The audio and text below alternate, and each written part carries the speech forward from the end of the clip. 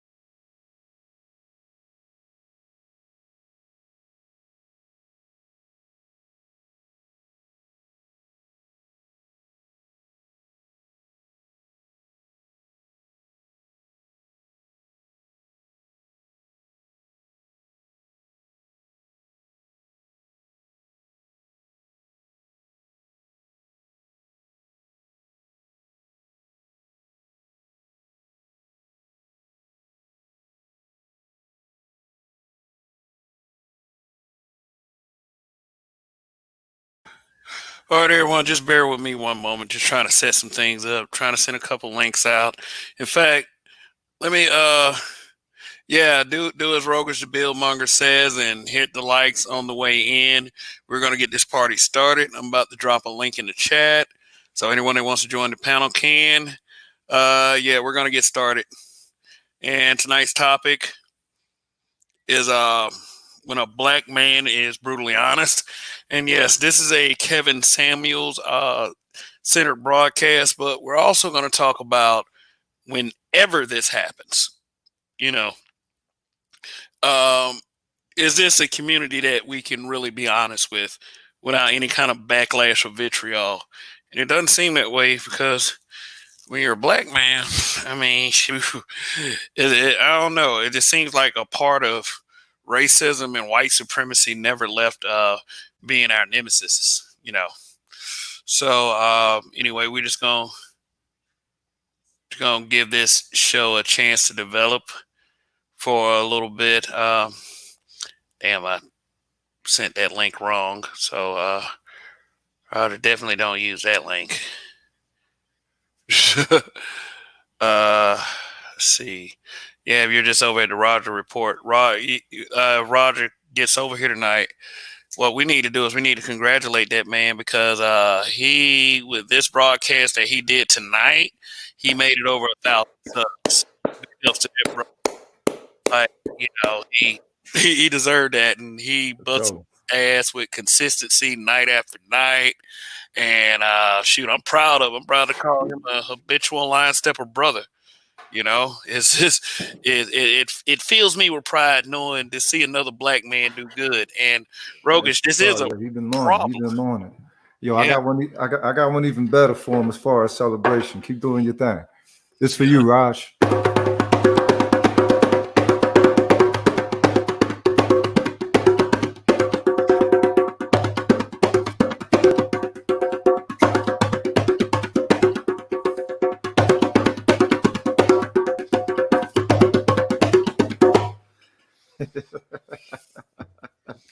Yeah. So yeah, that's a cool shit, man. It's cool shit. I don't know, man. To just be by the side of a person, through from beginning to where he is now, and to see him just do that, that's an honor for real.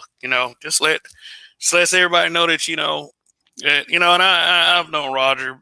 I've known Roger before this, so.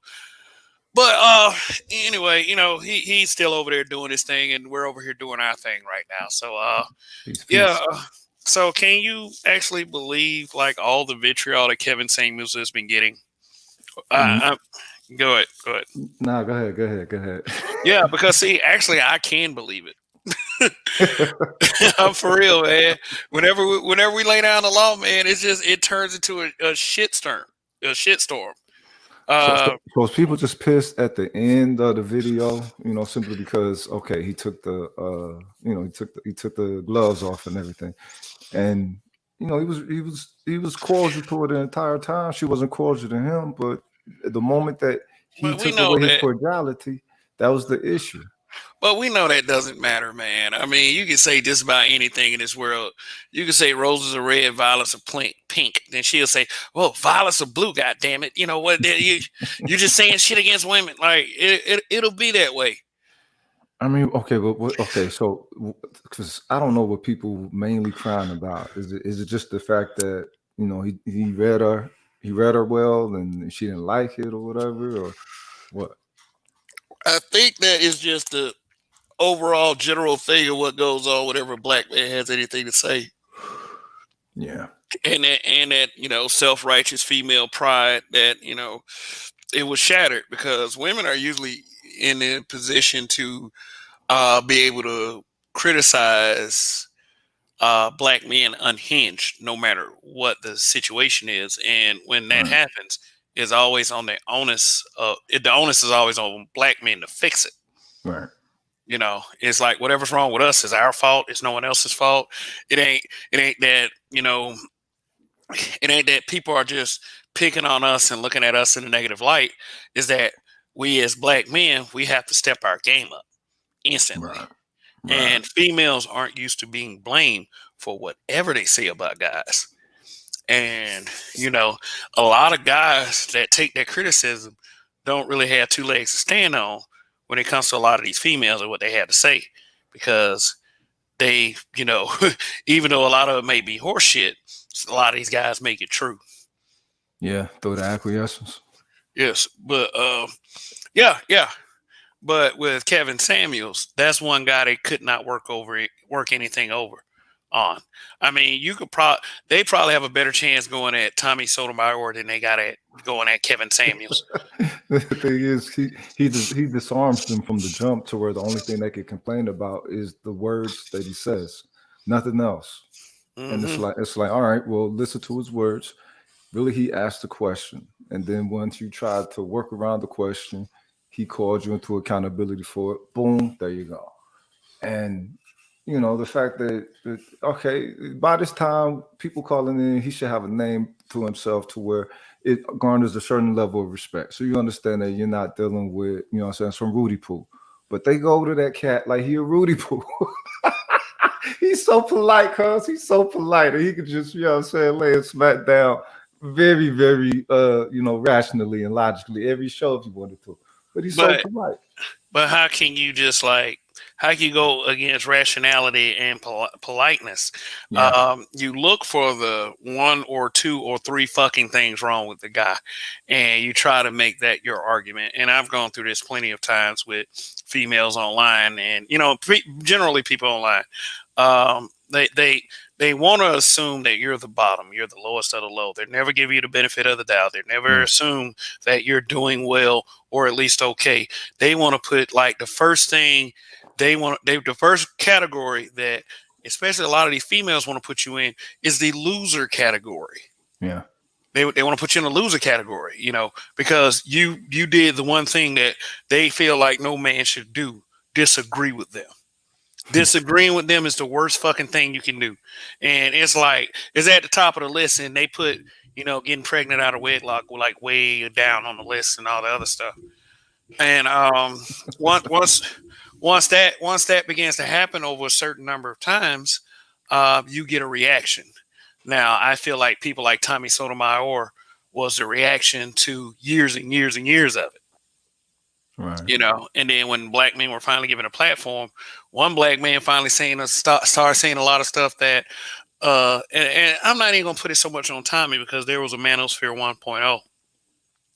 A lot of black men once they got to YouTube, they were given a platform to kind of clap back Hmm. because from what I hear about the first YouTube gender wars, it was completely started and orchestrated by black women.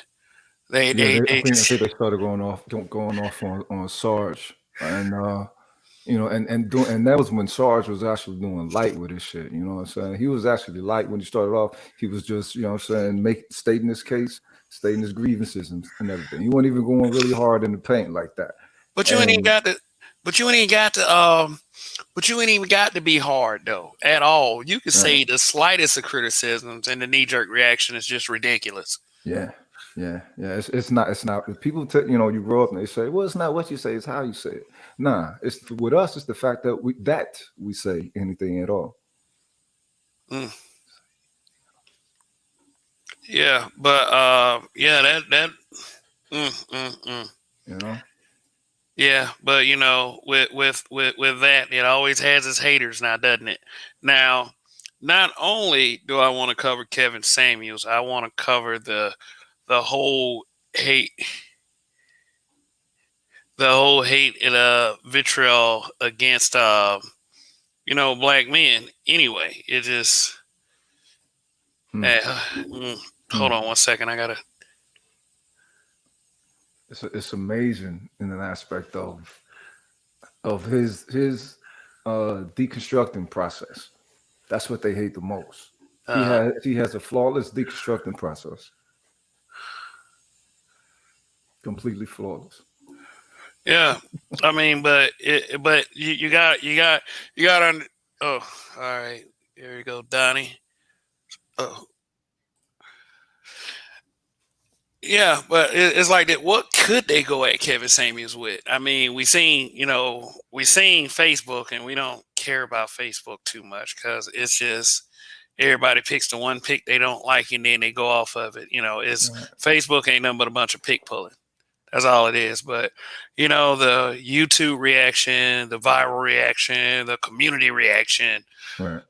Whoa! And Donnie can probably come in on this one. Why all the fake outrage? Because that's what it is. It's fake outrage. Donnie. Donnie, he probably trying to get to a spot where he can really talk. Uh-uh. Uh, So the fake outrage of it. Okay, when you say fake outrage, you think just because it already got the energy that's attached to it, and people are latching on to that, or no, the fake outrage is just being mad because this man told the truth.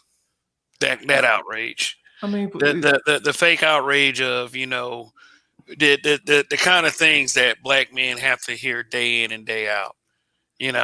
Like this kind of thing is regular for us. It yeah. ain't it ain't something that's rare and brand new, and it's not really regular for black women either. So every time it does happen to them, they magnify 50, 60, 70, 80, 100 fucking times. Well, that lets you know that they most of the cats they dealing with actually is Rudy Poulsen because I'm saying they're not like you say don't have two legs to stand on. But the thing is, what gives the cat that that act right can be planted? You know what I'm saying when it's supposed to. Like my first ex wife, she's the one who actually taught me the lace to act right now because she got out of pocket real bad one time, and I think I just went like stone back on her. And the next day, shit wore off and everything. And she was like, "You was mean last night." I'm like, "Oh, my bad, my bad." Turned back to a wimp. And she said, "Nah, nah, baby, because sometimes I be testing you." Bitch, before you make me tell, I'm trying to respect your blue, blue, blue, you know what I'm saying? But she like, nah, because sometimes I be testing you. I'm like, bitch, you out of your mind. Okay, so you get the hard rock every time because when it's brought to the genteel aspect of it, of a loving, respectable, open-minded husband and all that, nah, they want to run over you. So it's like nah, you're not finna do that. You're not finna do that. I'm finna control. I'm finna control the navigation of whatever it is that we're looking to build within to. And you know what I'm saying? This is what it's going to be. I have to control this. If you control it, then it's going to be all over the place. So if you chose me, then that's what it is. You know what I'm saying? Latch on and follow a nigga up. But they don't want to do that. So when you read them the correct way, a lot of them put up a fight, but the thing is that's what has to be done. I kind of blame this mentality for manifesting in the first place on us, kind of us black men for letting things slide for so long, and it really is just coming to a boiling point. This is something that I've realized for quite some time. I mean, I'm not gonna play the dumb card and pretend like that everybody just started acting like this. Right. And people may be saying, think I'm about to say this because I'm a male or whatever, but I mean, females been at our chops for a long time. I mean, Yeah. even seeing my female relatives turn to this media TV feminism that they push so hard for Yeah. because men were the bad guys.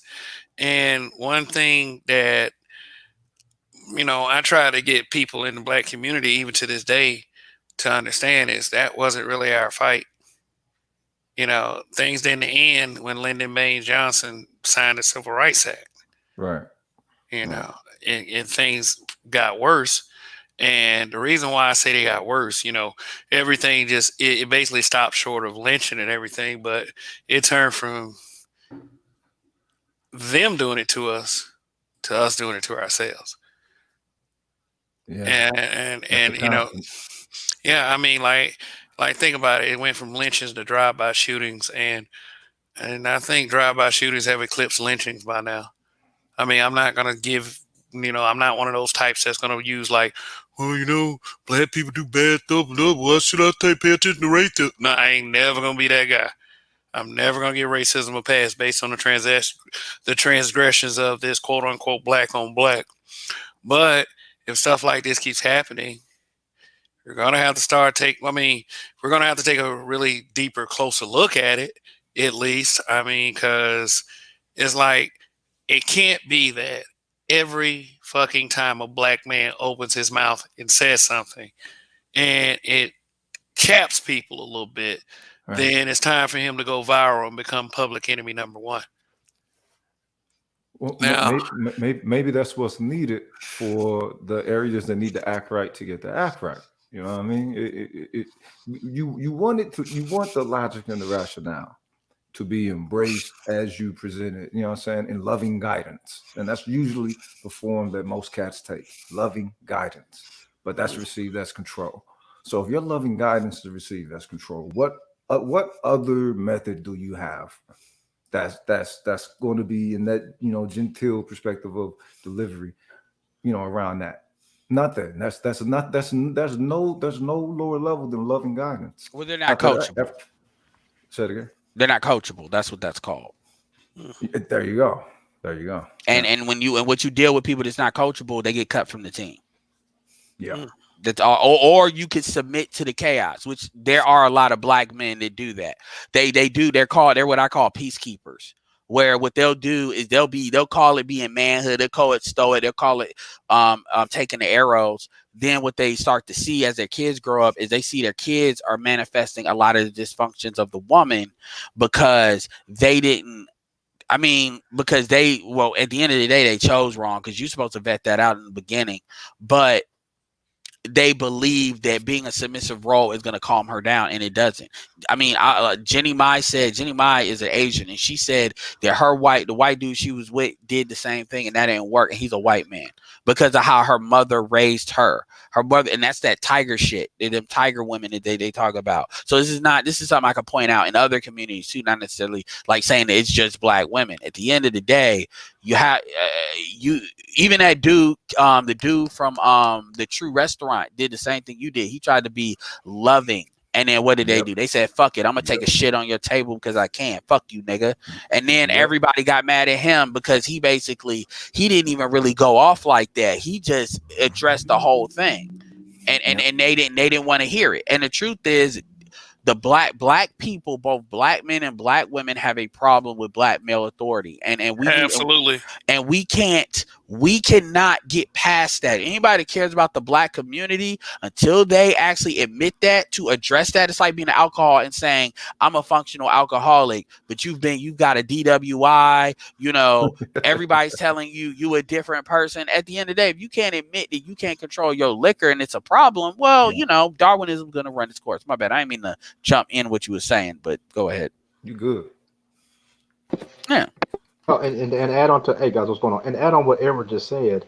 it always ends up being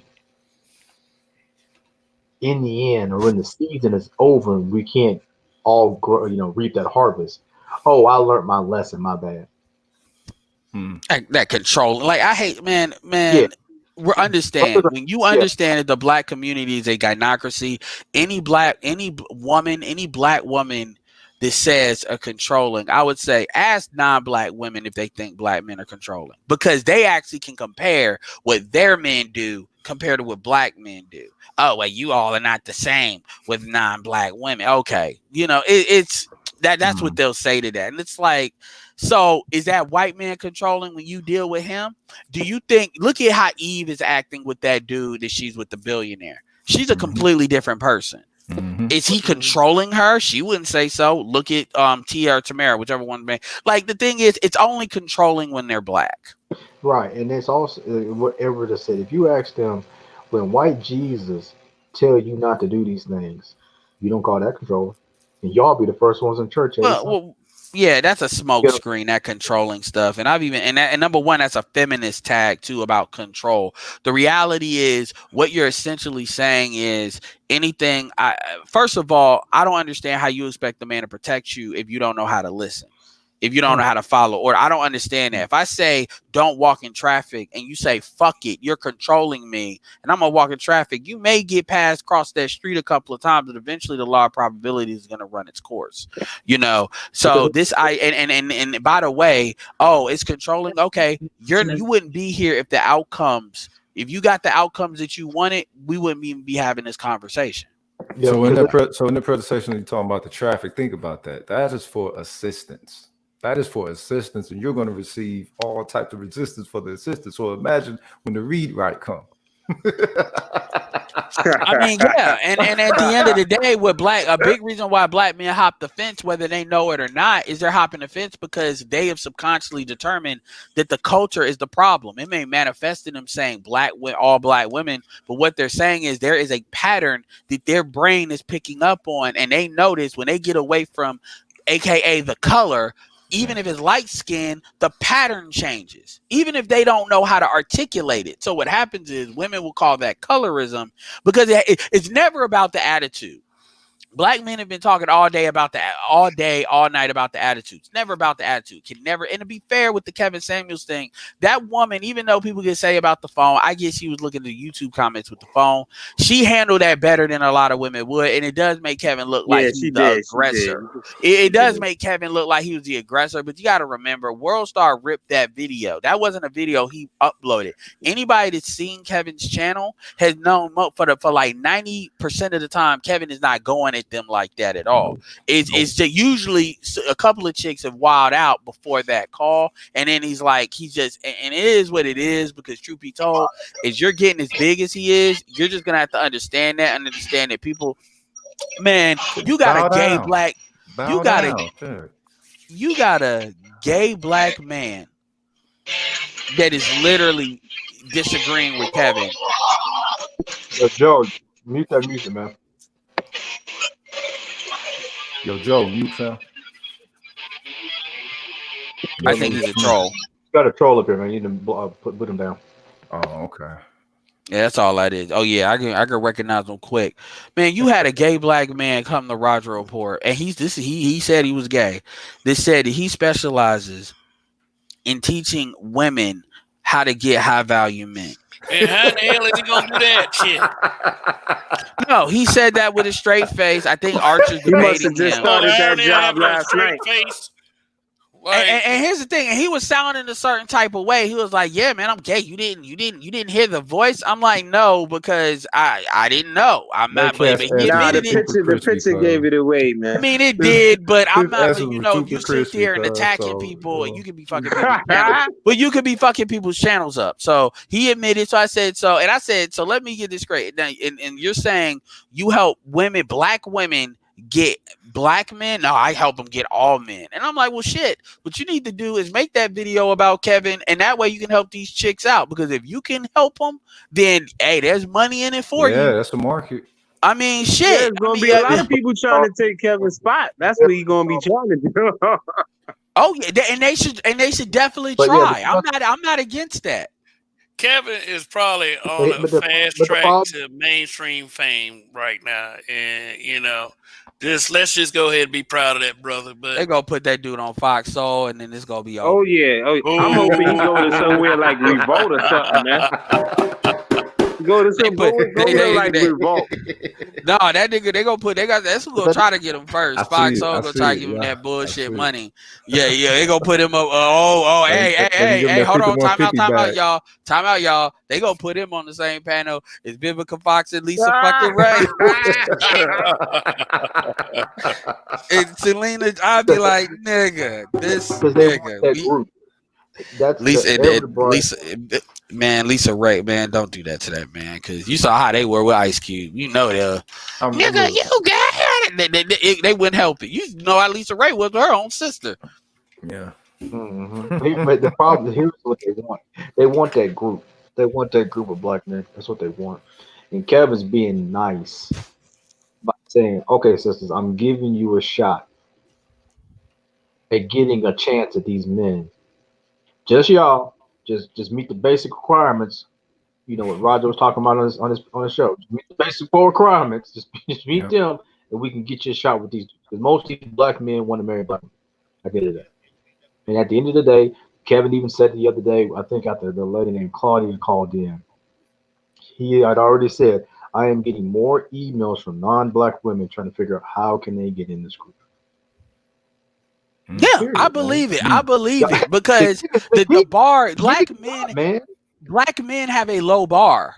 That's the thing, and non-black and these women are not going to tell black women this because they're like, I'm not about to fuck up the game. This is why they get quiet. When you ever see a Latin chick with a lot of black women and they're bitching, and that Latin chick is quiet, there's a reason she's quiet, because number one, she's not trying to piss the other black women off, but number two, she knows that creates a lane for her. And these women, this is why when a lot of these Latin chicks, they start running their mouth off and you got to check them a little bit. They know what it is, and white women know what it is, because white women been running black women for a minute. That's what the feminism is about, and it's like everybody understands this, but black women. I mean, it's crazy. Look, Even look at the criteria though. The criteria ain't hard for them to read. All they have to do is adjust. None of them are willing to adjust. They said no.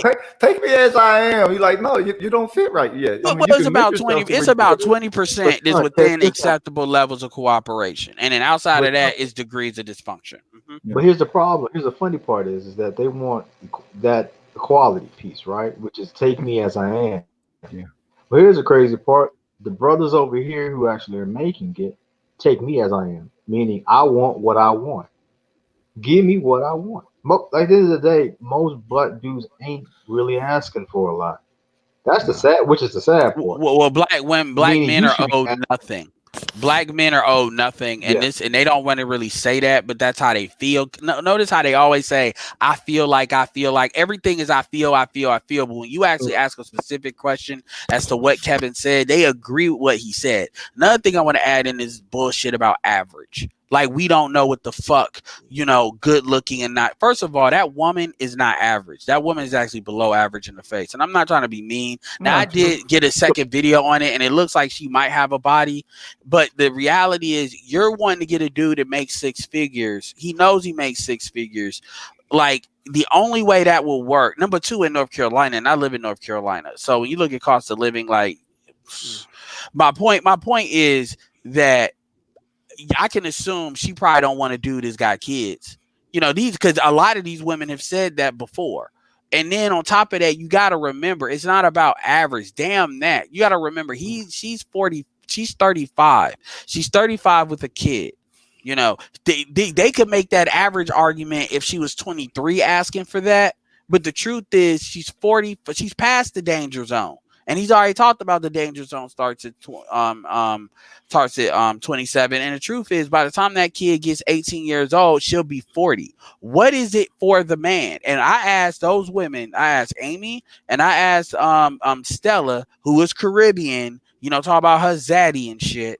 I asked it. That's what she threw at me. I'm exotic. I'm this, I'm that. Well, we're not talking about exotic women. But my point is, I asked her, what are the benefits that men get from marriage? And you know what she said? She said we get a life insurance policy when they die. And she said a 50-50 partnership. And I had down because she was talking so they don't know. And I asked, so I keep asking that open-ended question. I'm like, just give me 2 benefits that men get from marriage. And then this is what she said too. She said that a woman is not going to submit. I said a woman doesn't submit to men in 50-50 relationships. And she absolutely, even though she's the one that kept pushing 50-50 relationships, and she absolutely agreed. She said, you're absolutely right. A woman doesn't respect a man in a 50-50 relationship. So by definition, a 50-50 relationship does not work because a woman already cedes her cooperation. And that's probably true in the Jenny Mind situation too. So by definition, you know, the men doesn't benefit from that situation. Right. But it's like there's a disconnect. And then anyway, go ahead, because I go on. But the disconnect also boils down to that it was like I told them to. Both of you women went from marriage to the end of a relationship. That man actually was the benefit on the in between. And you couldn't even say 2 things. Hell, even rub the nigga back. Y'all couldn't even say rub the nigga back. Which is where the 80% divorce rate comes from. But that also shows you that they don't have any inherent wealth or any inherent worth of themselves. They didn't understand that they was making themselves look bad by just, you know what I'm saying, racing from the marriage to the death. Well, I appreciate their candor because that's something that we need. And yeah, you're right. They were. But the thing about it is, even if we go on this average stuff with looks, okay, you take a white woman and a black woman, look, they look the same. They're both average. Here's the truth. A white woman has been conditioned to at least know to get something from a man, you got to give something to a man. Black women have this thing where they believe that black men are just supposed to front invest everything. It's like saying, well, if you want a loan for this house, you're going to have to put up 85%. And then I'll give you the other 15%, which is how they do it in Africa. That's not how we do it here. That's not how that works, you know, and other women get that. Now, this is not to say other women don't have their fuckery, but the degree of fuckery in the black community, because we're further ahead because a lot of bullshit, you know, our women are more off the chains because they're more, it's like the crack era. White people are going through a heroin epidemic, an ethanol epidemic right now, but that's 30 years after the crack era. That's 40 years after the crack era. You see what I'm saying? So it's not to say that they're better. They just have the residual momentum of their culture still intact, although that shit is breaking, as you see in the statistics, versus black women have never had to truly submit to black men since they got here. And nobody wants to have that real conversation. I was listening to Boyce Watkins, and yeah, he was simping. He wanted to talk about black love and talk about we don't get along, but it's like he never wants to address it. And then the other dudes on there want to play black men just have an issue with black women. That's bullshit. If black men had an issue with black women, black men would have been left in like the Gen X days and the millennial days. Like, so that's not true. And so it's like, we're not going to be candid. We're just going to fuck around. Okay, well then shit's just going to move the way it's going to move. I mean, well, the thing is, that's the whole aspect of being brutally honest. The thing is, if you're not, that honesty usually takes root more than any other type of honesty. If you're gently honest, it's taken as a weakness. If you know, so why not be brutally honest from the jump? Be the bad guy, be the fucking villain. You know what I'm saying? And collect the spoils at the end. Fuck it. You know what I'm saying? Killmonger, cuz fuck it. They need a villain up in this. That's the best way to go. Yeah, I mean, with black men, here's the thing. Huh? He's married now. He's married to that woman, right? He's married to that light skinned chick, yeah. And I mean, the thing is, here's the thing. With his wife came on there, that's when I jumped. I saw it. And his wife, because shout out somebody sent it to me on Instagram. His wife was like, all I saw was how she was disrespected, and you know that's just not how you treat. And I'm like, okay, so you're really ignorant on the topic. Like you really don't really understand the context of what's being said because you want to focus on that. And the thing, and when I say ignorant, no, I'm not trying to be mean. But when I say ignorant, she doesn't know what black women are actually going through in the dating market. She doesn't know. Like, this is what I would tell most women. First of all, somebody told me they were looking at the thing and they said on Roger shit, and they said they told their girl that she thought 10% of black men make 6 figures. And he said 3. And she couldn't believe it. And the truth is, like 33% are like really 20%, but we'll go with 33% of black men make 50,000 or more. And then of those 33%, which actually I think is 20, but of those 33%, most of them make like 50,000 or more in higher cost of living zones. So their spending power is not the same. So you're not going to find a lot of people in the South that makes 50,000 because cost of living is less. You're going to find them in New York, Los Angeles, places like that where that spending power is not there. These are numbers from Ro Cutno, a female. So the point is, these women don't even have their math right. And then when you look at average, you type in CDC fast stats, 80% of black women are overweight, 50% of black women over 20 are obese. Fuck the white shit, the white standard shit. We know what we see. And then we're not even going to get started on the STDs, which is at like 50% for women over 20. We're not even talking about the single motherhood rate. All of these things are controllable factors. So it So sounds like self-destruction right there. Every stat that you're reading, this shit sounds like Hey, but hold on, self-destruction. whoa. Hey, hold on, real quick. If you're on your way in, listen up. I provide good content over here. If you haven't seen this channel before, I'm one of the habitual line steppers, along with Roger and 3 others. You're probably over at the Roger Report, but listen up on your way in. Please hit that like button, and if you haven't done it, please hit that subscribe button. And we're a lot of few of the brothers on the panel are content creators as well. So when you do subscribe to me, go ahead and hit up my community tab and look down and just because I support the content creators that are productive men that know how to have good conversations, and the conversations aren't always this tone.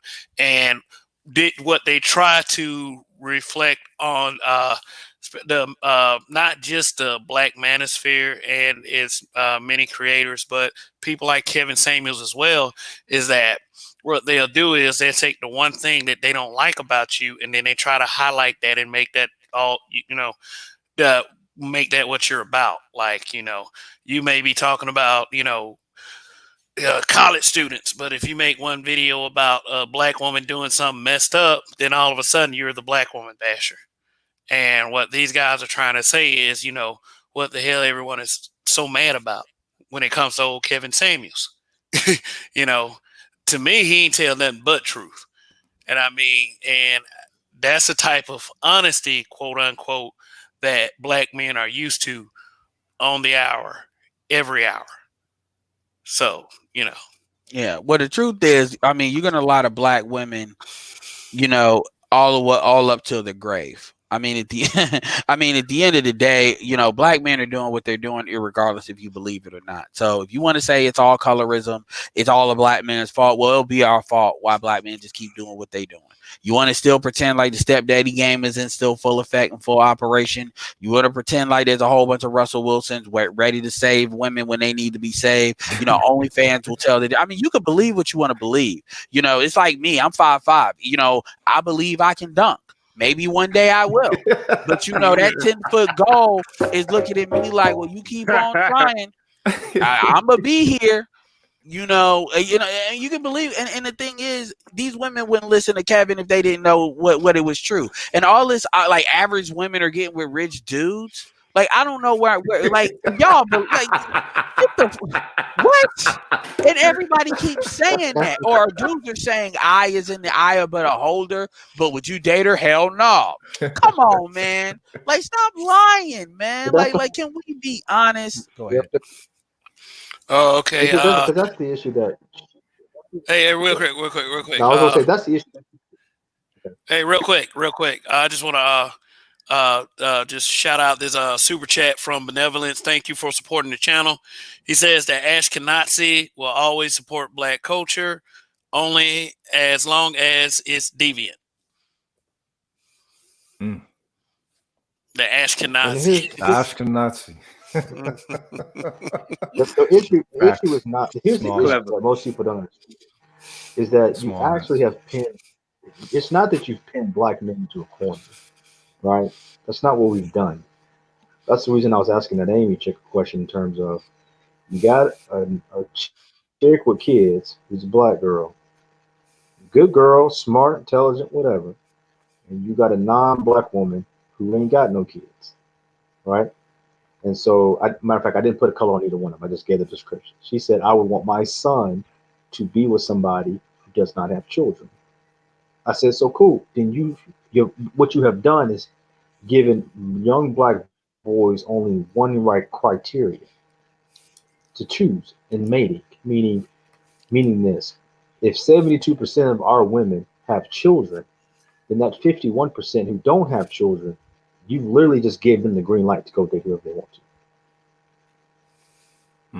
Plain and simple. And you have left these other women with just this whole thing of sleeping with the black community, just keep on sleeping with the same dudes. Plain and simple. I mean, the It's like thing, it's funny. no, go ahead, my bad. No, but also I'm just on that average bullshit. Go ahead. yeah, but what I'm trying to say is that most dudes who finally gonna make it, I hear even brothers in this space. I've been in this space for about 3-4 years, and even I'm starting to see brothers in this space go, man, I'm tired. I just want to be with somebody that I can just kick it with and have some companionship. Bro, where they at? And hey, at the end of the day, man, either you gonna die alone, or a brother really gonna go, you know what? Fuck it. I just go get me some Latin chick or some Asian chick, and at least I can at least have some companionship at the end of my life. Because most brothers ain't trying to die alone like that. You get what I'm saying? Most dudes ain't trying to do a BGS. You know what I mean? And can we tell the truth that most black women, and when I say most, I mean 50 plus one, are probably, but when you say average, are you talking about average as far as American women, or are you talking about average as far as black? Because my thing is, most black women are below average because most black women are overweight. Either here's the thing, like I said, you got the single motherhood factor, which is over 50%, the STD factor, which we're not even talking about women that been ran through, so they don't have the ability to bond. I'm taking that off the table. I'm just talking about what can statistically be proven: overweight, STDs. It doesn't take a lot to be above average as a black woman. It really doesn't. If you're in shape and you don't have kids, by definition, irregardless of your face, if you're not hideous, you're above average as a black woman by definition. Right. So my point is the average. So when they say average, that's another form of take me as I am. And my thing is, you would never say, I want to have a job. Let's say, okay, you want to make money, that you want to make 6-figure money, correct? Is that the type of job you want? Yes. Do you believe that the average person makes 6 figures? No. Do you believe that an average person can make 6 figures? No. Like with that mind, no. So why the fuck you think in your relationships that an average person can get a 6-figure? Well, that's what the billionaires have that I see on fucking Forbes. That is not reflective of all the dudes that got money. Like Yeah, she all the said dudes, like television and shit. I'm hey, like, that's what they're show is telling me, that? and Where you I'm seeing this like, shit at? look at Jared fucking Kushner is reflective of what most of these motherfuckers that got money is, and look at who the fuck he got. Hey guys, we got a little hater in the chat. Ronald hit son. Dude talking sounds below average. Yeah, even guess what? Even if I'm below average, the statistics I've proven is like 1 + 1 is 2. The There you statistics, go. it doesn't matter. Here's the thing that kills me. Let's say I am below average. Let's say I am below average. Guess what? That doesn't change what the fuck I'm talking about. Like for real. Like so all of a sudden I'm below average. So now the world is flat. The world is not round. You coming with them facts though. You coming I with mean, them for receipts. real. And the thing is, here's my thing. Here's my thing. If the goal is actually to help women create better outcomes, telling them it's like, okay, the goal is, let's say somebody has an addiction. It doesn't have to be, let's say gambling addiction, sex addiction. It could be a spending. Let's say a woman has a spending addiction, something like that. Let's not make it crazy. So all they got to do is stop, and then they won't have these lifelong impacts. The credit stupid, all that. If they can't admit that they have a spending addiction, you got to admit you're empowered to change it. That's why that's always the first step. My point is, you're the nigga that would tell them you can spend everything you want, run your credit up, get these student loan debts to like 200, 300,000, and don't worry, somebody is gonna come along and help you. You're not really interested in helping. You're that enabler, motherfucker. You're that motherfucker that will tell them what they want to hear all the way up till it's too late, and then they look at you, and then you be like, you shrug your shoulders, like, hey. maybe you shouldn't have listened to my crazy ass. But And when you look at all these women that have these let me say outcomes, something. yeah, go ahead. Let me say something. I'm gonna add on to this. This goes back to the fact I'm just jumping in. Salute, gentlemen. Salute to the panel. Salute to the chat. Okay. Respect. So check this out. This goes back to when Edward, you were on the Roger Reports. That's where the problem is. It's gonna go back to the person that spoke. I guess that was the gay guy, Ed, where BJS was on too as well. And you all was like telling them, get your own panel, make that money. You should do your own channel, do your own show. That's the thing. That's going to be a problem because he's going to be possibly, and I'm not even going to, I shouldn't even say possibly. He's going to say things that he wants them to hear. He's going to say things that's going to make them happy. Nigga, you know I would He's not gonna love go for against him the to grain. do a panel. And, like Derek Jackson. He's going to do a panel. He's not going to be, him. he's not going to be truthful. He's going to speak on things just to make them happy. That's going to be a problem. So he's looking at it on the other end of making the money of speaking not facts and lies, just to make them, feel good. Like he'd be the perfect 180 litmus test, though. He'll be that person. So that's a problem. Exactly. That's a problem. It's not about telling the truth. No. The thing is, they'll be fully exposed. They will be fully. Well, they're already exposed. They're fully exposed now. So, hold on, and notice for a quick question. Notice how when I said that I didn't assume he was gay. Right. Notice how he looked. He's like, you didn't know? I'm like, no, because in this society, if I say that, I'm a fucking homophobe. So that's why I said it's going to be a problem. But he didn't even respect. He didn't even respect the fact that I didn't even bring that up. It's right, like, but that goes back to the catering, Ed. It's going to go back to that. He didn't respect it, and they're not going to respect it either. So there'll be two peas in a pod. He's already looking at a plan to where he's going to be on the come up. He ain't going to be. He'll never be a Kevin, and he knows he'll never be a Kevin. So he's going to be coming from a different direction. He's looking at the catering and pampering, like I said before, just to make them feel good, and that's a problem. You know what I'm saying? And he's on the panel on the Roger Report, letting it be known. I'm letting y'all know up front. Ain't no secrets. This is how I'm gonna come at y'all. Ones like you, Ed, other black men on here, other masculine men, other heterosexual men. That's a problem. That's and he had the beehive in the chat room. They was spamming everything. All right. I specifically didn't bring that up because I didn't want that to be a talking point that was used to try to beat the straight black men on the panel up. I let it ride specifically for that reason. Number two, one of the females in the chat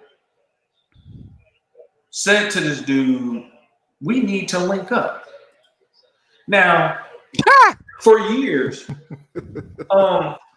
because this is one of the things that these people will try to do, including black females. They'll try to say things like, well, if you're gay, then why do you care? As if straight men should feel comfortable about another man wanting to have sex with them. Like that's something to feel comfortable about. Number one. So it's a very insidious argument. But number two, I used to, because I lived in Atlanta for like 30 years, and that stuff was heavy there. And I realized my issue with them was not their sexual orientation. I ain't gay, I don't care. What y'all do in the bedroom, that's what you do. But when you look at their mannerisms and their cadence and how they come off, who do they come off like? Ratchet ass black women. They come off like them. They're literally the spitting image of them just in a male form. But black love though, yo. Hold on. His talking point. When he was in the chat, the first talking points out his mouth, oh, y'all ain't got no high value women. Just like, nigga, how you know what we got? How you know? Like he didn't know anybody personally. He didn't know anybody personally, but the first thing he came with was a shaming tag, a talking point. It was straight emotional. And that's why that particular chick in the chat immediately aligned up with him, because she knew she had an ally to fight her battles for her. Somebody who was trying to mimic her. And I want to say this, and then I am gonna hop off because I mean I've talked a lot, and I want to say this: the biggest. Nobody talked about the biggest enemy. The biggest enemy. That black women have to deal with, especially that woman that Kevin was talking to. And this is one reason why Kevin tends to get on the women that are 24, 25, 26, 27 real hard. If you notice, that enemy does not give a fuck about your feelings. That you can't do shit about. That enemy might as well be God. It ain't nothing you could do. You want to know what that enemy is? Time.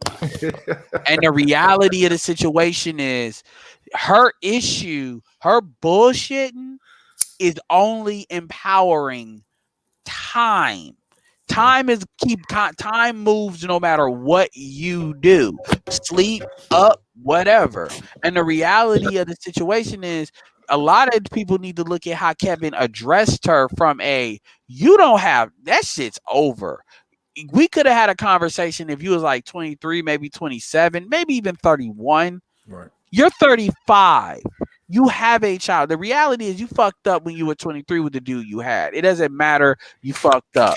At the end of the day, you waited way too long. Because keep in mind, she only made 6 figures as of 3 years ago.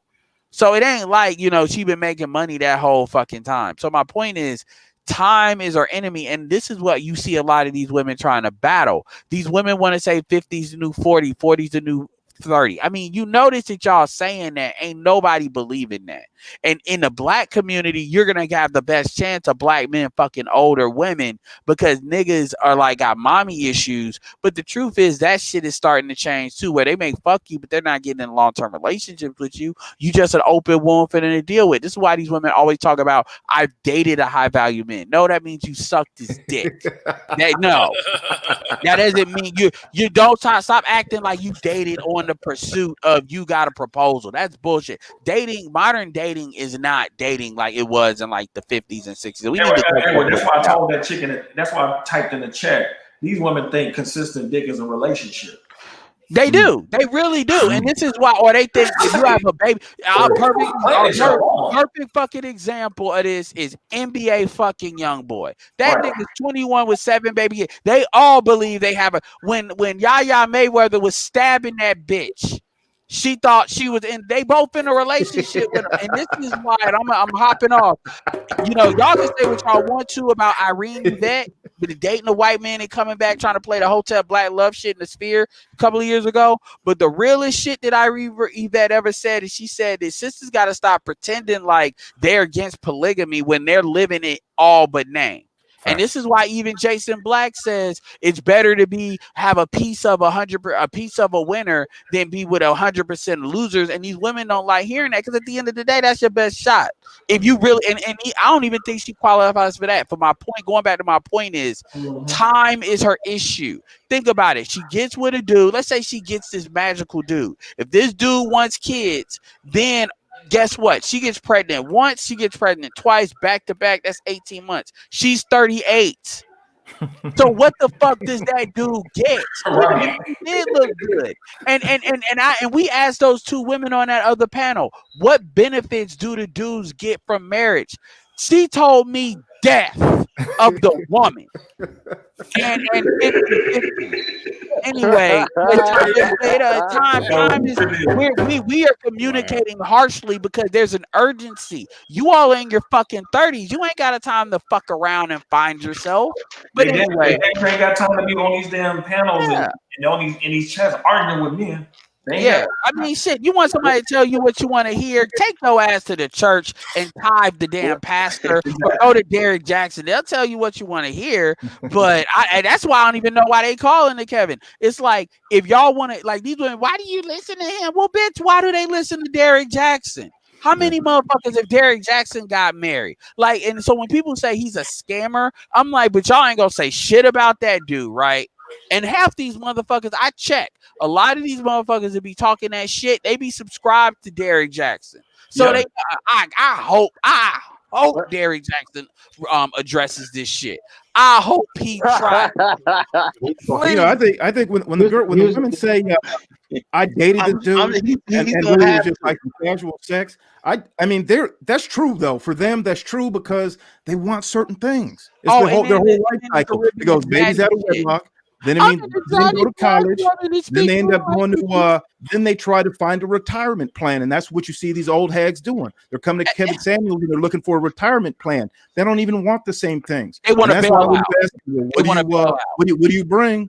They don't got shit to say. It's like a fucking running back that left the league, came in completely fucked up, but because he used to be something, and he think he's supposed to get like max contract when you could pay somebody less to get like only lose 10% of production, but pay him half the money. And they want to say, well, because I'm that nigga though. And also, look, shout out to Stella. I appreciate her coming on. I'm not about to beat her up, but what was funny is she came up there and she was talking about, I'm exotic. First of all, you're exotic. Like, I want to see your Instagram. I'm exotic and I'm Haitian. I speak 3 languages and 2 languages in French. And I'm sure that French works well when you go in French somewhere. But the thing is, when it comes to these white dudes, as well as I do, these white dudes ain't marrying you. And if they are marrying you, I mean, look at fucking Halle Berry. Halle Berry is one of the most beautiful women out there. Not now, but she used to be. That white dude didn't give a fuck. He said that nappy headed chick, that's your daughter.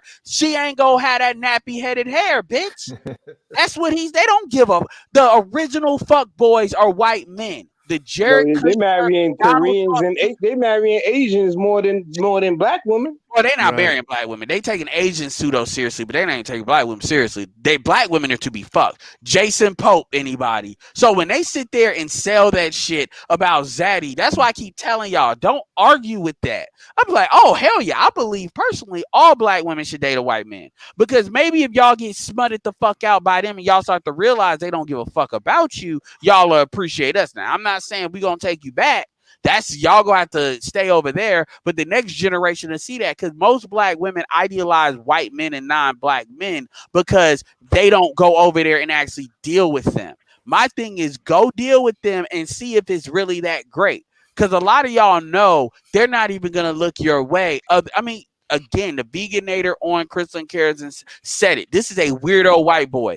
He said that black women it is so easy, even if you're a bottom shelf weirdo like white boy like me. That's what he said, to get black women. And I have seen white dudes, when they try to call themselves trying to punk us, they will show us shit of all this thirst that these black women have, and they don't understand that we're not sexually intimidated by them, because we're like, man, we're fucking your bitches anyway, so we can just have a trade. How about we end racism? You can fuck our women and we have you. In fact, we won't even impregnate. We'll make a treaty saying we won't impregnate a single white bitch as long as they suck in the dick and they could go back to you and have white children. How about that? Because we only give a fuck about fucking them. We don't give a fuck about having kids with them.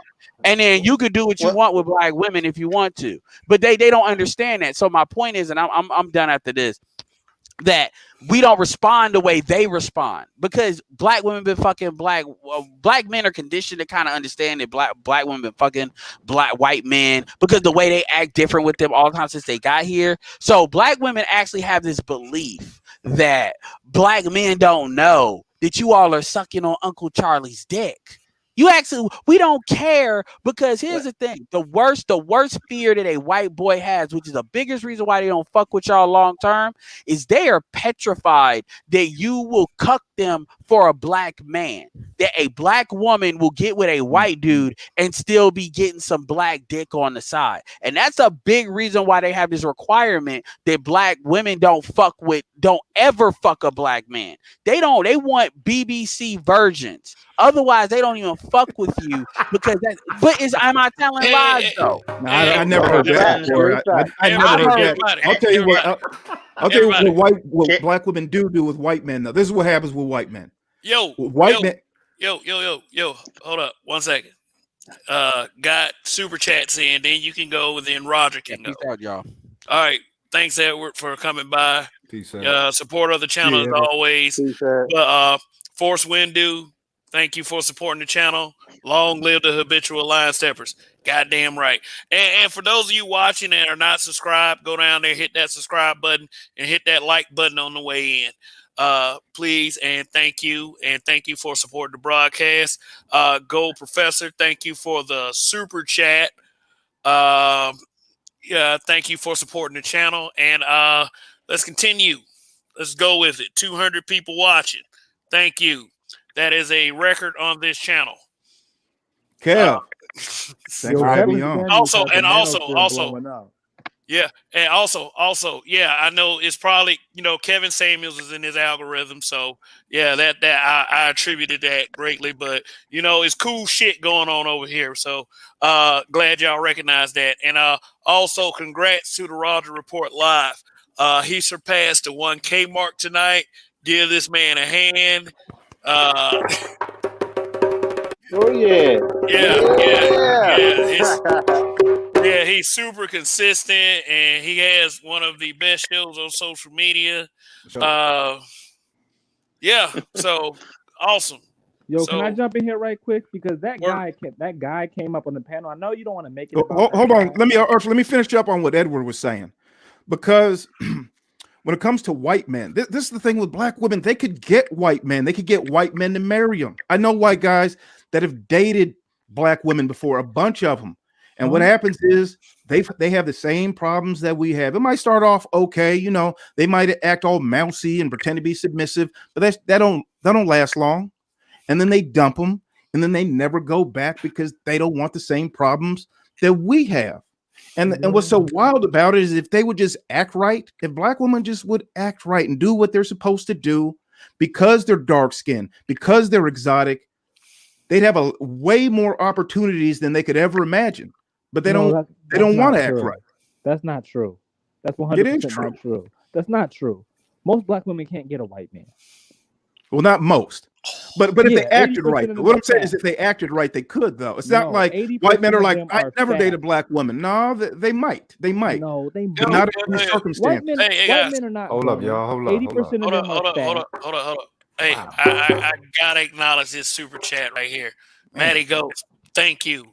Wow, that is awesome right there. Thanks for supporting the channel. And I'm gonna read it. I'm ready for the economic reset coming in 2021. Any black man able to maintain income in this changing economic landscape should be in the pole position with multiple options. My winning stocks from last week, lot of letters, weed, COVID-19 stocks, easy money. Yeah, bravo, brother. Thank you very much, man. Appreciate it. Everything's dropping right now. But go ahead. Yeah, but I want to say, okay, this is true. Black women can get fucked by white guys, but frankly, we do not care. And as far as relationships, we all know black women are the main ones talking about white man standards. They're the main ones always saying, you black guys are here to white man standards, and us black women, we don't fit those standards. But then they turn around and say white men want them. So which is it? Do they want you, or do you not fit their standards? Because it can't be both. That's true. They don't fit the standard. That's absolutely true. I'm not saying that white men do want them. I'm saying that if black women acted right, they could have a whole lot of options, but they don't want them options. They don't want to act right. Then it's just they're bullshitting about it all. I mean, just think about it. They don't go, I want to be a housewife, and I want to be submissive and warm, and I want to be married forever, and I never want to have kids out of wedlock. They don't believe in that shit. They don't care. They don't care about any of that. And white men dealing with the worst of white women have it easier that way. So why would they date a black chick who acts crazy when they can get a white chick who acts crazy? Yeah, why would they go for a fat black chick on top of that? And then on top of that, black women are so delusional about the economic situation. We just had a super chat talking about the economic restart. White men are not out here living the baller life. Every white man is not making over $100,000. Let's get one thing clear. 46% of Americans, white, black, blue, purple, make less than $30,000 a year. 72% of Americans, white, black, blue, purple, male or female, make less than $50,000 a year. That means there's only 28% of Americans making over $50,000 a year, as reported by the freaking government. And more. Because women are getting more educated, more women are graduating college. There's more and more white women making more money than white men. Right. Matter of fact, in every demographic, the women have more college degrees than the men. Mediocre Tutorial Reviews did a video on that where he looked up statistics, and it showed every demographic of women have more college degrees than their men because men don't need college degrees. We can get trades, we can get money other ways.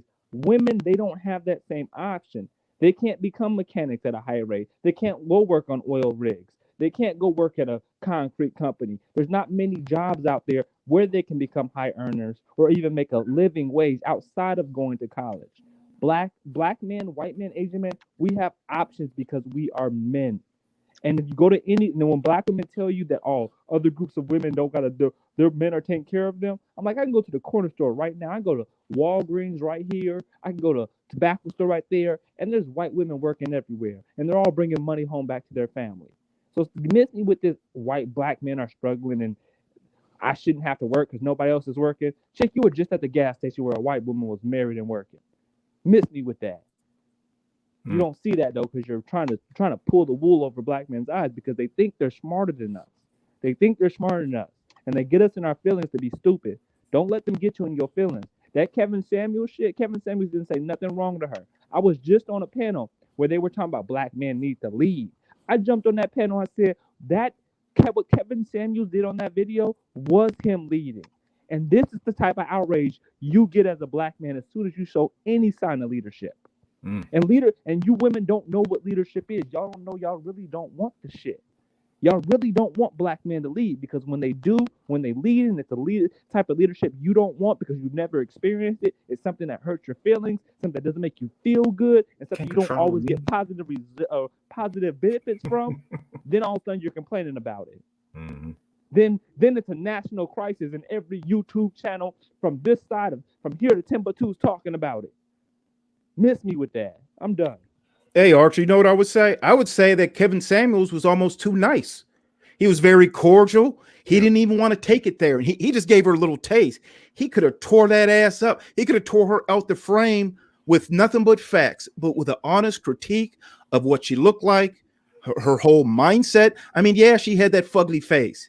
Yeah, nobody believes that you had that kid and you got a nice body. Nobody believes that. Looked like a burnt pterodactyl. Yeah, and the worst part about it is how dumb she was. Nigga, you sound dumb. You sound fucking dumb. You should not be speaking dumb to a man in his face because he's not going to ever respect you. And she doesn't know how dumb she sounded. Bro, check this out. I was looking at that chick and I had flashbacks to a prehistoric Thanksgiving. I was back there saying yabba dabba doo. What the fuck? Yeah, Man, come on, man. She looked like she had a little bit of Melina in her family. You know what I mean? Hey, but I want to say this, Roger. You on the panel. I want to say this real quick. The part that stood out to me, there's a lot of things that stood out in that video, but it was toward the end, and we can put ourselves in that position of even Kevin Samuels in real life. What got to me was the part at the end when it was like he was frustrated. A lot of black men right now, through their experiences, past, present, possibly even the future. Kevin Samuels, toward the end, when it was still that back talk, besides the phone, besides the disrespect, well, when she pulled out the phone and pretended like she was looking at it and trying to get a lifeline, he was like, what the hell? Like, what the heck? Like, in other words, we all know this. She came to him. Like, why am I wasting my time? A lot of black men can relate to this, to where it's like, we don't have the time. And someone mentioned that on the show today, the panel. It's maybe it was Edward. We don't have that type of time. They definitely don't have that type of time. So in Kevin Samuels' mind is like, why? Why am I even dealing? As if like, get the hell. And you know what? I hear when you saying the niceness part, but that other part, he had to be cordial, was about to come out. Where Kevin Samuels was without the special effects slap, get the hell off my show. And that's how black men are today. Get out of my face. Black men aren't dealing with it no more. Roger, you was on a previous panel when I was with you, and was being spoken of about the feet. Something simple about feet. I'm looking at it like this, gentlemen. With others, black women, take into account. Listen, in comparison, some cases, we shouldn't have to ask. This whole thing about begging, telling, pleading, we shouldn't have to ask. It should be automatic. That's ridiculous. 2020. And black men have to like do an exchange or a trade, and we have to like just please it should be automatic. And that's what some black women aren't getting. This debate back and forth, it should be a given. And that's in some cases why some of them, I don't care what age, are losing. It's supposed to be a Should be a given. Why are given. we But the always thing being is, nice? Why are you saying some? that's the Stop thing. You using that word. Mostly all. Mostly all. Don't use some. Mostly. I'm done. yeah, mostly y'all. Ain't no song because everybody see the So let me program ask you and this: they are you saying profound. all of them? Okay, hold on for a second. Are you saying all? Are you saying all the majority? They said mostly. Mostly all. Okay, so 80%. but Most of them never see marriage. Most of them are living in poverty. okay, That's so in most. other Hey, words, Archer, your let me mic's use kind of a let low. me use It's a kind of number muffled a then. little Let's bit. just say 80. I'd rather say that then, since and I'm not trying to be nice. I'm just trying to be Because when discreet you and say just use some, it some allows discretion. most of them to step their way out of that box that they belong in. Well, I'm not part of that some. Well, Thank God he's not talking about me. No, chick, we talking about you. Get your ass back in that box. Yeah, Archie, but we don't need clarification because we know what he mean when he said. right, we don't need clarification. We don't So need we already know. So to- if, you know what, to clarify that, I'd rather use the stats. 80%. That's more better. Yeah, How's that? we don't All need right, That all better? right, all right, fellas. Roger, you want to get in there for a minute? Say something. I would like to say a little something, and Word. Go ahead, spit. and I got a couple of cash answers. I'm gonna properly thank y'all on my show, so I do appreciate everybody. And thanks for everybody who came over here because I was definitely trying to close that show out. And I'm gonna say something to all you niggas over here right now. Y'all was on my show better than me get a word in. How about that? You know what I'm saying? You got all the people watching me, and I can't even show them why Garage Report is the best show on social media. But it's all good. Right. But Okay, Roger. Yo, Roger, how okay. much did you end that show with? How many subs did you get off that show, bro? Enough. It's definitely enough. It was definitely enough. Probably about 80 so far and going. And but this what I'm gonna say to this whole thing is that we as men we got to pay attention to these answers, right? Because that question about what are the man's benefits in the marriage. I mean, she said what she said. I accept what she said. A Oh, what'd man's she say, Roger? How she said deaf? basically what she was saying is if the woman dies in the marriage and the man is able to get the insurance money when she died. Now my thing Come on, is man. She didn't say that, man. Come that's on, man. cruel, man. You pulling my leg, man. There ain't no way she said that. No, that's what she was saying because Alonzo specifically said that, and she didn't say nothing about it. So she was really talking about that. Yep. So the thing is, as a man, we got to understand that they see that our benefit is if they die first. Now, when we look at the stats, who normally dies first, the guy or the woman? The man. Exactly. So you gotta basically outlive her to get the second benefit. She gave I forgot what the first benefit she was was. projecting. She was Well, projecting. yeah, like I'm saying I forgot what the first. Well, women from a general standpoint, if y'all pay attention, their talking points are just something the guy said. They come back with the same talk. Women don't really have no nuanced talking points, or they don't really have different explanations, stuff we haven't thought about. Usually, they're just saying something that we already said about them. That's usually how it goes. But to sit there and tell me that I can benefit in two ways, I forgot the first way she said, but her second one is I got to outlive the woman, which we all know is not probably going to happen. My thing is, why can't we just accept that as the answer? That's what she said. What she meant. She meant what she said. That's how I took that. That's what it is. So now place them in the say class level accordingly. When you dealing with such a person. Yeah, and I'm not trying to say anything bad about her for saying what she said. That just gave me a perspective into just women thinking on that particular level. But I accept it because she told it to us, so I accept it. Yeah. So does that mean when you're dating black women, you ask them how much they have in life insurance? No, well, I mean, based on what she told me, it's a bad option because I got to outlive her. So if anything, I definitely, you know what I'm saying? Well, no, I can't even say I could to date young because that means she still got even greater chance of outliving me if I date young. I guess she means I need to date somebody 30 years older than me. I guess, you know what I'm saying? So I might have a shot of a life insurance policy at that point. But seeing No, that you know what it is, Roger? It's because these women, they be overcooking, man. They be overfeeding us, man. That's what it is, man. I look at my dad, for example. I love him to death, man. But They be eating too much, man. It's like those women, they overfeed you, man, and then you got all these health problems. You see what I'm saying? So I think that's one of the reasons why it's like that. You know, that marriage thing, man. You got to Have you tell her ever because seen she the gonna Eddie keep eating. Griffin She be bit? gaining that weight after pregnancy and stuff like that, and she keep cooking for you. You just eating and stuff like that. Like that show they had on the other day, with all the brothers on the panel. It's like those guys didn't look like they've been going to the gym in years. What Well, is let me say that. Let me say this too. If you watch his show extensively and you see the back and forth that he has with these women, doesn't matter if they 19, 20, 45, 50. Same It doesn't thing. matter. You see the same level of stupidity in both demographics. Yep. You see the exact same. And it, to me, I don't care what anybody says. See, because I look at this stuff on a kind of on a spiritual kind of level. And as far as I'm concerned, this is prophecy to me.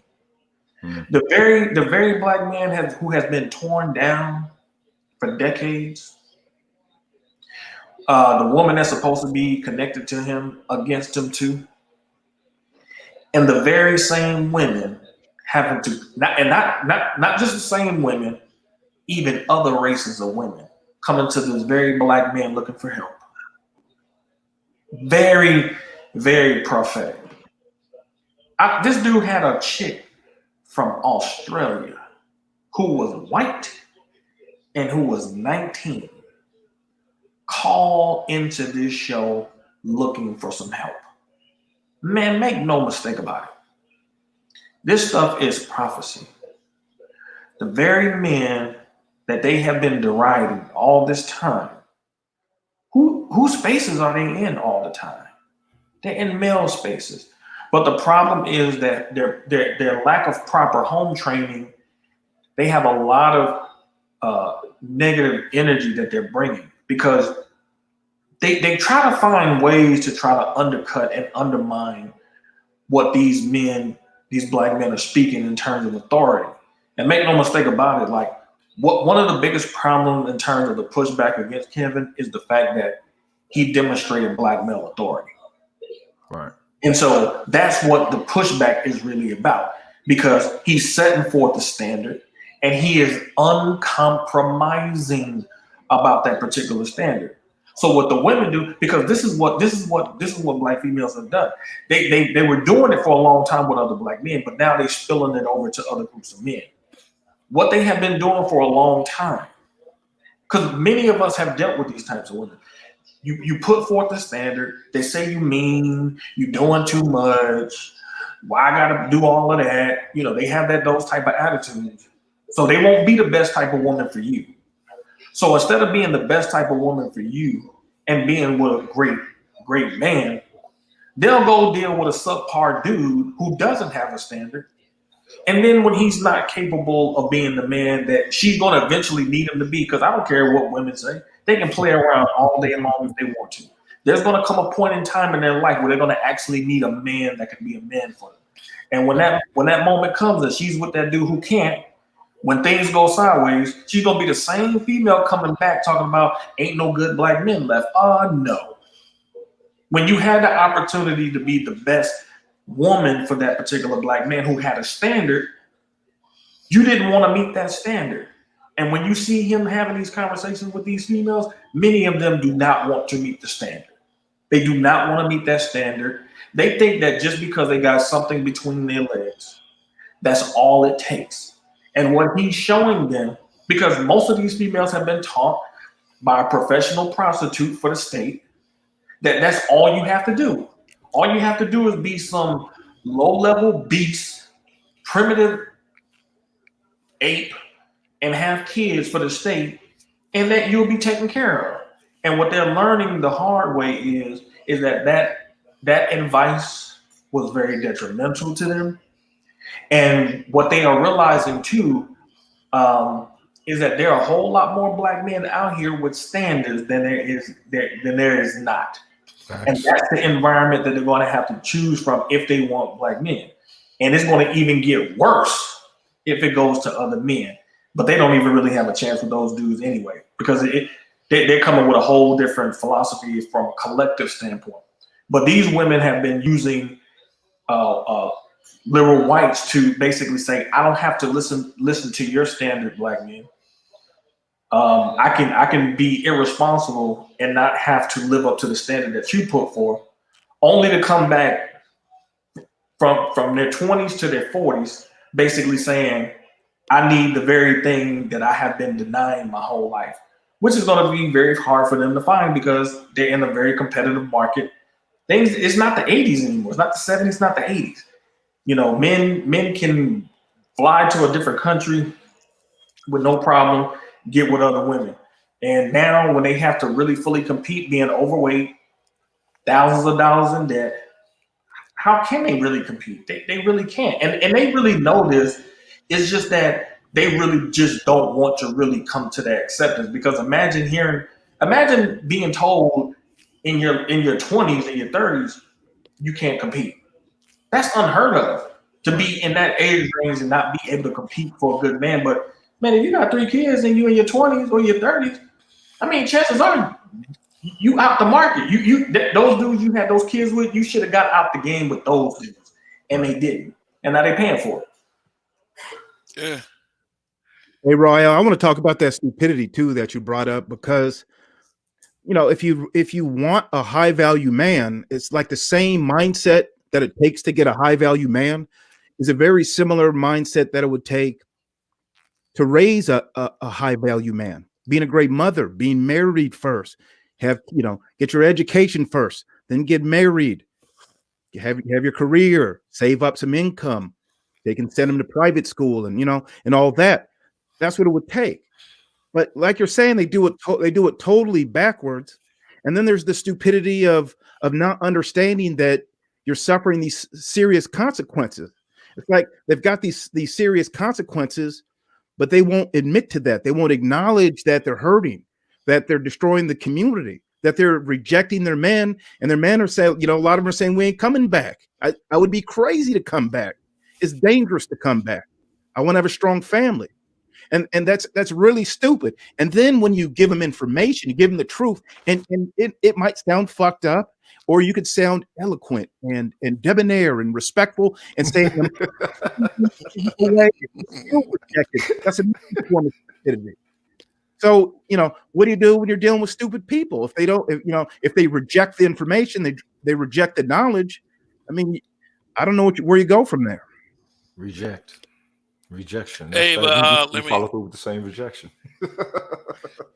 Hey, but let me go ahead. Anthony Taylor, thanks for the Cash App, sir. Thanks for supporting the channel and our content. And I am Kev. I am your weekend warrior. I do shows every Friday, Saturday, and Sunday night so for those tuning in at this very moment, that's for your information. The topic tonight is Kevin Samuels, when black men are brutally honest. And I have to tell you that being brutally honest does come with its challenges. It does. And these challenges are usually induced by the opposition. I don't think that it's a real challenge for me to be brutally honest, because it's second nature. I used to sugarcoat things a lot, and what I would find that it did not work or was not as effective as when I did not sugarcoat things. So I just went ahead with not sugarcoating things, and I kind of enjoy it quite a bit. But sometimes that's to the dismay of others. And what I feel like we're dealing with is a basic sensitivity across the board. Yeah. Also, we're dealing with a which was already said on this panel, a resentment for black male authority. For some reason, no one likes the black man in charge. Period. I've made this point time and time again. Looking at black people is like looking at a Walmart, while looking at white people is looking at Rodeo Drive. It's like we give so much credibility to other races without looking at the greatness within ourselves.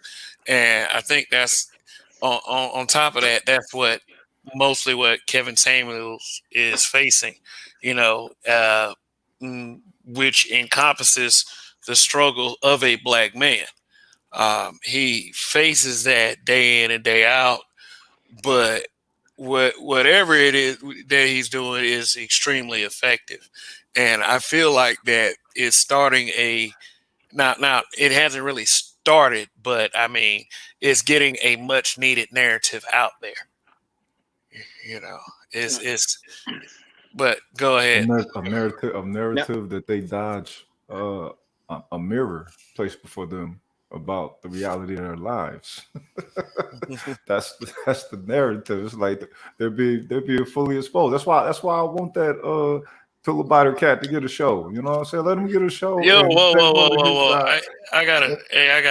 I just Yeah, saw something I real was gonna quick. say something, but I was gonna tell you to read that first because I do want to say something. Yeah. Got Well, some while you doing move. that, let me say real quick. I want to give a special shout out to my man Anthony. Um, he's in the chat over here, so I know he's listening. Man, I appreciate it. He was the first person to congratulate me on having 1,000 subs. He beat y'all to it. At least that's what I saw. Special shout out to him. Appreciate you, brother. All right, first off, thanks for the super chat, Black Ronin. Shout out to the eloquent debonair men on the panel. Yes, I am definitely appreciate the intellect that graces our panels, and especially mine. Also, shout out from me to the greatest chat on social media. And if you're here for the first time, you are a part of something, and hope you come back from here. Like I said, I'm here on Friday, Saturday, and Sunday. And Manny Ghost, uh, appreciate the love, man. Seriously. Uh, say I like the topic. I have checked out. I'm one of the few black men who plan to uh, repatriate overseas. Repatriate. I'm sorry. I know I sound kind of but repatriate overseas. I have a couple options. One in Brazil, one in the Philippines. What is your plan for the future, black man? What is our plan for the future? Let me go in on that particular comment because it's very fitting. Hold on, Royal. Let me ask a question real quick. Kev, you were talking about a Facebook group in one of your live streams before. Can you put that in the back chat if you can?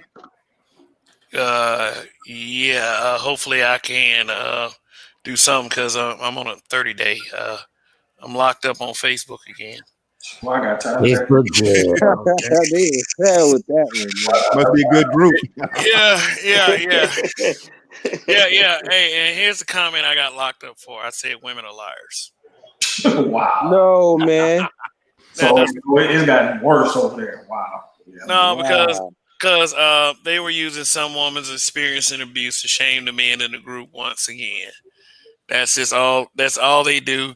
That's the kind of thing I talk about. It's not like they're being very genuine or care about the people who are being victimized. Like they have this super empathy for black women who go through things, because all of that empathy dissolves when black women start to speak up, say, well, we love the brothers. Why are these women speaking like this? We need to do better. Every time a woman speak like that, you're no longer on that woman's side. So, cut the bullshit. But see, they think that making poor decisions and having to deal with the consequences of those poor decisions is victimization. No, that's life. That's life. If you was a child and you made a bad decision and got your ass whooped, then guess what?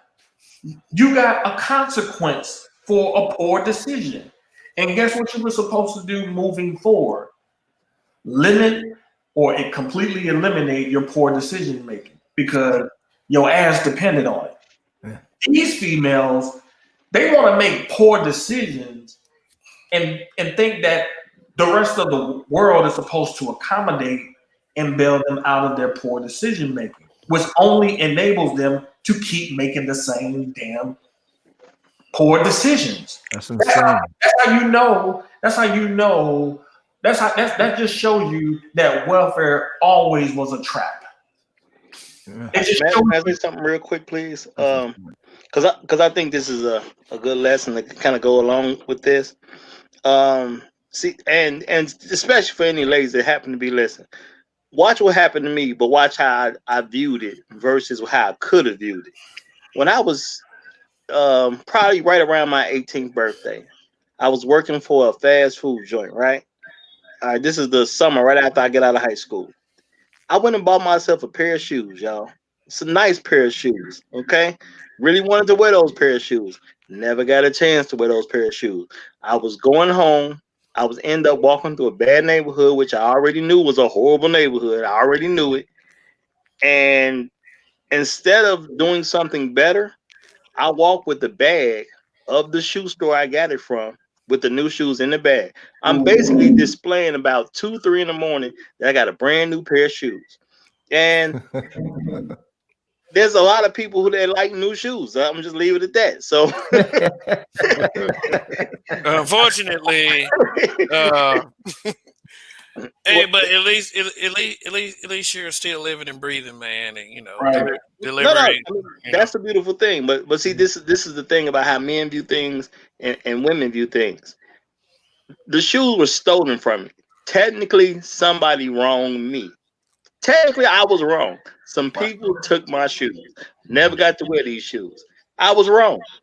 And a lot of women would say, would look at the situation and just say they're just so terrible because they wronged me. I was 18. I already knew better than to be advertising. I got a pair of brand new shoes in a bad neighborhood. It was no secret the neighborhood was bad. Okay. I'm a young black man. I know what I'm dealing with. So when the shoes got taken, instead of taking a bad attitude at the world I lived in, I looked at myself and said, why didn't I make better decisions?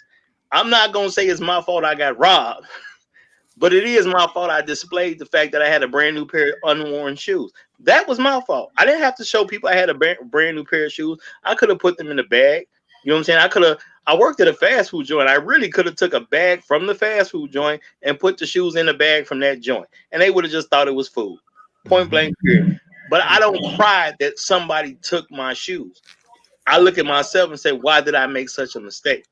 And I'm not saying you alleviate somebody who did something wrong to you, but the thing is, instead of blaming the world, I looked at what I did so I can now make better choices so that wouldn't happen to me again. That's what men do, and that's what women need to start doing on a general level. How did that And get loaded out? they don't realize that the women that come before them, like that will be just like, with my dad. Like I saw my dad make some very, very bad decisions. Saw him make some bad moves. Some of those decisions affected me adversely. But the one thing my dad never did, he never made an excuse for those decisions. He never did that. And he instilled confidence in me to go out there and make better decisions and go out there and be successful. What you have happening with these women, they're not telling their daughters, well, your dad, he was a hot dude and he had about 4 or 5 other women trying to get at him. And he was doing his thing and I just had to have him. So I tried to get pregnant by him and I did, thinking that was going to keep him around, but it didn't. Because think about it. Like, if you've been around your dad, like, I remember when my dad was young, my dad could sing, you know what I'm saying? He dressed good, you know what I'm saying? Came from a good family, all that type of stuff. Women was into him, you know what I'm saying? I saw it. So imagine you in your 20s and all these chicks around you. That's a lot of our dads when they were young. But many of the moms made poor decisions with those dudes. Right. And when those decisions backfire, with as Nicole Michelle would say, when they try to have a trap a nigga baby and it backfired, they try to tell the story like they were the victim. Nah, you were irresponsible because you knew what the pattern was always. The pattern was always marriage first, baby second. Not baby first, marriage second. And so if your dad wasn't around, You gotta ask your mom some tough questions. Why weren't you married to my father? What happened? Like what before I even came on the scene, you should have at least been married to him. What happened? And then she comes up, she can't say anything. She's gonna have to say, well, you know, because she can't say, well, I was doing my thing, and because you're gonna look at her and be like, oh man, mom, you want some hoe shit. And then so she's gonna have to say, like, well, he wasn't really in the marriage. So then you're gonna have to look at your mom and say, well, why would you have a baby with a dude that you knew wasn't into marriage? That's all you gotta do as a woman is keep your legs closed until the right man comes along. You can't do that. But see, those are tough questions. See, it's easy to attack your dad when he's not around. But see, for me, growing up with my dad since I was 2 and seeing women, I got to learn all the games women play, all the manipulation tactics, all that. So that's why I don't accept any excuses from these women, because their standard should be marriage first. You shouldn't have to have Crystal and Karis and talk about no wedding, no womb. That should already be the standard. Because if that was already the standard, there wouldn't even be a need for Crystal and Karis to even come with that BS. Because that should be the norm anyway. So because we know that's not the norm, all the excuse making that they're making is moot, because they can't make an excuse. Just like black men can't make excuses for not being productive, they cannot make excuses for not keeping their legs closed until they're married. Okay. Hey, somebody. Okay, they muted it, but yeah.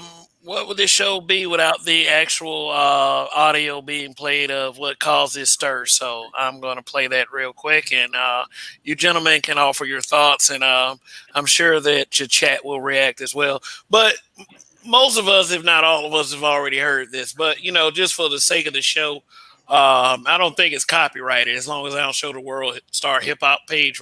Correct? Okay. Well, I'm gonna. Just say fair use. Fair use.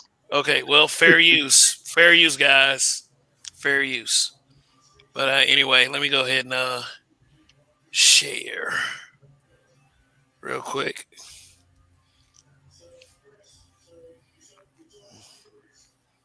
Okay. I honestly want to a guy. Is what I'm realizing. And ma'am, and that's my point. You ladies all feel like you ladies all feel like you're the exception to the rule. And then when someone like myself comes along and gives you a dose of reality, instead of just accepting it, it's like, yeah, but I'm special. You don't know any men on this level that are not your father, that aren't related to you. That means you don't know these men. You don't know where to go get them. You don't know what they want. But you're still saying, pick me. They don't want mid-30-year-old baby mamas. I'm trying to be polite, man, but they don't want those.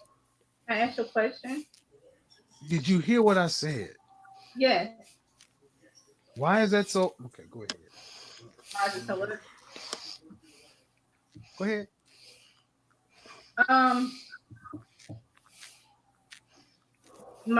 From my point of view, I feel like I get what you're saying. They do have better options, but also those better options are younger girls.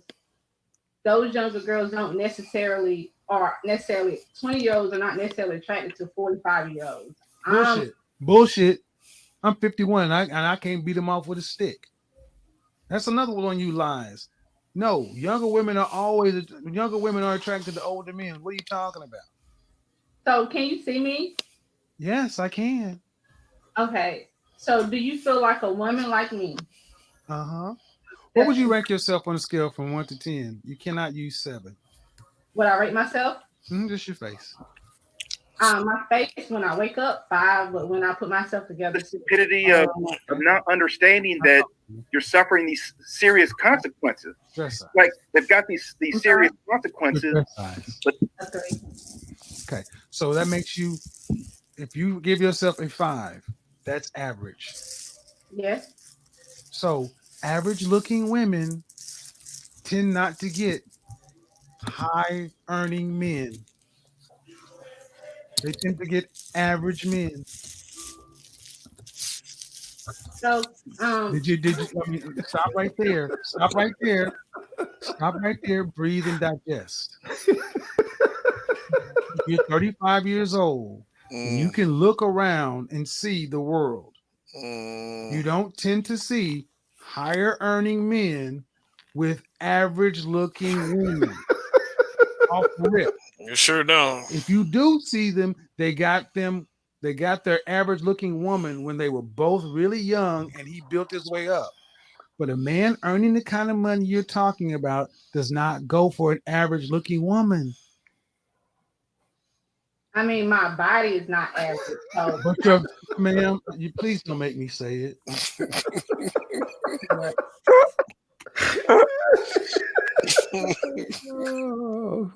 I really just wanted some advice. I'm giving you advice, but you're not taking it. You're average looking at best. I'm taking it in, but okay, but accept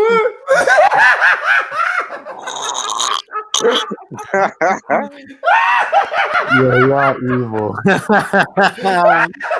Average-looking older woman with a 13-year-old son. Average-looking woman with a 13-year-old son with a sketchy baby daddy. Oh man. Ooh. This gets worse every time. Sketchy. Sketchy.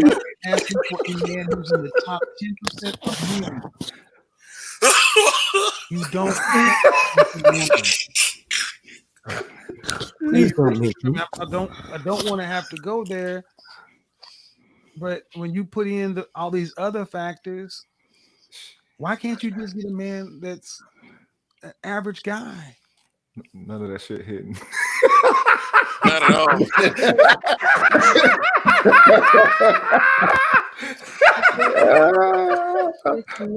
have to feel like he's in. Well, then you're gonna die alone. How about that? There you go. Oh. And that's what got everybody women mad. like you die alone. Straight up. Oh, that's the truth, though. Because you That's think the you're truth. better than the men that you qualify for.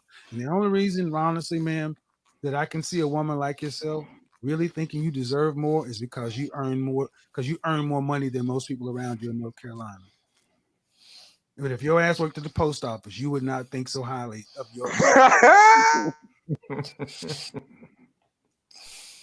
and that's the reality. Men don't care about your money. Not the kind of men that you want. We don't care about your money. I had a new phrase for all of y'all when I get to talk. Older and you got kids. And you're average. At best. Accepted. And your reality of your life has showed you that. You don't have the kind of men that you want knocking on your door trying to find you. It's even an illusion that long. See, what we've done in this country, this world, is we've told women like yourself that you can have it all, and you got a Prince Charming who's 6 foot, 6 feet tall, 6-figure income, jawline, all this other kind of stuff. And I'm sorry, man. No. Most people get average people, especially average people. You're an average person. I mean, let's be real. You're not running Microsoft. You got a pet grooming business. You've been making 6 figures for the last 3 years. Okay. But if I'm looking at you, if I looked at you and I took all that off of you, all the eyelashes and all the hair, what do you look like under there? Damn. No, you don't. Because if you did, you wouldn't have all that on. I'm sorry? No, you don't. You don't look the same because if you did, you wouldn't have all that on. So, what is your advice for Listen, this is why I always recommend you need to see therapy. Because you seem like a sweet woman, but you're not getting it. You're being so mean. I'm not being, don't tell me I'm being And mean. there you go. There go the accusation. I'm about to be mean. I get tired of you broads. You cannot handle a goddamn shoe. You called my show on a day that you ain't even supposed to be here, and I honored the call and sat here and tried to help you. And I'm telling me I'm being mean. Get the fuck out of my phone. There you go. Thank There you. you go. That's how you talk to women, right there. There That's how you you go. do it. There you That's what you go. do. Don't take that shit. And in the And words she too said that short, was mean right after he's called her a sweet person. So it's like, how is what he's saying mean? He said, you seem like a sweet lady. I mean, what was wrong with that? Calling her ma'am. Now she got the weave Let draped, me use that which looked mean all right, but it pussy. looked like she got that Simone Sanders fade, that Simone Sanders lineup in the front, don't it? That didn't look right. Motherfucker, hey, Pop Smoking Ghost. That motherfucker said Sam Cassell. Yeah, Sam Cassell. Samantha. Yeah. Oh, shit. You dirty little gremlin bitch. Whoa. Oh, excuse me. Hey man, I'm gonna tell you like this. Me and my man's, cause I was telling him about this female I hired at $300 a week. So he said, man, I told him because he said he got these chicks cheating on him. I told him next bitch come on around like that. Tell him, look, bitch, I'll put that hoe on payroll. So that's what we're about to start doing. And all us professional men, a bitch act crazy, tell her, look, how I'll put you on payroll. They gonna start acting right real fast. there you go. Well put. You know, no, Kevin, the first thing he said too was you don't know what men want. You don't know what high value men want. You don't know where they're at, and you don't know what they want. And it's just like, because she's so stupid, the first thing she should say is, well, what do they want that I don't know? I need to know that. But she didn't say that. She goes, first thing she said in response was, oh, well, older black men who are high value can't get younger women. So what are they going to do? It's like, oh, come on now. Hey, real quick. Maurice November, thank you. November, sorry. Thank you for the Cash App. Thank you for the support. And Cash App is scrolling across the bottom of the screen. Hit that up if you like. But most importantly, thank you for tuning in and supporting the broadcast. Your likes, your views, and the new subs, that is support within itself. So I do appreciate that. So yeah, this is a great conversation. I'm glad we're dealing with this, and I'm glad that I'm especially glad that the sympatry is at an all-time low with this one right here. I ain't seen too much simp. The only simp resistance I really seen is on Facebook, and Facebook seems like it's more part of the scene than anything. It's just a bunch of people just, not really any constructive dialogue about.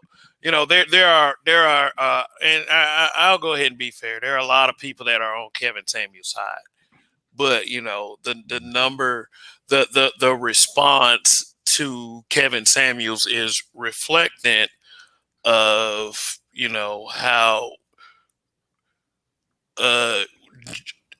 generally we react to black men telling the truth. Now, I have tons of experience with that, and people who know me from Facebook and really know the kind of crowd that we are have seen this. Black women especially react very negatively to a black man telling them anything about them that might make them feel a little slight. I mean, like, so you can imagine when we say stuff like, well, y'all ain't really raising your sons to be kings and leaders and productive men, especially when the fathers aren't around. They don't respond very good to that. They also don't respond very good to, I like to put my fingers through a naturally curly fro type, hairstyle instead of I can't put my fingers through something and then if I latch on to the wrong spot, it comes with me when I pull my hand back. We can't tell them shit like that. We can't tell them to, stay on a treadmill so you'll keep that body looking good. 1 or 2 hot dogs a month, cool. 1 or 2 hot dogs a day. Well, not, it was every 2 hours. An hour. Yeah, that's better. you know, No, ye- they got extra pregnancy meat along with baller bellies. oh god, yeah, because I mean, like these women have gotten to the point where they're trying to figure out the barest of minimalist of doing for any of their men that take any steps forward into trying to build something better for them and any children, because those black men run rampant and we never get the credit for it, even with like the simps that sit up here and browbeat black men and say all these horrible nasty things to us because all we're doing is telling the truth. They don't even get the recognition and the credit for, quote unquote, protecting these women from words, because those words, I mean, I don't care how much I dodge, words never hit me. I mean, you know, if you can get what I'm saying. But anyway, go ahead, anyone. Did anybody see the what is it, the Cynthia G reaction to this shit, man? They was up there. Oh, he's diminishing her accomplishments. She said she makes six figures and he diminished her accomplishments. Like, black women, no matter what you do, it's not enough. Stupid broad. How many times does he say, do you want to work to pay significant bills? So why do black women keep coming saying, I make money that when you knock me up, I'm not gonna be making anymore, so it ain't worth it, but you should respect me and appreciate and value me because I make money that is gonna be gone when we get together. They think that the quality of the money that they make equates to the quality of the money that we make. Right. And it would be different if she said she made $100,000 at a bank. That's one thing. But when you go, I make $100,000 a year as a dog groomer, it's like, I don't want your stinking ass coming to my house smelling like wet dog. You're gonna have to make 150 grand, 200 grand to make that okay. That ain't enough. Come on. Really? Yeah, no wolf pussy up in here.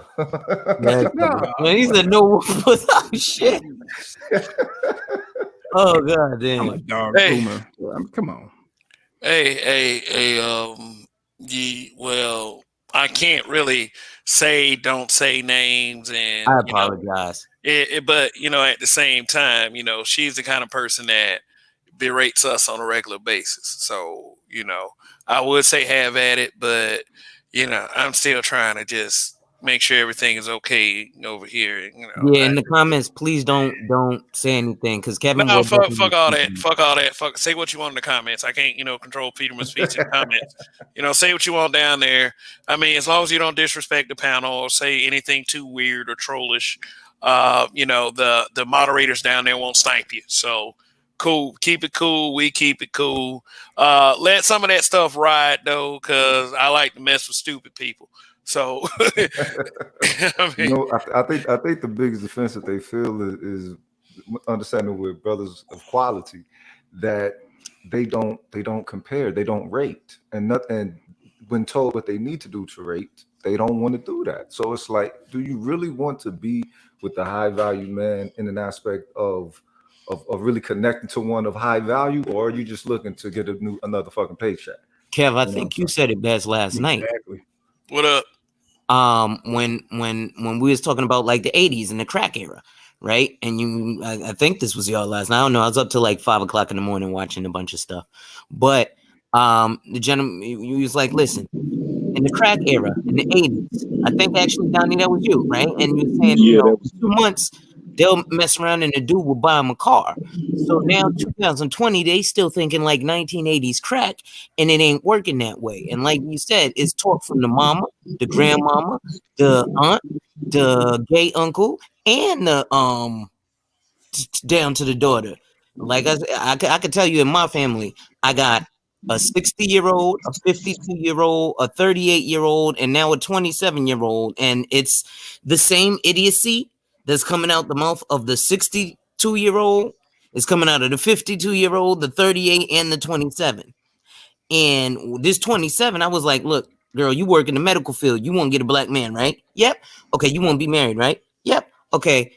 How many kids you want? Why? Bitch, because I'm asking you a question to try and lead you down a certain path to let you know, okay, first of all, you can't date a man 27 who's doing his residency because he's the same broke as you. Y'all both trying to get into the medical field. Why do you think a man who's in school with you is going to have suddenly this more money? Now, it does come from the fact that societally, our fathers should be having money and passing that down. But again, due to buck breaking and crackers doing what they did, black people ain't really got that yet. So we're working on that.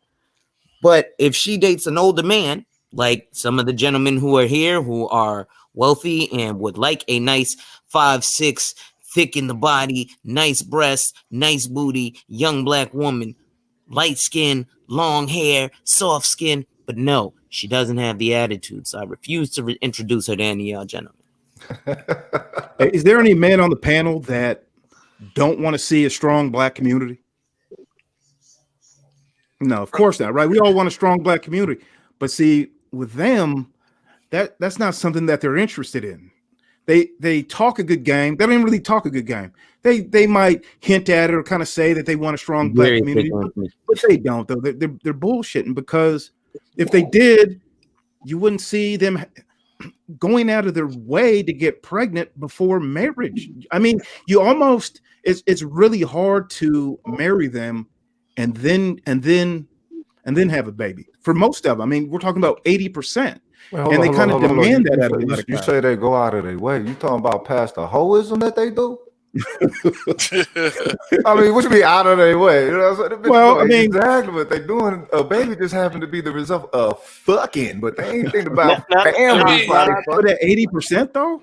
But Rogus, think about this: if most black women are getting pregnant by dudes that are very unproductive, and you have the average black man who is productive at some level, you kind of did go out your way because you got past everybody who was doing something to get to the guy that wasn't really doing anything. Well, so my thing is it's extreme vanity on their end, because they see themselves as this great sexual being that they can pull and fuck, and men want them for their looks and they'll do anything to get it, and they feel like they'll also get themselves out of their poverty or whatever their situation is, extreme self-preservation, by hooking up with man X, right? So when you combine those two factors, these women go out of their way to get pregnant by Pookie and Ray Ray to keep that man, because they feel like they're gonna come up at some point, or their love is going to flourish into something else. Or you see them go out and try and trap a nigga, and the trap a nigga doesn't work. So the backup plan is what? They sit on Section 8, they hit his ass with child support, and they don't have to do much. Therefore, their whole situation becomes, well, I could have been great, but this nigga got me locked up. It's his fault. So now she's completely blameless, and she set herself up for at least the next 18 years to where she ain't got to really worry about much, because at the end of the day she's gonna have housing, food, clothing, and a little bit of pocket change. Yep. Have any of you guys had a woman tell you something like, have you heard women say this before? They go, I want a man who's got a job and sells dope so he can keep switching up his hustle.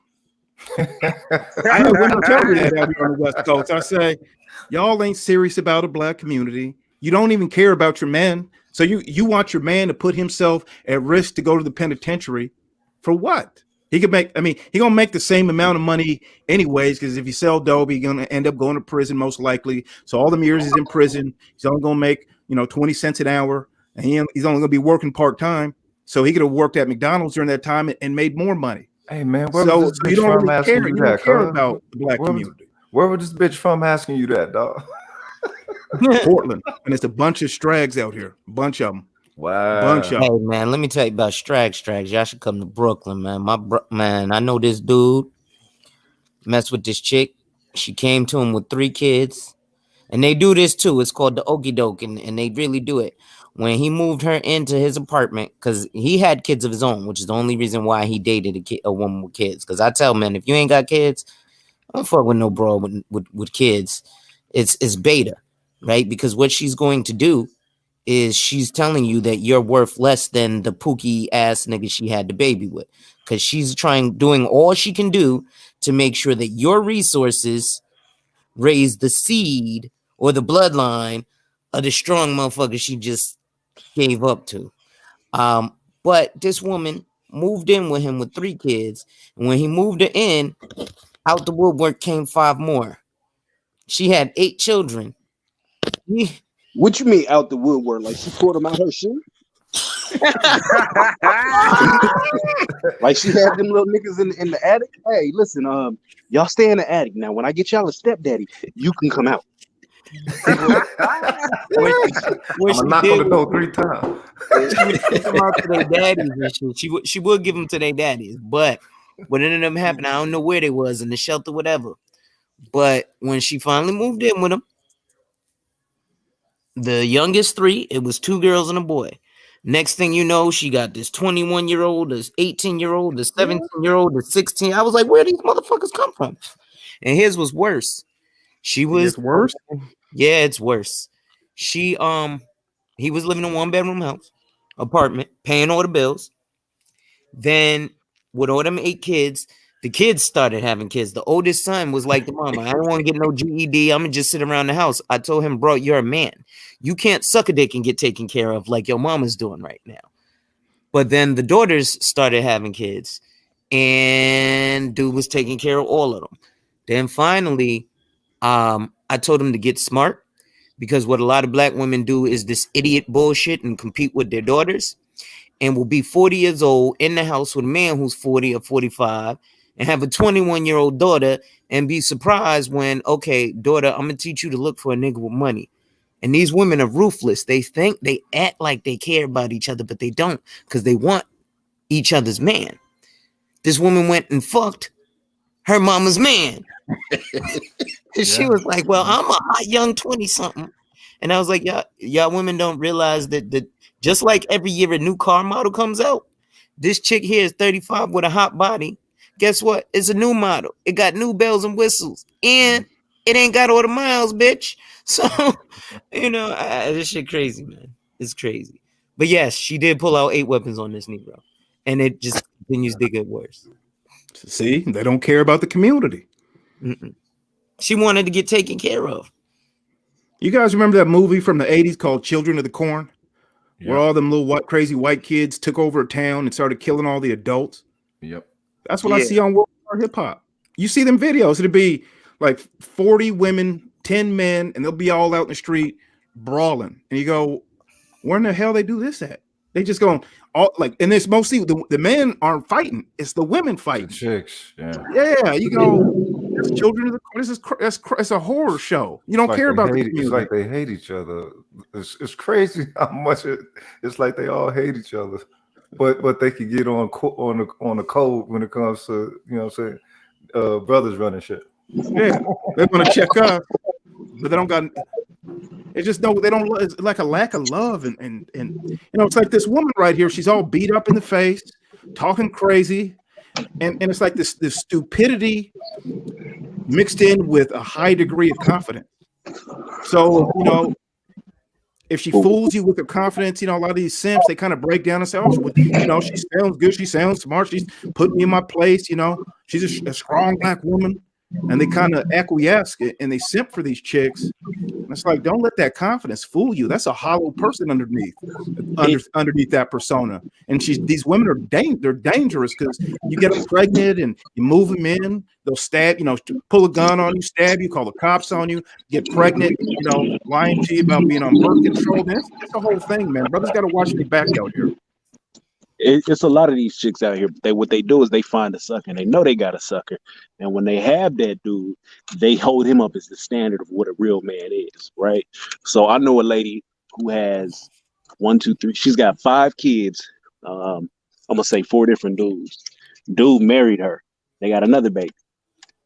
She got a side nigga right now. That's tough. And listen. She's flagrant about the shit. I'm talking about she'll be talking to the nigga while he's there at the house. He think the dude gay. I said, oh shit, that's a damn shame. He gives me a card. Valentine's Day came around. This nigga bought her a Louis Vuitton something and sent it to the house. He go, what's this about? Oh, well, he ordered it a while ago, but it was on back order. So I just happened to get it today. And what that nigga say? Oh, okay. And he's the standard of a man, because if you let her tell it, he pays all the bills in the house. Now imagine, this motherfucker has your 5 kids. He pays all the bills in the house. She still gets child support, and he pays all the bills in the house. And she's out here sucking another nigga dick. I'm talking about. I talk to because I keep a friend like this because this shit keeps me rooted in reality. She fucked this nigga the day before their anniversary, and she didn't fuck her husband on the anniversary because she said she wanted to let her coochie cool out a little bit. So damn, what the the fuck side is nigga that? get that weekend anniversary time, thinking that he was here with dry dick and ball. Holy shit, that's a super hoe. Holy shit. Yo, Let me what's up tell with you, the super hoe energy that they suffering from? Where the super hoe energy come from, man? I thought my shit was a horror story. nigga, I'm telling you, these motherfuckers out here is ratchet now.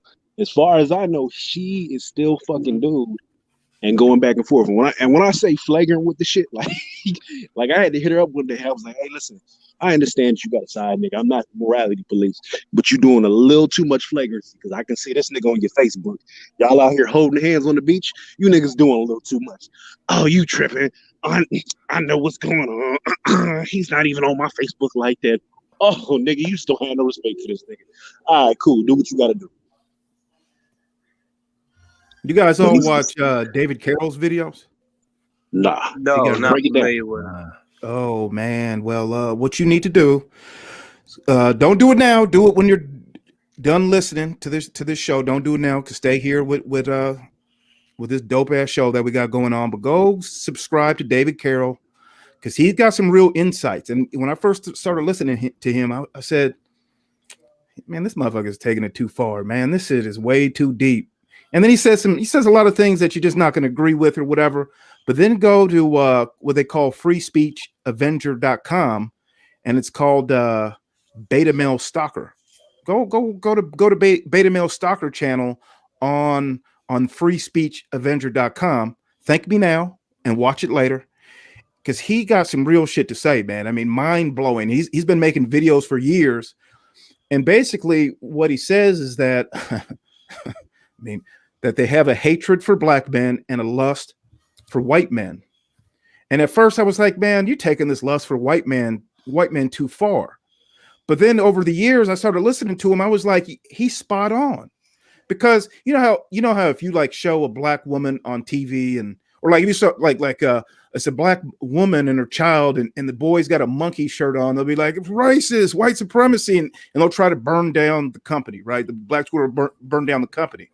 But you could watch. Did you guys see that commercial? It had Colonel Sanders and Aunt Jemima, or maybe it was Mrs. Butterworth, one of them, and they were in a ballroom. They were on a plantation ballroom dancing together. So it was like the slave mistress and this plantation owner dancing together. They didn't say a peep about that.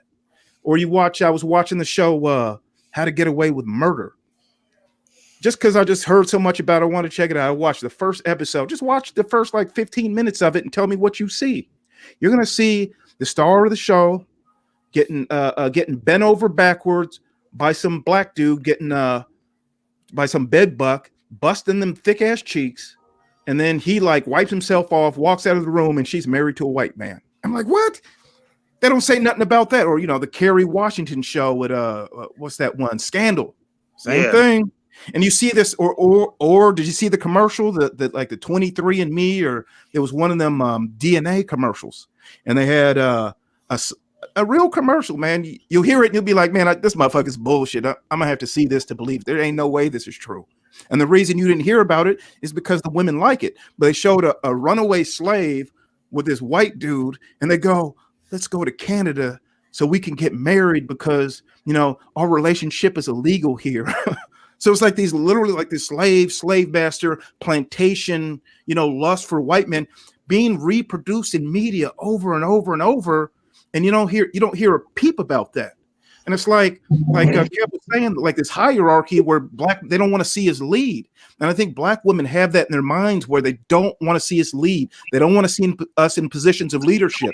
You know, you could simp and pay all the bills and be their retirement plan. You could be the child support annuity, but you can't be a leader in your own home with them. And I think this is something that brothers really have to understand. And maybe black women themselves don't understand the depths of this. And oh boy, his last video, he said this. Now I gotta go watch this movie now. He said, watch Ma. He goes, watch Ma. You watch that. Man, I hated And she that was like goddamn stuck in movie. white dude's I dick or love that something when and all she this did that stuff. And little I'm black telling boy. you. Y'all see I that fell movie? asleep on it in the movies, man. Man, that shit was the worst. Like I really liked that actress before that shit. Now I can't even stand to watch her. That movie I enjoyed because I enjoyed seeing white people suffer, but Yeah, I gotta watch it again. Did she have a love for white men in But that movie? I think We Kill Dragons, you dead on the money, man. It's a history thing, you know, because I've been coming across that information as quite myself, you know, as much research I've been doing that.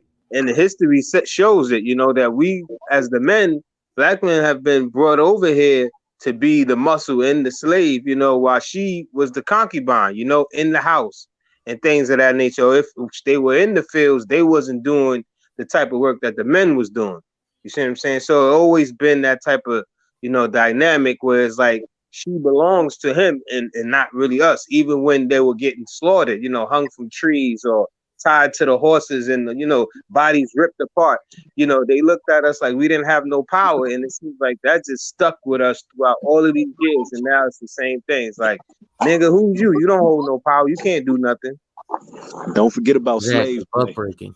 where they was twerking for the white man. Oh yeah, that too. Yes, sir. You say what? Who was doing what? So they had a Broadway show called Slave Play, and it was basically a bunch of Negroes twerking for the white man in musical.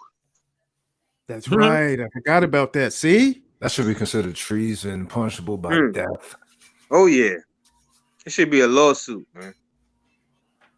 That's what they want. Gay black man wrote that. Gross.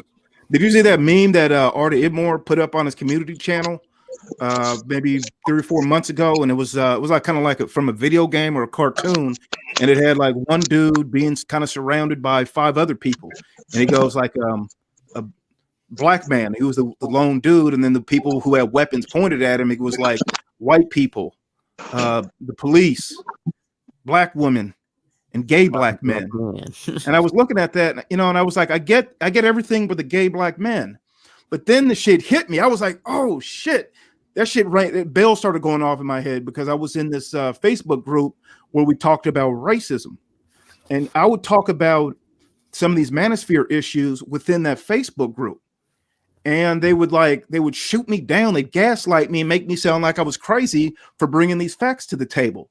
And like some of the men were like, they kind of agreed with me. I could tell they were on my side, but there were other dudes that like I thought they were straight and I'm thinking like, why wouldn't you like kind of be more agreeable with me? And it wasn't like they would hate on me. So some of them would kind of, but usually they just would say nothing at all. And that silence was deafening.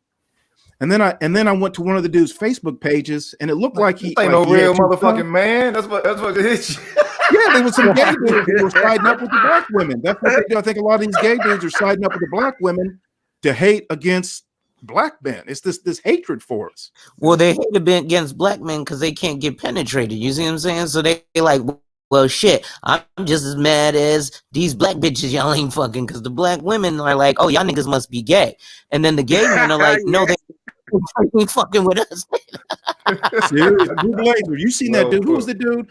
I don't even remember his name to even be able to say it. I know I'm not supposed to, but he would always talk about interracial dating, you know, and then sometimes I like leave a comment like, dude, you don't even know what you're talking about. And it wasn't the fact that he was against interracial dating that bothered me. It was like, you're just saying that some outlandish, dumbass shit. It doesn't even make sense. And then he was on the Brass Mouth Goats channel. I don't know if y'all saw that shit. And he said he asked the Brass Mouth Goat. He told me, "Yo, man, why don't you drop your pants so I could suck you off?" And said it on his channel live. I don't know if the video is still up. It was hilarious. One of the fun. Mr. Fantastic posted. That's how I heard about it. Fantastic posted it up, and I was like, that's why he was hating on black men dating non-black women, because after he did that on Taz's channel, he started posting videos and he was like, yeah, you know, I ain't gay though. I might have gave a couple of guys blowjobs and had sex before, but I ain't gay. And I'm, you know, and I'm a Christian now, and I'm over it. I ain't gay no more. I'm delivered. I'm delivered. And so I figured, I thought about it. I said, that's why he hates on interracial dating, because he goes, if I can, he goes, if I can stop sleeping with gay men, he goes, if I can stop sleeping with gay men, then you should be able to stop sleeping with straight women. I think that's something like that. What the fuck? Fucking gross. Oh, also, y'all should watch out for them so-called gay best friends. Like you said, the dude was sending Louis Vuitton shit and shit. Them so-called, just like, you know, the person Meanwhile, who fucking a had lot of them dudes.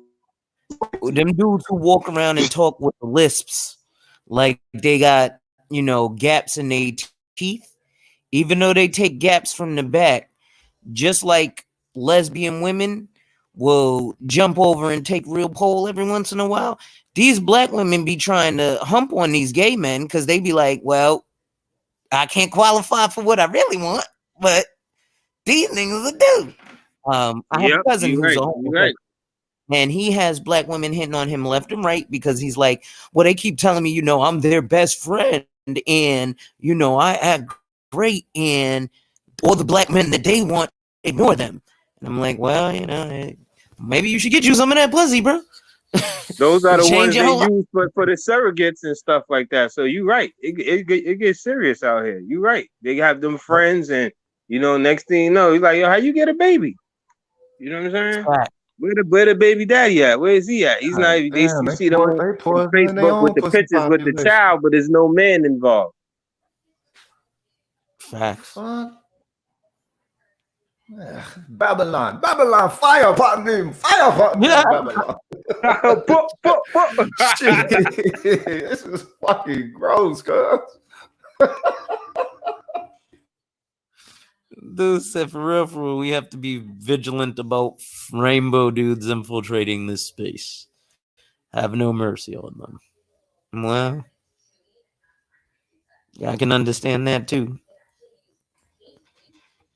I mean, shit, the thing is, they chosen their side. Stay on your motherfucker's side and keep out of the affairs of But I those want who to are speak looking back on the women because I ain't gonna say her name, but the female context. So she had 4 other women on the shit, and she was like, "Oh, he's saying she ugly because she make up, and that, you know, when I come on camera, I have to put so much makeup on it, be caked up just for you to see that I have eyelashes." I'm like, I've seen you in real life, woman. You have so much makeup on it, looks like the moon crater normally. But you know, they use that example of him knocking her down with the makeup, which is false, man. These ladies coming out here with this crazy makeup. The hair, I don't mind. Look, you know, we talk about the hair. I talk to black men about the hair too. So the weaves, I tell them, listen, we can't hate them on the weaves because black men, our hair don't grow like an edge up. If we grow our hair naturally, we all look like Frederick Douglass, not like the white Jay-Z, which is what's the name? Fuck I out of can't here. think A of taper is not a whole wig on your head. I can't do it. I can't do it. A taper is nowhere near a whole nother human being's hair on your head. I can't. Their hair grows in a certain hairline. So just like the pompadour and the edge up, that's not our natural hairline. That's why we end up balding and shit. Our natural hairline don't look nothing like the sharpness that the crackers have. Our natural hairline looks like Frederick Douglass. The natural hairline is one thing, but putting a whole nother person's hair in your head is a whole other issue with glue and everything else. It's not just the hairline that we're talking about. We're talking about you going to a third world country and stealing the hair off of a little Cambodian girl and putting it on your head and running around pretending it's real. And you hold up. That they shave off their head in negative energy ritual purging things. Yeah, I was about to say, don't they shave off their hair for God? And that's why they be out here tripping out, because they taking on different energies and stuff. You know, it's the same thing with like us men too, but you know, it's like it's different for us, you know what I'm saying? Because we don't take in that energy like they do. You see what I'm saying? So it's a huge difference. You know, it's like was there a lot of them they don't know about the sexual transmutation. You know, y'all taking on all these energies, baby daddies, and all that. Like, that's not healthy. You see what I'm saying? So y'all right on the money. All this stuff is Damn near insane. demonic. It's damn near demonic. It damn near is. It's damn near demonic. Horse hair, dead and for the people most hair. part, Shit. if you a black man to brush your hair, the lineup is for a crispness, a crisp effect. It don't really like unless you're going out here and getting the Jamie Foxx gun to your shit. It don't really change the dynamic of your hairline completely. Like I don't have a widow's I peak. My shit grows understand, for but the most part straight. when we're talking about being right and exact, and we're talking about the crispness, I'm not saying that. Listen, I enjoy a good edge up too. I don't do them anymore, but the reality, Yeah, I don't do the edge up. that's a fucking pompadour. So it's a cracker's hairstyle. So if we want to be right and exact and 100% with it, we running around with cracker hairdos with an edge up. I've never seen a white person with their edge up. I've not. That's because their hair naturally grows in those lines. Their shit don't grow like ours. That's why it's White sharp. people hair don't grow in a straight line. That shit be all over the place. Let White me people point out Nicolas Cage's grow in a wig. straight line. White No, I men see don't what just Blue grow is in a saying straight though. line. Some of them, yeah, I see what he's saying though. I'm not saying it's wrong. I'm just saying it's the reality. So if we're gonna be right and exact, let's be right and exact and not play tit for tat. I'm not saying that. And yes, everything does get blamed on black men, and I'm going to continue to say it too. Why? Because after a while, not men like us, we run around and build. And the problem is you get too many, futures, whereas the regular Russell Wilson. But we run around, we build, right? But then men who don't build run around and they also want the title of king, boss, and HNIC, which muddies the water when you've got women who are running around sleeping with the wrong dude because what ends up happening, instead of supporting a regular man who's trying to work, they support Future because they think he gonna get that crack money, as opposed to any of us who gonna have long-term money. So by the time she's 40 and 50 and ready to do shit like retire, stuff like that actually exists. But unfortunately, I think, Donna, you said it again. They got taught to get crack money and get a car in 2 months, and now they don't need a man. Even the white men, they try not to respect. They try to run them over. Then they get bitch slapped and come back to the black community. White men beat me. I need help. We're not protected. Yeah, you're right. You're right. And I mean, shoot, they'll make excuses for it. You know, like you said, they'll validate it as much as they can, even after the fact. You know, like I had one of my exes tell me, she said, "Man, I never wanted for nothing. You know, my kids, they did." And I'm like, okay, he sold drugs. I'm like, you didn't get a house. He didn't put you in a house. He didn't put your kids to school. Y'all don't, no money left over. It's just like petty hustling. You see what I'm saying? So that shit don't count. It's just like hustling in the hood, man. The dudes in the hood that I know that sold drugs when I was coming up didn't do anything but get a couple pairs of sneakers or something, right? But let's look at even freaking New Jack City told these idiots, yo, get a bunch of money, buy the Carter. But none of these Negroes are doing that. They buying little, I got me a Hermes belt or Hermes belt. You can't even pronounce Hermes. You know what I'm saying? I got a Hermes belt. But You gotta remember, everybody wanted to be Scarface. Nobody wanted to be Sosa for some dumbass reason. Exactly. Yeah, I think that's what we seeing now. They starting to see a brother like Kevin Samuels, and he blowing up to that level, to that Sosa level, and it's like in a beyond, and it's like come on, man, Tony Montana status, he doing it bigger than that. And then they're not happy with that. They like, nah, we want to be the ones that get the upper hand, and y'all stay down there so we can keep this foot on y'all neck. Well, also, you boy. You got to take into consideration too that the narrative. Let me tell you something. Like when I was in college, I was around a lot of Caribbean and African people, and if you've ever been in those in the environments where you had conversations with these people, one of the common notions amongst these people as to why they don't connect with American blacks is because of the cultural values that they see, that they think most black people buy into. The reason why Africans and Caribbeans come off sedity to us is because they actually have a lot of cultural values and standards that they come with. Like when they come over here, they're not coming over here to play around.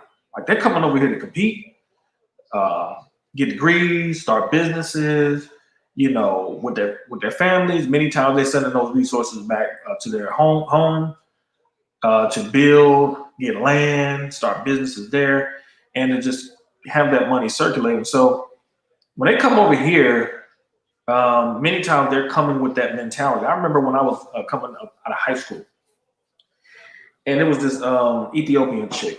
Man, we were in love with each other, and she was feeling me. I was feeling her. I mean, I would have married that chick in high school. I mean, we was locked in like that. We had never even had sex, and her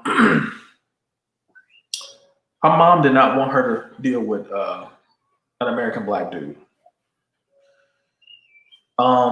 She didn't have a problem with her dealing with, you know, white dude.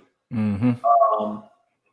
And the irony of it all was, from a cultural standpoint, I had more in common with them than the white guy that her daughter dealt with. Both my parents were married. On both sides of my family, on my aunts and uncles, they were married. My grandparents were married for 50 years. My great grandparents were married for 50 years. All my grandmother and grandmothers and grandfathers on both sides, they were married. I mean, that's what I came from. So, but because she, and I can't put all the blame on her, but because she bought into some of the cultural norms that black people do exhibit, you know, I was judged by that, not based on the family standard that I had, but based on what she perceived Black American culture to be. And many times when you have conversations with these women from these groups and they actually see you got some sense, one of the first things they'll say to you is, "Oh wow, we didn't even think you thought like that." You know what I'm saying? Like they literally will assume that many of us are in support of this nonsense. And whenever I came across them, I would let them know, I'm like, a lot of us are not in support of this at all. And one of the things I used to tell them a lot was like, if the men were in support of this, I'm like, why would they be coming to Africa trying to find wives if they supported it? And then a light bulb will go off and be like, oh, yeah, that doesn't make any sense. So, but the programming problem is that good then. Say that again. That programming is that good then. So that means every foreign motherfucker that come over here already arrived with a no value clause to them. Right. And that's my point. Like, make no mistake about it. Like, now we as men, we can fight through it because once we start talking and they see me got some sense, they're like, oh, all right, cool. You all right. And many times, like, you know, because a lot of them be interested. Matter of fact, when I was taking this math class in college, an Indian woman, this was an Indian chick, beautiful, fine. Had got a number, talked to her for a brief second. She told me straight up. She's like, Indian women love black men. I was like, what? She was like, yeah. She's like, man, we love y'all. We want to get with y'all. She's like, but our families, our parents won't let us do it. And it was mostly because of the perceived lack of cultural values that they think that we don't have. When in reality, it's the women who are driving those particular cultural values. When we get on and we get in control, man, we did a lot of that shit. And so, how can they think that shit when there's also a fucking Pan-Africanist community and shit? They don't ever check that out and see how them niggas is rocking over there. You would think that they align with them more than anything, any African to come this bitch. Know what I mean? You're talking about you're talking. You got to understand when you talk about the Caribbean and you talk about Africa, you're talking about vast cultures, man. Like everything is not penetrated over there like that. Like they don't like, and also too, you got to take into consideration too that there have been some white people that have gone over there hating too. You know what I'm saying? So you got to take that into consideration. You know, you got to take that into consideration as well. And so you got to take that into consideration as well. So, you know, when I was younger, I took offense to it because I'm like, man, why are you discriminating against us? But then I had to realize, like, we don't know all the forms of media that have been pushed in them. Because when I was married to my ex-wife who was Haitian, she even said that. She was like, yeah, man, we taught in schools, man, that y'all ain't shit. I was like, what? She was like, yeah. So it goes really, really deep. So the people that's over here who engage in all this, fuckery like the female, it doesn't help us globally, man, being able to connect with people. Like for the men, yeah, we have an opportunity to break those barriers and stuff like that because a lot of times are much more informed than the women because clearly when we have these debates in these spaces, most of these women ain't read nothing. You know what I'm saying? I took a whole bunch of, Black studies classes in Africa, went outside, read, did my own research and stuff like that. But most of these women don't really know anything about any type of Black history, Black culture. They don't know anything about this. So when they see them, they're looking at them as a group of having no culture. Whereas when men from here are embracing their culture, they actually respect it. That's an actual that's a positive for you to go and get a woman from their culture is basically telling them that you value and you respect their culture, and they really do appreciate that. That really is cultural capital for men when they're embracing other cultures where it's intact and the structure is good. You're basically saying that this culture is operating in the way that it needs to be operating. But they will reject Black men specifically off a lot of this nigga shit that a lot of these women are cool with. They will. No, you dead on the money on that one because I could relate myself. I had probably about a couple months ago, I was in the African hair salon because I got dreads. So I went to go get my dreads retwisted, and I was like, damn, I was blown away by the sister that was doing my hair. She was like drop dead gorgeous, man. On the big side something, but I mean absolutely gorgeous. Portions, not all out of shape like how these sisters is Americanized, eating up everything. And I mean, I couldn't even hold it in. I had to shoot my shot, man. And they seemed like, they was like happy. Like you said, like, they wasn't even, too surprised, but it was like, oh, okay. He know what time it is. That's the kind of energy I got. Like, he know what time it is, type stuff. So, and they were speaking French and they from Niger, but the whole crew in there, they speaking French. I'm like, damn, this is where it's at. So, yeah, man, this has been building ever since, man. Our own women treat us piss poor even in this country, because our women, they keep coming with this narrative, and even we do, and we need to stop. The Black men are the lowest of the totem pole. Latino men make less money than Black men, substantially. Yet Maria still treats her man like a king. Working too, because the girl on the other panel was talking about, oh, well, it's 80% because, when women work. Listen, my older cousin, God rest his soul, was a corrections officer 30 years ago, making bank as a Black man as a corrections officer in the state of Connecticut, as I think he was like a lieutenant or a sergeant or whatever high up he was. The Black women wanted to pay this man no attention. In 1993, he had 4 Jaguar Vanden Plazas. He owned 4 Jaguars. Black women didn't want to pay him no attention. Why? Even though he had the money, he was boring. Oh, this man, he not exciting. He spends too much time at work. The Latino who has all his kids worked, right? She worked too, But the reason she worked is because all his money paid all the bills and afforded the 4 Jaguars that he bought and afforded the house and 4 kids. And all this was his money. Her money, she used to pay for them to go to vacations and stuff. So anytime he wanted to go for a vacation, she would go work for 6 months, get some money, quit the job, then they'd go on vacation.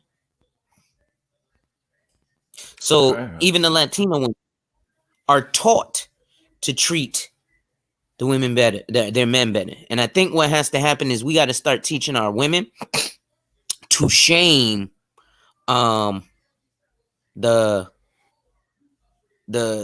other women. Bad apples. Pop Smoke, you definitely trolling talking about CT is ghetto as hell, and then gonna say Cheshire. Cheshire is white as fuck, nigga. I'm from Money Craving Pistol Waving New Haven, getting it right, which No is doubt, Yale. no doubt. I know that's right. Yeah.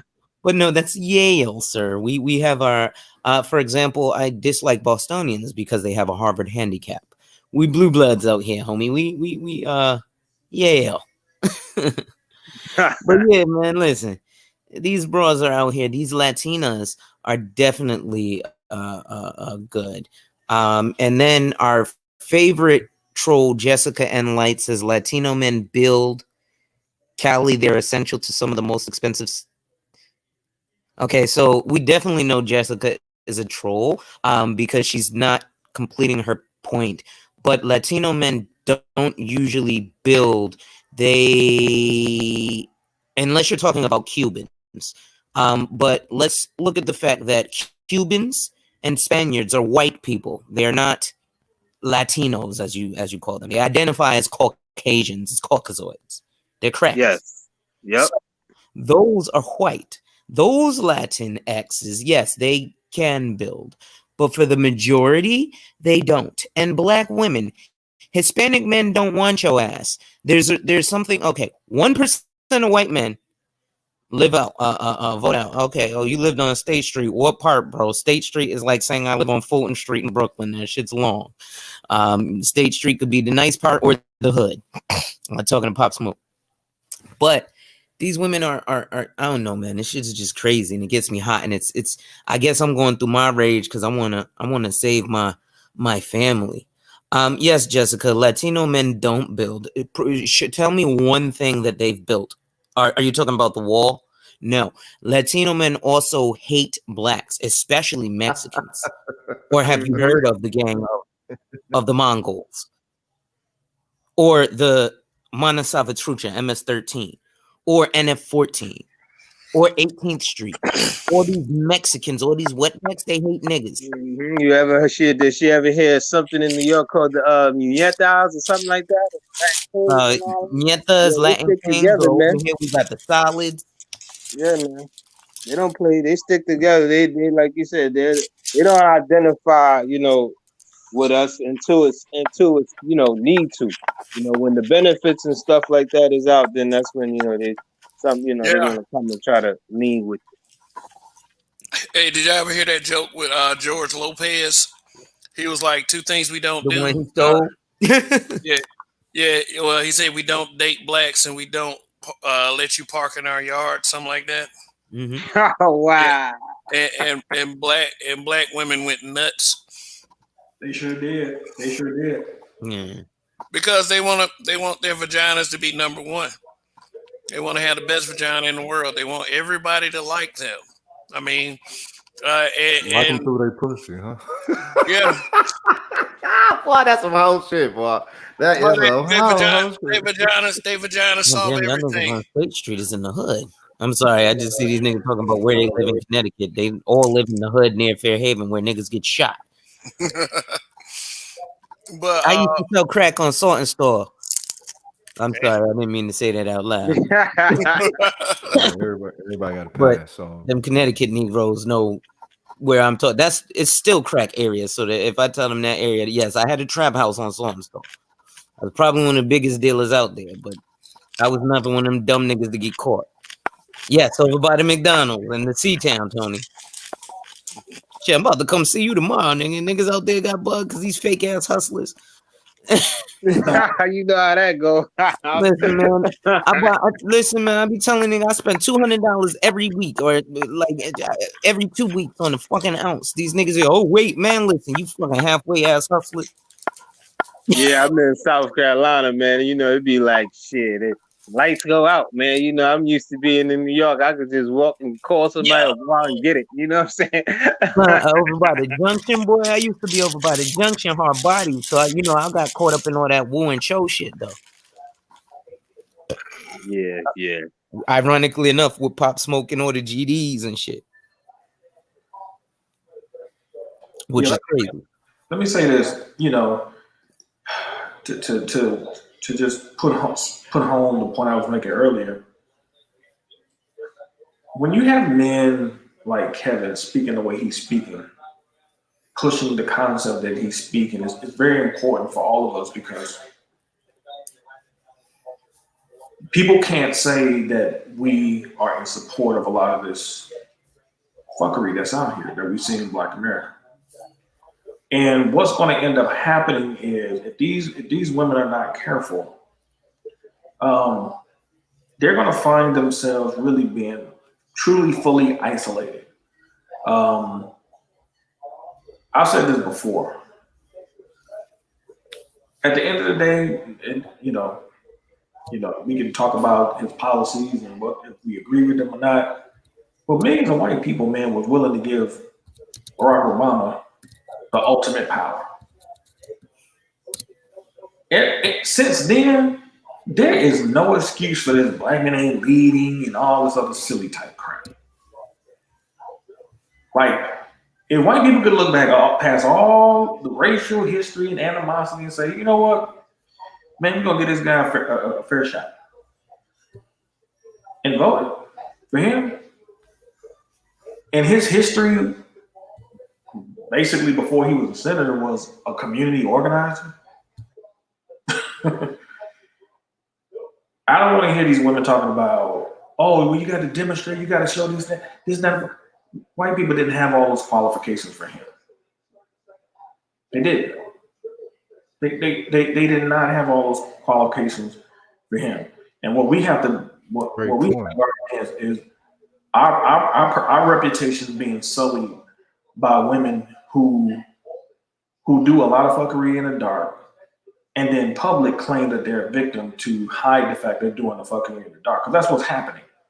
They're coming out in public acting like they ain't doing nothing wrong. But then when you see their track record, then they got smashed by 5 different dudes and they don't know who the kid's father is. That's why they're going on Maury Povich. They're the ones that's going on TV embarrassing themselves. So when these females talk about y'all out here making black women look bad, well, what you got to say about women that go on Maury Povich?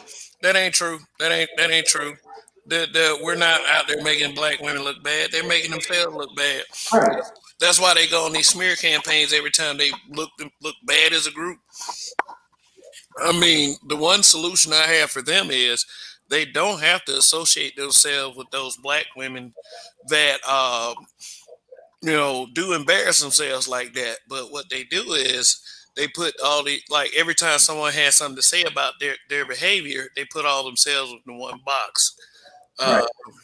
Yeah, like they're saying, you talk about them, you talking about all black women. So basically what you're saying is by condoning the behavior, you're just like them. Right. The other remark I was trying to say earlier is like the reason like they let people like Chrislyn Carrison come in and out of the black community however she pleases, move about and say whatever she wants to about black men, but she wants to kick it with white boys, is they think their vagina solve racism. Like is like they think their pussies are so good that white dude forget about all the his privileges and all the advantages he has, and he comes to the light once he gets to great, I guess God level single mother vagina. I'm just but I mean, and that's why I don't know. I guess the main reason why they don't punish each other for black women don't punish black women for dating out, but they'll punish black men. It's about Because it's all about the feelings, man. It's all about the feelings. Yo, Rob, I want to go back to what you said about them not ready. I was just looking. My fault. Go ahead. No, I was being funny. Go ahead, Alonzo. I was just looking at the Fox and Soul joint that they did, because Kevin Sam just actually looked at that too, and I just realized what they did to Cube. Yo, when you said they don't read nothing, I peeped. They said, "Yo, we ain't read your plan for Black America, but how come it don't have nothing specifically for Black women in it?" Like, hold up, but they told him blatantly, I didn't read the contract with Black America, but I noticed it didn't have anything specifically for Black women. And then this other black chick came on and was like, I don't know if I can trust Ice Cube because he was in the movie Players Club. I was like, well, he's bashing him to be in the movie, but you can trust her where she was like, yeah, no, I don't mind listening to Lisa Ray because she's got a career, but Ice Cube, I can't take him serious after being in that movie Players Club. I almost died. Clue. They silly, man. They kids, man. They kids, man. For real. Like this ain't even trying to be funny, man. Like when you hear them call this dude show, man, they're children, man, in their understanding of the world. They literally don't know how to work. They don't. They don't understand that relationships are give and take. Primarily, their function is to be cooperative with the men that they're with. They need to be feminine. All these qualities, they literally don't know the way the world is literally supposed to work. They have no clue. In their mind, white people run the world and they're supposed to, and black men, you're supposed to submit to that. And if I don't get my shot, if I don't get my fair take, then I'm going to pump you up to go out there and fight that battle for me. So then when you die in the process, I'm going to benefit from it at the end of the day. That's it. They only got a problem when they feel like they're maybe throw their ass in a specific type of boot camp, you'll break them motherfuckers. Yeah, I love the evilness. You'll break them in the boot camp. You know what I'm talking about? Hey, you gonna build your mind back, bitch. Okay, so line up. Line up, let's get this done. You're gonna be supportive to your community and your family. Yeah, come on in. Shit. That's fair, bro. That's the wrong kind of boot camp, man. They gonna have more stories. I went in. Oh Lord. No, but I think at the end of the day, look, shit like this, and here's the problem, especially, and I'm not gonna speak to Jessica Light because I know she does troll, but she's actually speaking some actual black women talking points that we do see. And here's one of the issues, because she's talking about, well, Latino men did this, that, and the third, and then we catered and beat feminine to their work ethic.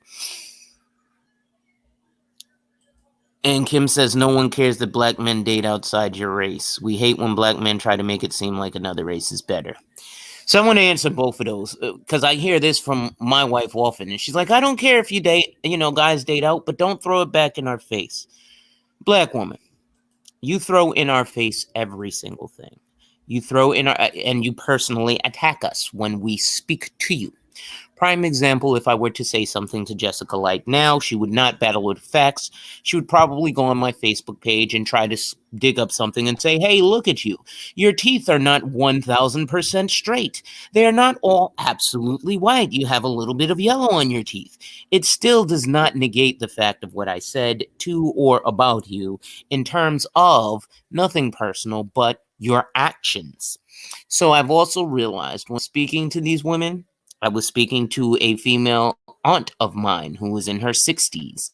One of those that I told you has poisoned the 27-year-old. She happens to be the mother of the 27-year-old. And I had to break down to her in a conversation. She kept saying I was attacking her. And I said, I'm not attacking you. Your actions implied. Basically, I was telling her something about my health, and I told her dragging her ass on those actions told me that she doesn't care about me, her nephew. She wants me to die. And she's like, oh my God, how could you say that? That's so...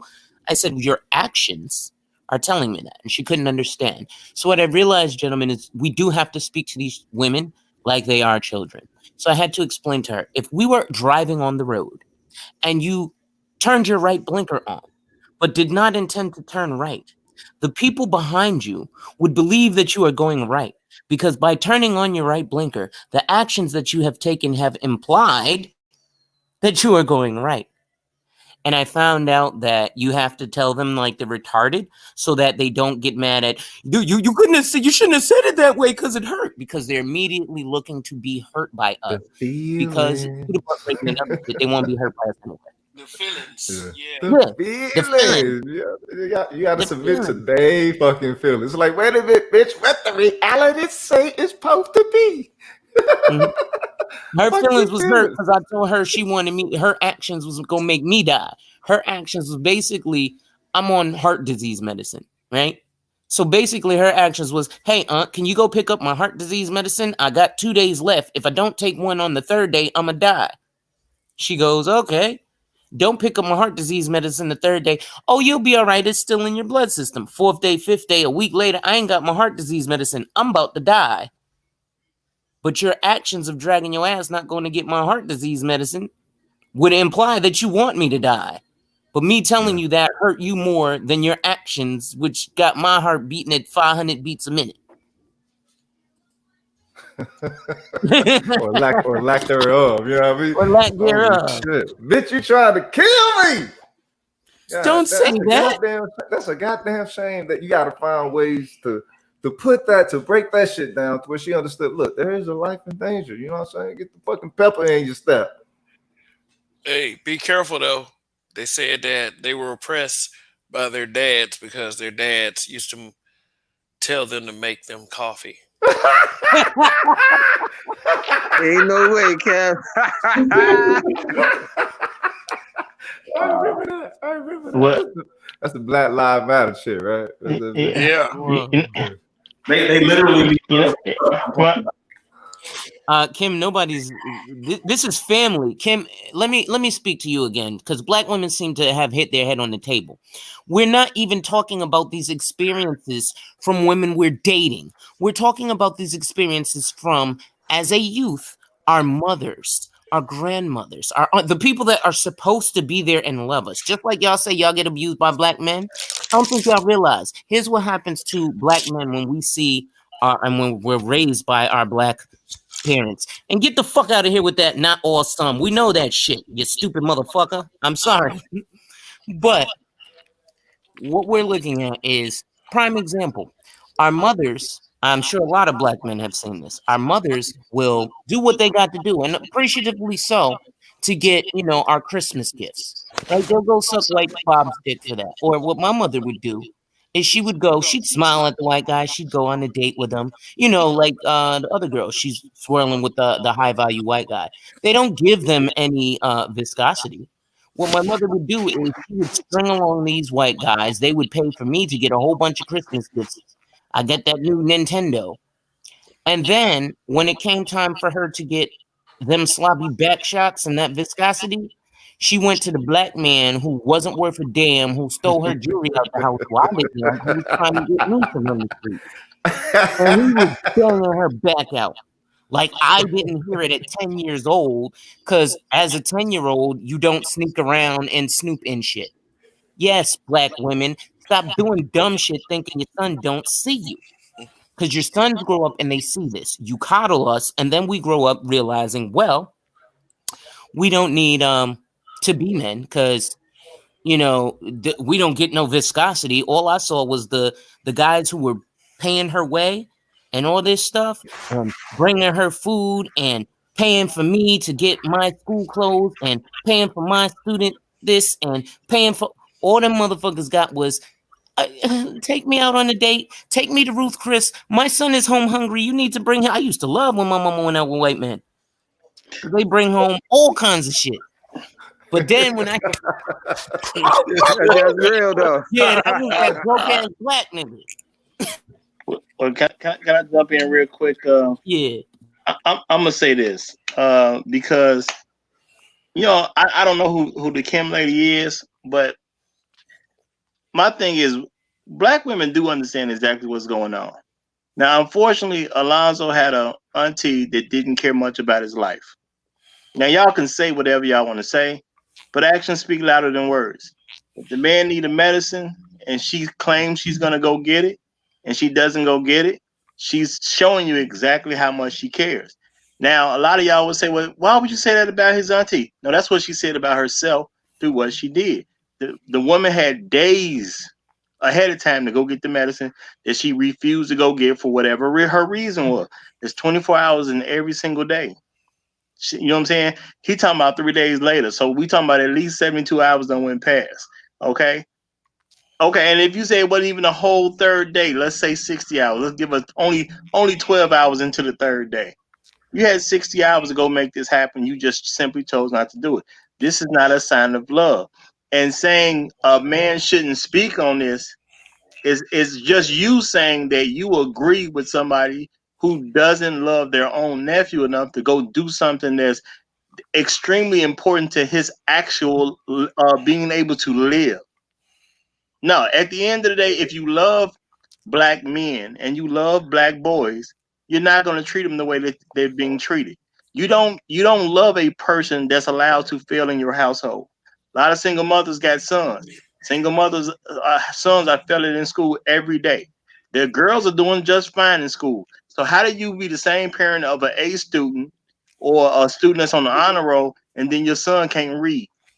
That's not love. That's favoritism. You create conditions for the girl to be extremely comfortable, for her to do everything she needs to do, and to be fine in life, while also creating conditions for your boy to struggle.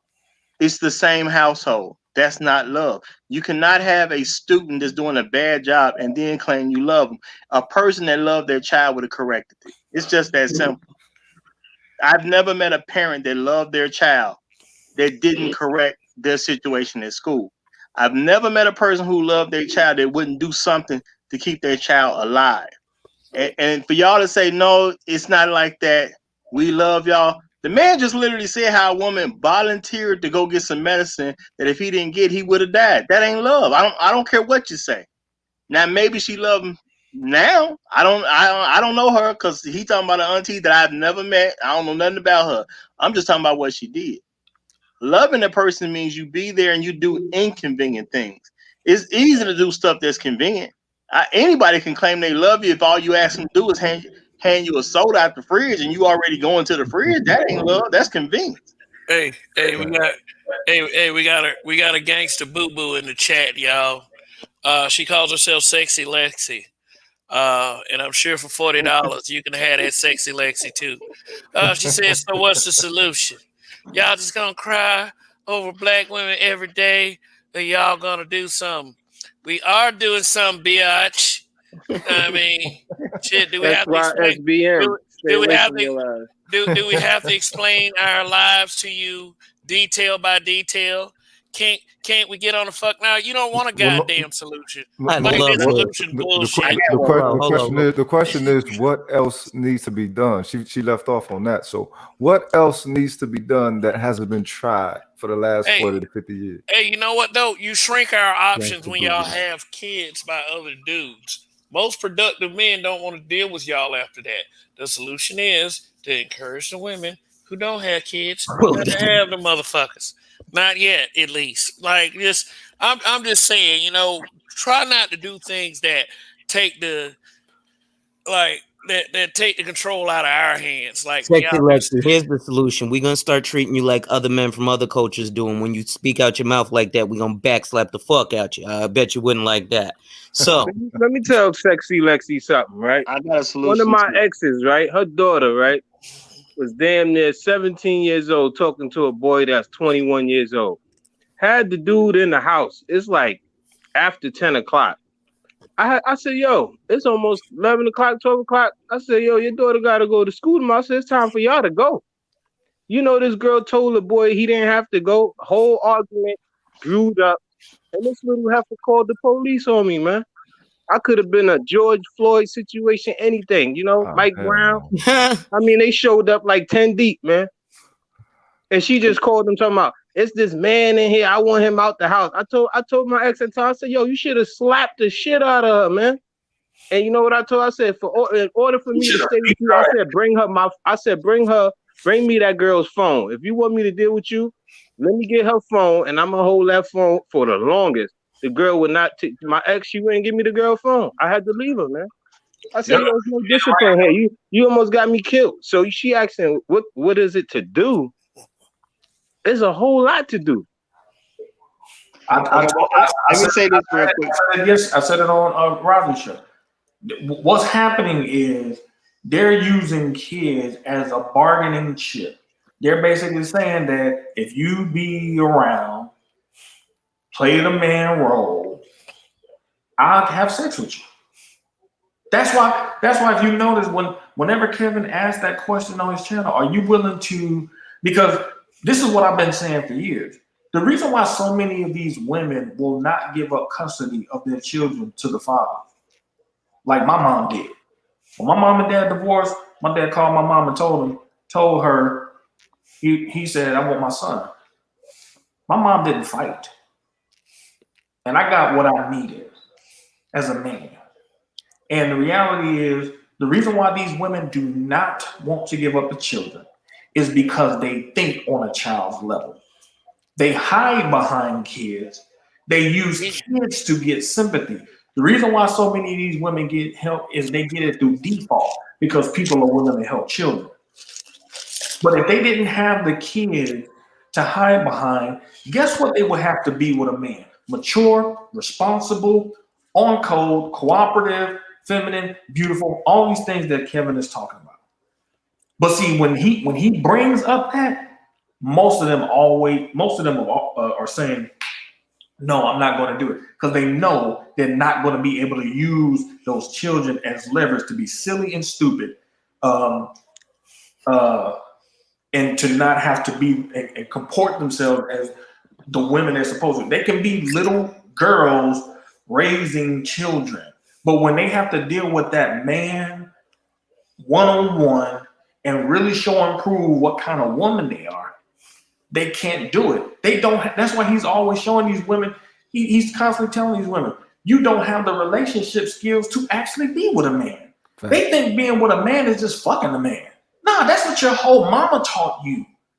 Your whole mama taught you that's what being with a man is. I've had black females who told me, their mom say, well, as long as you got something that between your legs, you should never be broke. What is that? That's some prostitute shit. That's some prostitute shit. So we have to be very clear when Kevin is pushing an empty stomach. Yeah, when Kevin is pushing this idea of giving the children to the men, he's even gone to the point of saying not only giving the kids or children to the men, but paying the men child support. Man, they buck on that. Now, what woman, if she really wants to be with a man, because I tell women all the time, I don't care how much you love your children do not give you the same love that a man does. It's two different types. It's not the same. And so you're going to pack the masculine and the feminine principle are supreme. Children are the product of the masculine and feminine coming together, but they're not superior to it. Children do not reign over a man and woman. This is why I keep trying to tell a lot of women, the marriage, the covenant of marriage, it trumps the parent-child relationship. Children are supposed to grow up and get their own. And see what these women are, they're not equipped to actually be in adult-style relationships. Every time something doesn't go their way, look at how they react. They don't listen to what we're saying. They literally just react to it. They just react because they don't know. Because this is what they saw from their mom. When their mom didn't get their way, they cussed the man out. They kicked the man out. They slapped the man. All these types of things. I didn't grow up around that type of shit when I was coming up. I didn't grow up with that type of shit. But many of these females did. So in their mind, well, when I get mad, I'm going to just hit you and I'm going to cuss you out. Like, no, you're not. And so they be like, well, hold up, like they think something wrong with us. No, you were raised in a dysfunctional household. Your mama was a hoe. Let's call it for what it is. So you don't make the same mistake. It's not like we're telling these women, yo, go make the same mistakes your mom made. That doesn't help black men. Black men are saying, don't make the same mistakes that your mom did. Because number one, your mom lied to you. She tried to make you think that your dad was the enemy. Even Kevin talked about that. He talked about this chick he was dealing with some months ago. Not a chick he was dealing months ago, but he talked about it months ago. Some chick from one of his exes. And she had thought her whole life that her dad didn't want her. And when he got with her, somehow, some kind of way, they was able to find out and contact the family and find out, man, her dad had been looking for her since she was a kid. Her mom ran off on her dad. And she's sitting there thinking her whole life, she thinking her dad didn't want her. Her family, his family didn't want her. She thinking that she was just, rejected. And the whole time, man, her mom had lied to her. And that's plenty of situations in Black America. You know what I'm saying? That has happened like that. And black men get the raw end of the deal because these women grow up to hate black men. And that is not even the case in most times. So, they're not even fit to even think on an adult level. They try to be in these adult style relationships, but they literally don't know how to do it. It would be like me trying to go apply for a job as a chemist, and I never studied that shit in college. You're right. Because I want to push back on that a little bit, Raya. Because I believe they know exactly what they're doing. That's why they're so good at it. You got to be good to avoid a responsible man almost every single time you have a baby. You got to be good at that. That takes some type of skill. So somebody's teaching somebody something. That's what I'm gonna say.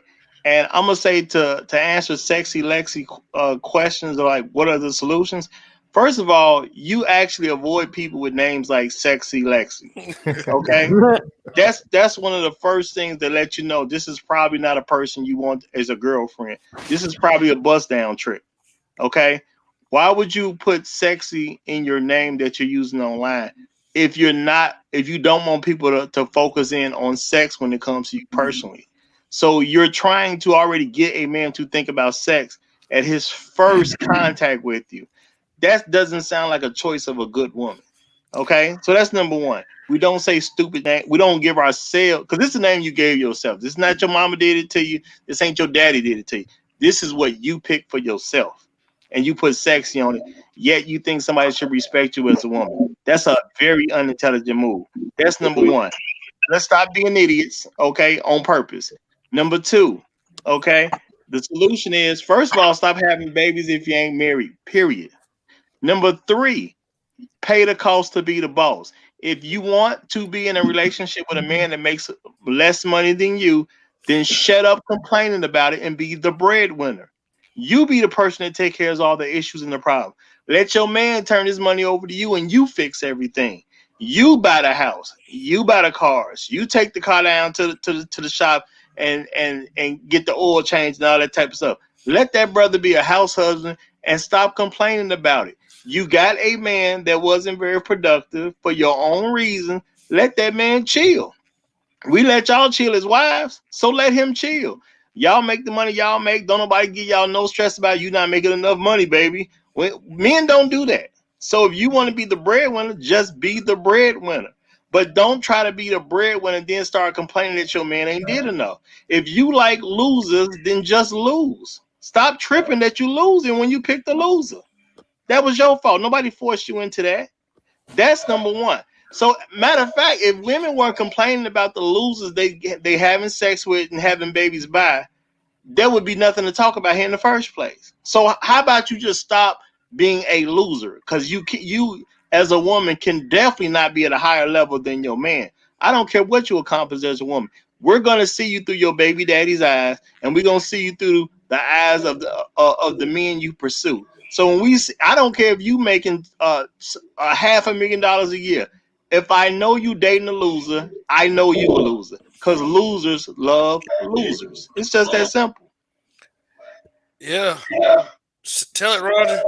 And for Jessica and Light's information, sisters is not a race.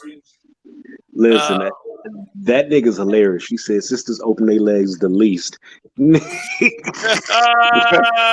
do. They open them the least to people of substance. Oh yeah, I was gonna say a gynecologist. What? What do No, they they mean? open them the least to people of substance. They open them the least to the people they actually like. Y'all need to be realized too. This chick is in her 20s. She don't know shit. No.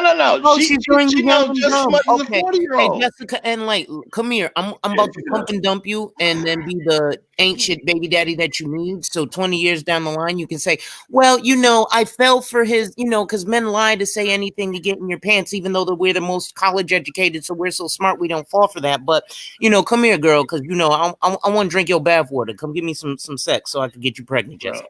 I'm gonna tell you, Jessica done been around before. Jessica problem is she can't even get a pookie to drop a baby off in her. What? I got one for her.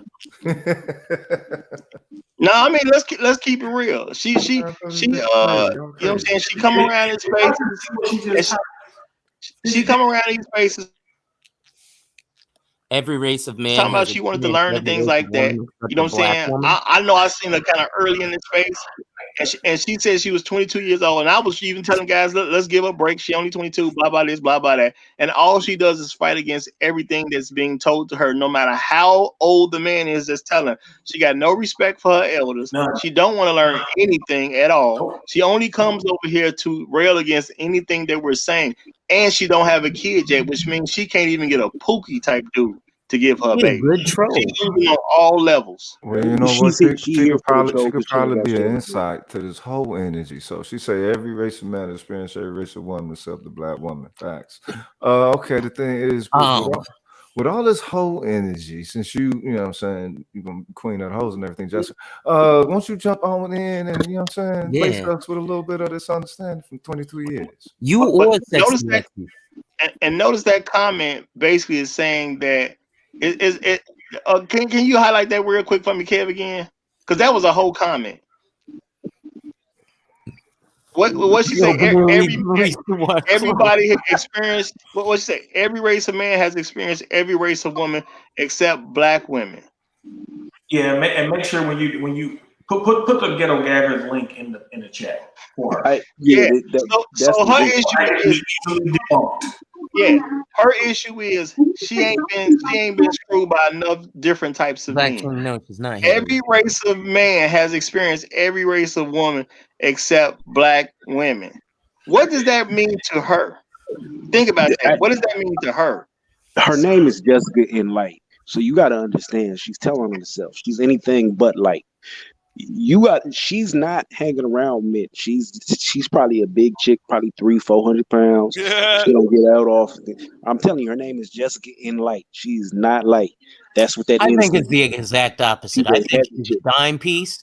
And what happens, because y'all know, as we all know, dime pieces, just like the other girl was asking about dime pieces. She's a dime piece is what Jessica Enlight is. And unfortunately, dime pieces, if you get with substantial dudes younger on, and this is another reason why dime pieces tend to go after Pookie and Ray Ray, because substantial dudes tend to cheat on dime pieces. I know I did. Anytime I had a banging girl, more attractive women chased after me. So I slept with like 3 or 4 of them at a time because they all wanted to be in competition with each other. Now, I'm better than her. So, Dime pieces get access. She would know more than this. Dime pieces get access to shit. She ain't been nowhere. She's the fat friend that come out with the dime piece. She's the chick that she like, I'm gonna set you up. And well, what your girlfriend look like?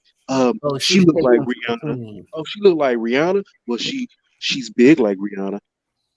Like shapely. She already said that she hangs out with guys.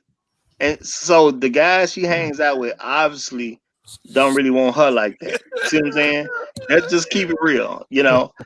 I tried to save it when she first came around these places because she says black women don't hold their sexuality. So are you saying black women are hoes, Jessica? No. That's why I had my inquiry. She just reacted with what was on her heart. Hey, Kim Henry, she's speaking on me now. She's speaking on me now. So a couple words after this one, she puts don't. Y'all see how Raj? That's fucked up. She ain't picking up. She letting her comments after that. She says don't. So she calling black women hoes. Yeah.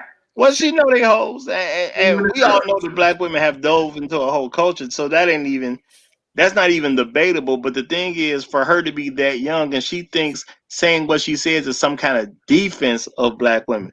She's using being a hoe as a defense right now, which is sad. Hey, sexy Lexi, Hold on, look, hold on. When I went to an all black college at first, my first semester in college, CAU, and the Cali chicks, man, they was cool as shit. They were so cool. I mean, I can remember, a Charbo, man,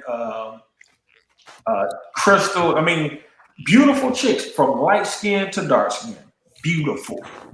Banger. They just had that Cali, or if any of y'all ever been around Cali folks, man, like they just different, man. They cool. They just real laid back. They didn't even have all that shit that you would get from chicks like in the South or Northeast. Man, they just cool and they were beautiful. And Cats was on them chicks. It's not like they couldn't get no dudes. Them chicks was bad.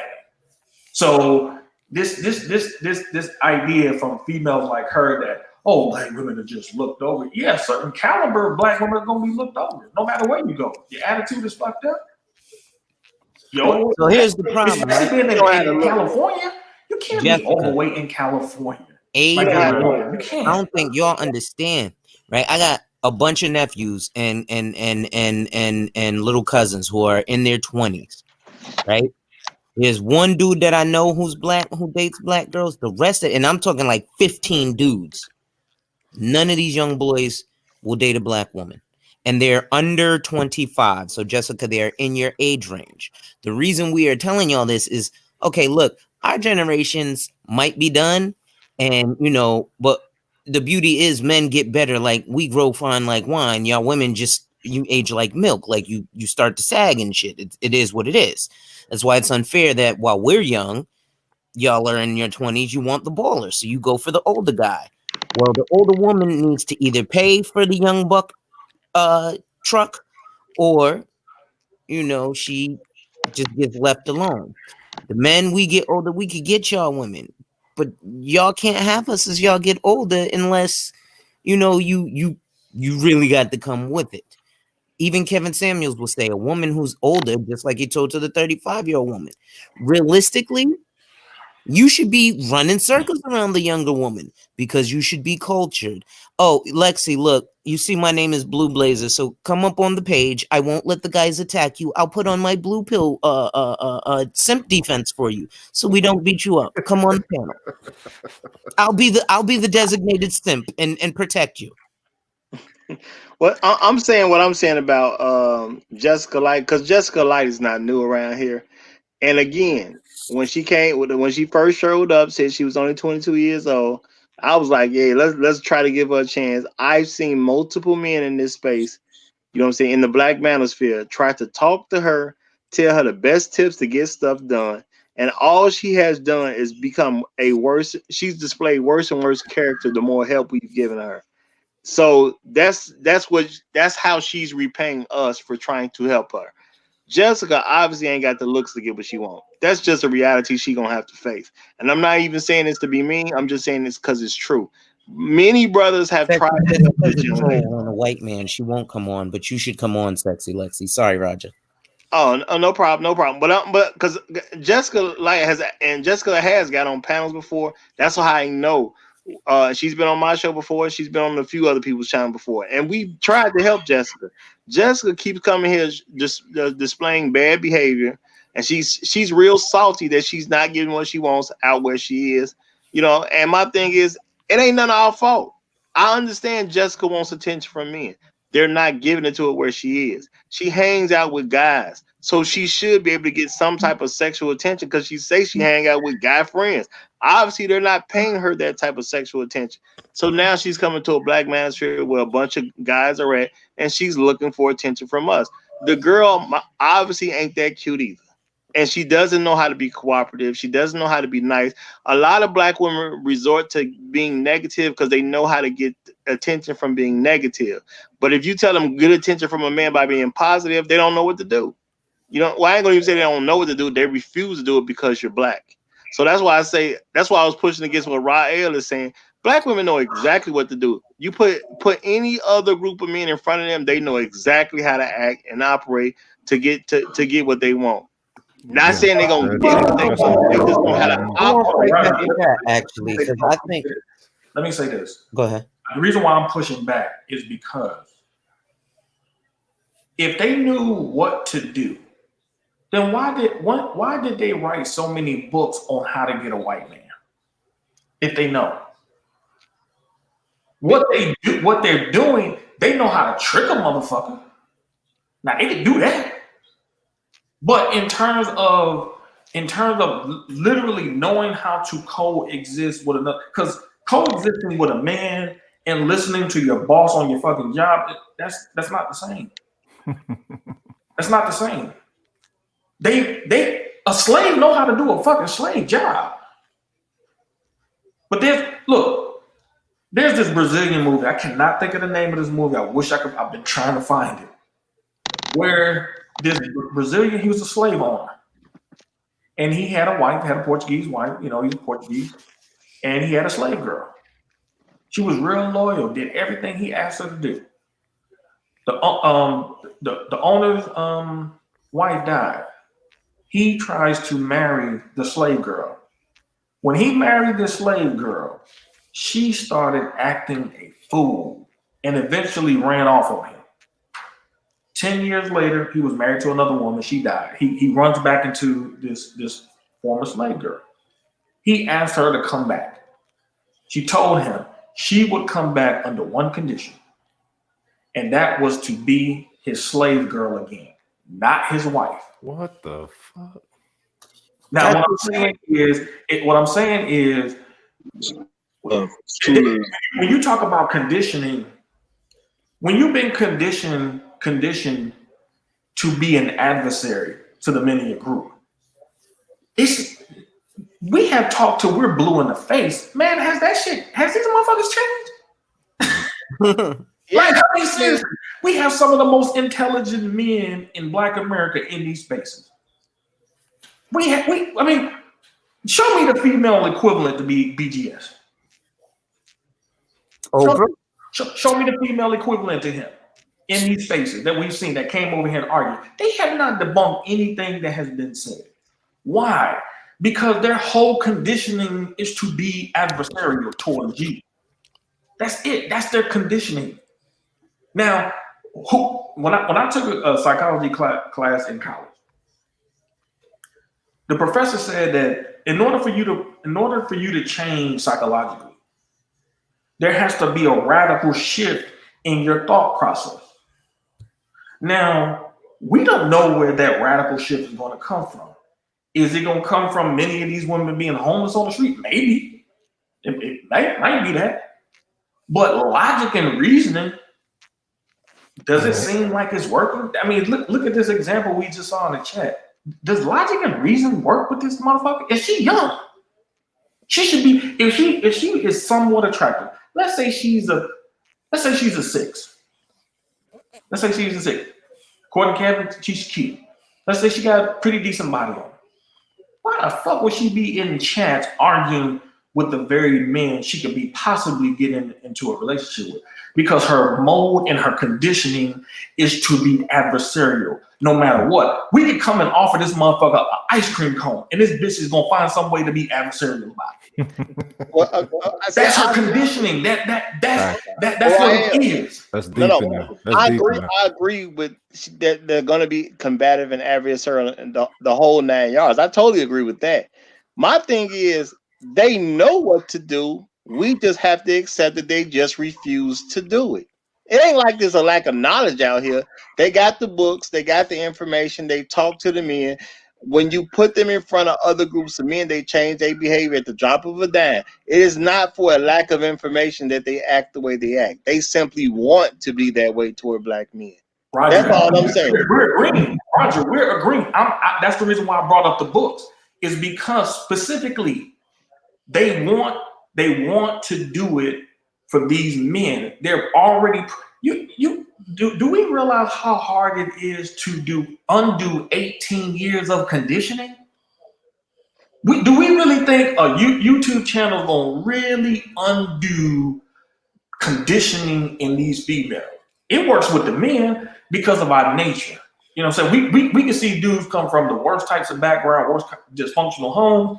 They see a mission and they see something that can lock in on in terms of helping them be productive, and they'll fight through all that shit and say, I'm about to do that shit over there. Because productivity is paramount to them. But cooperation is paramount to women. But when they're taught to not be cooperative to the men in their group for 18 years, man, a YouTube channel, Facebook pages ain't changing that. That's why Kevin keeps telling these females they need therapy. Because what that chick was doing, she's the same type of black female who would get in a relationship with a black man. And this is programming. She would get in a relationship with black men, because I've seen it, I've experienced it. They will expect you to solve their emotional and psychological problems. Of course. They literally, whatever they've internalized, no matter how negative it is, for some reason, they have the expectation of you to solve it for them. No, they don't want you to solve it.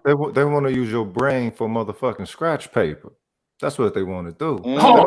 They don't want you to solve shit. They just want you to absorb all that chicken scratch and chicken shit that they try to, that they don't want about it. Let me say this. I had a chick years ago. She was dark skinned, beautiful.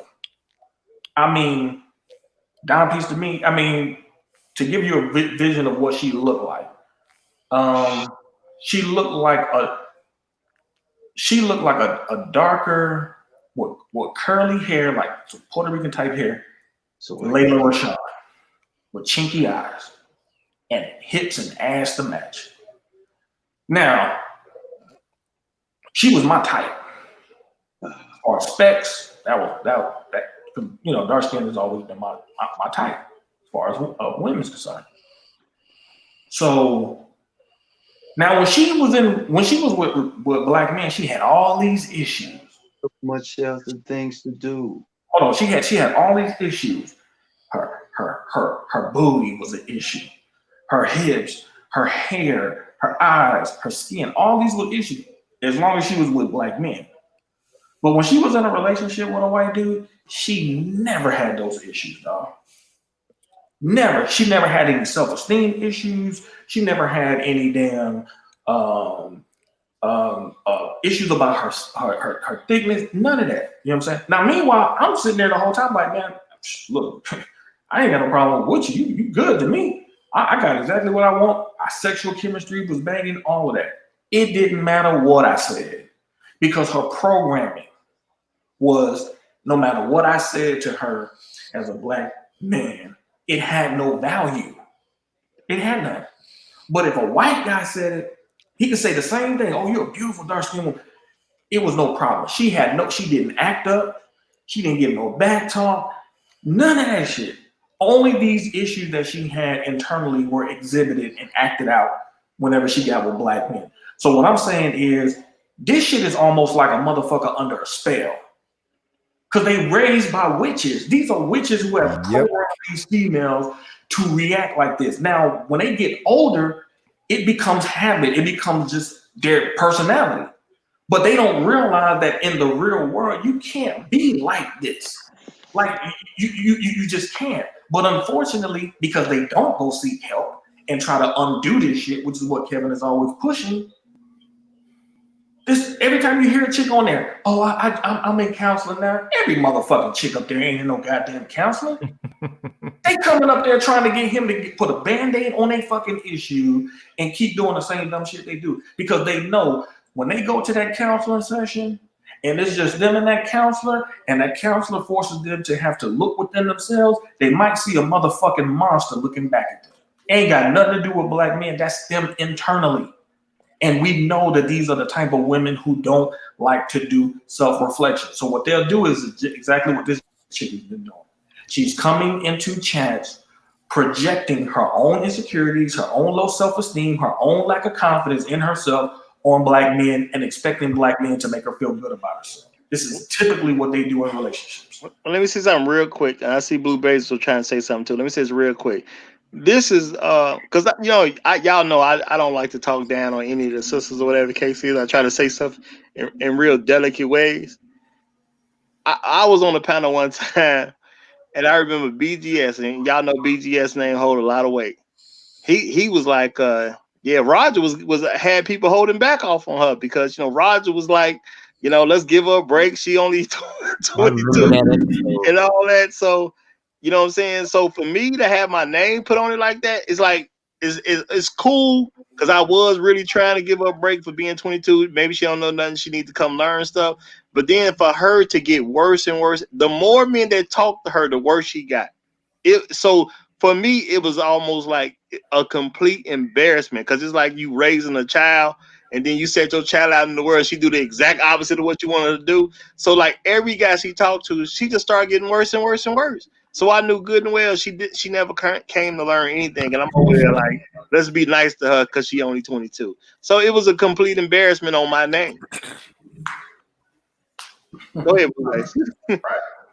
I was just gonna say something that I thought about statistics from both sides. Over the past 60 years in America, we haven't really increased from 12, 13%. We're between 12 and 14%. So personally, I think it's safe to say on either side, even though black men are probably wanted more, that none of these motherfuckers want us. And that that kind of shows with the fact that our population hasn't increased. Even with the drop of black blood bullshit. If our population hasn't increased drastically, more than between 1 and 3% upward or downward over the past, 50, 60 years, it's safe to say that don't nobody want it. They'll fuck us real quick for some exotic shit, but they ain't really trying to be with us. Black women swirl more than black men. Actually, black women are sexualized by other men more than black men. But when it comes time to actually be in what women want, which is a relationship and a marriage, which is why Kevin Samuels goes by results. And all these women keep saying, well, I could get a high value man. I got options.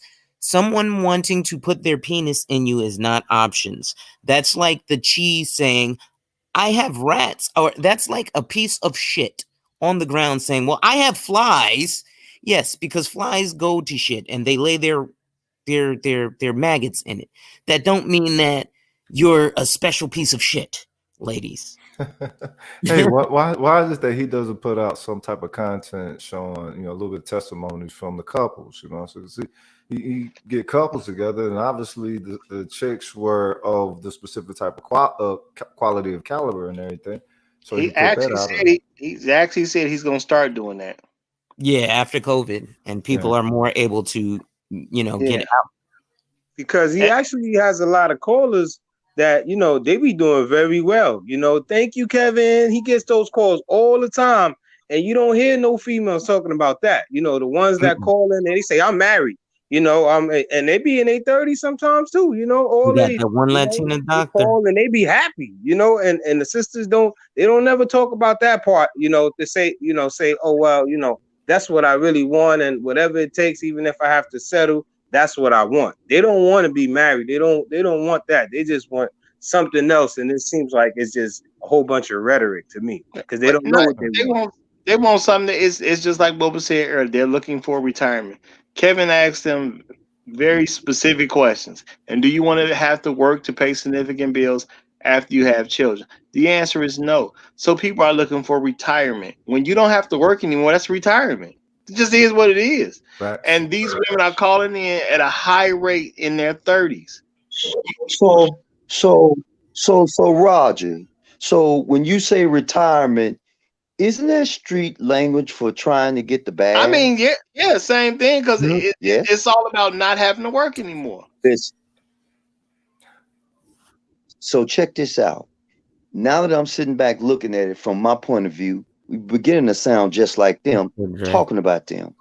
God damn it, we should be talking about finances. If them motherfuckers want to drown, let them drown. That's what they want because they fucking looking for attention. High value man, we've been fucking struggling for the last 20 years under all this bullshit. And now we want to talk about them? Fuck them. When we wanted to talk about this, when y'all were kids, they didn't want to listen. It's called welfare. God damn it. It means farewell. You cannot defeat the fucking system unless you take care of oneself.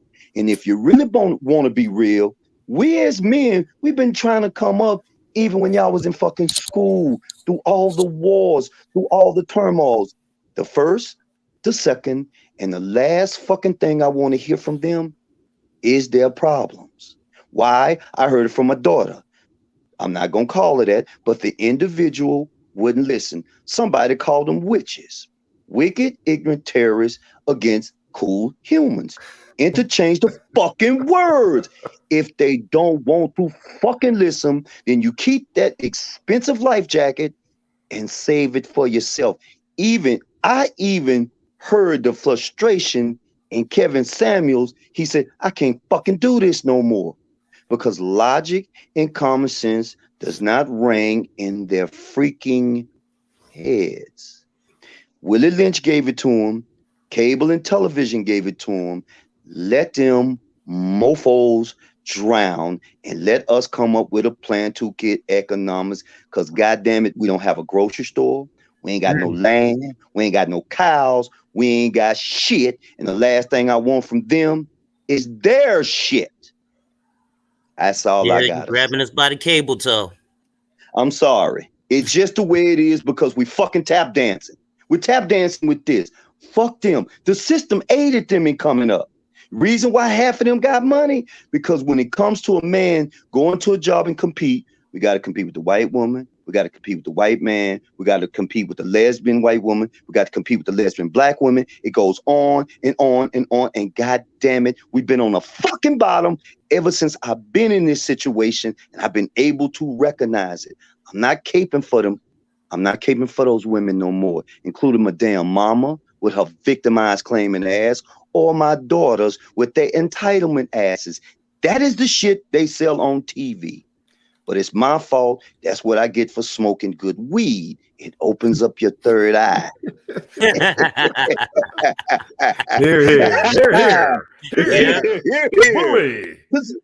is crazy. This is crazy. That woman was not that good looking, but that's okay. But she had a 13-year-old son, and she said, I deserve a. Oh my God! And if the man who gets, she could definitely suck the chrome off of Chevy though. How big that forehead was, you know, she'd be putting in work. That's called brain power. But check out the trap.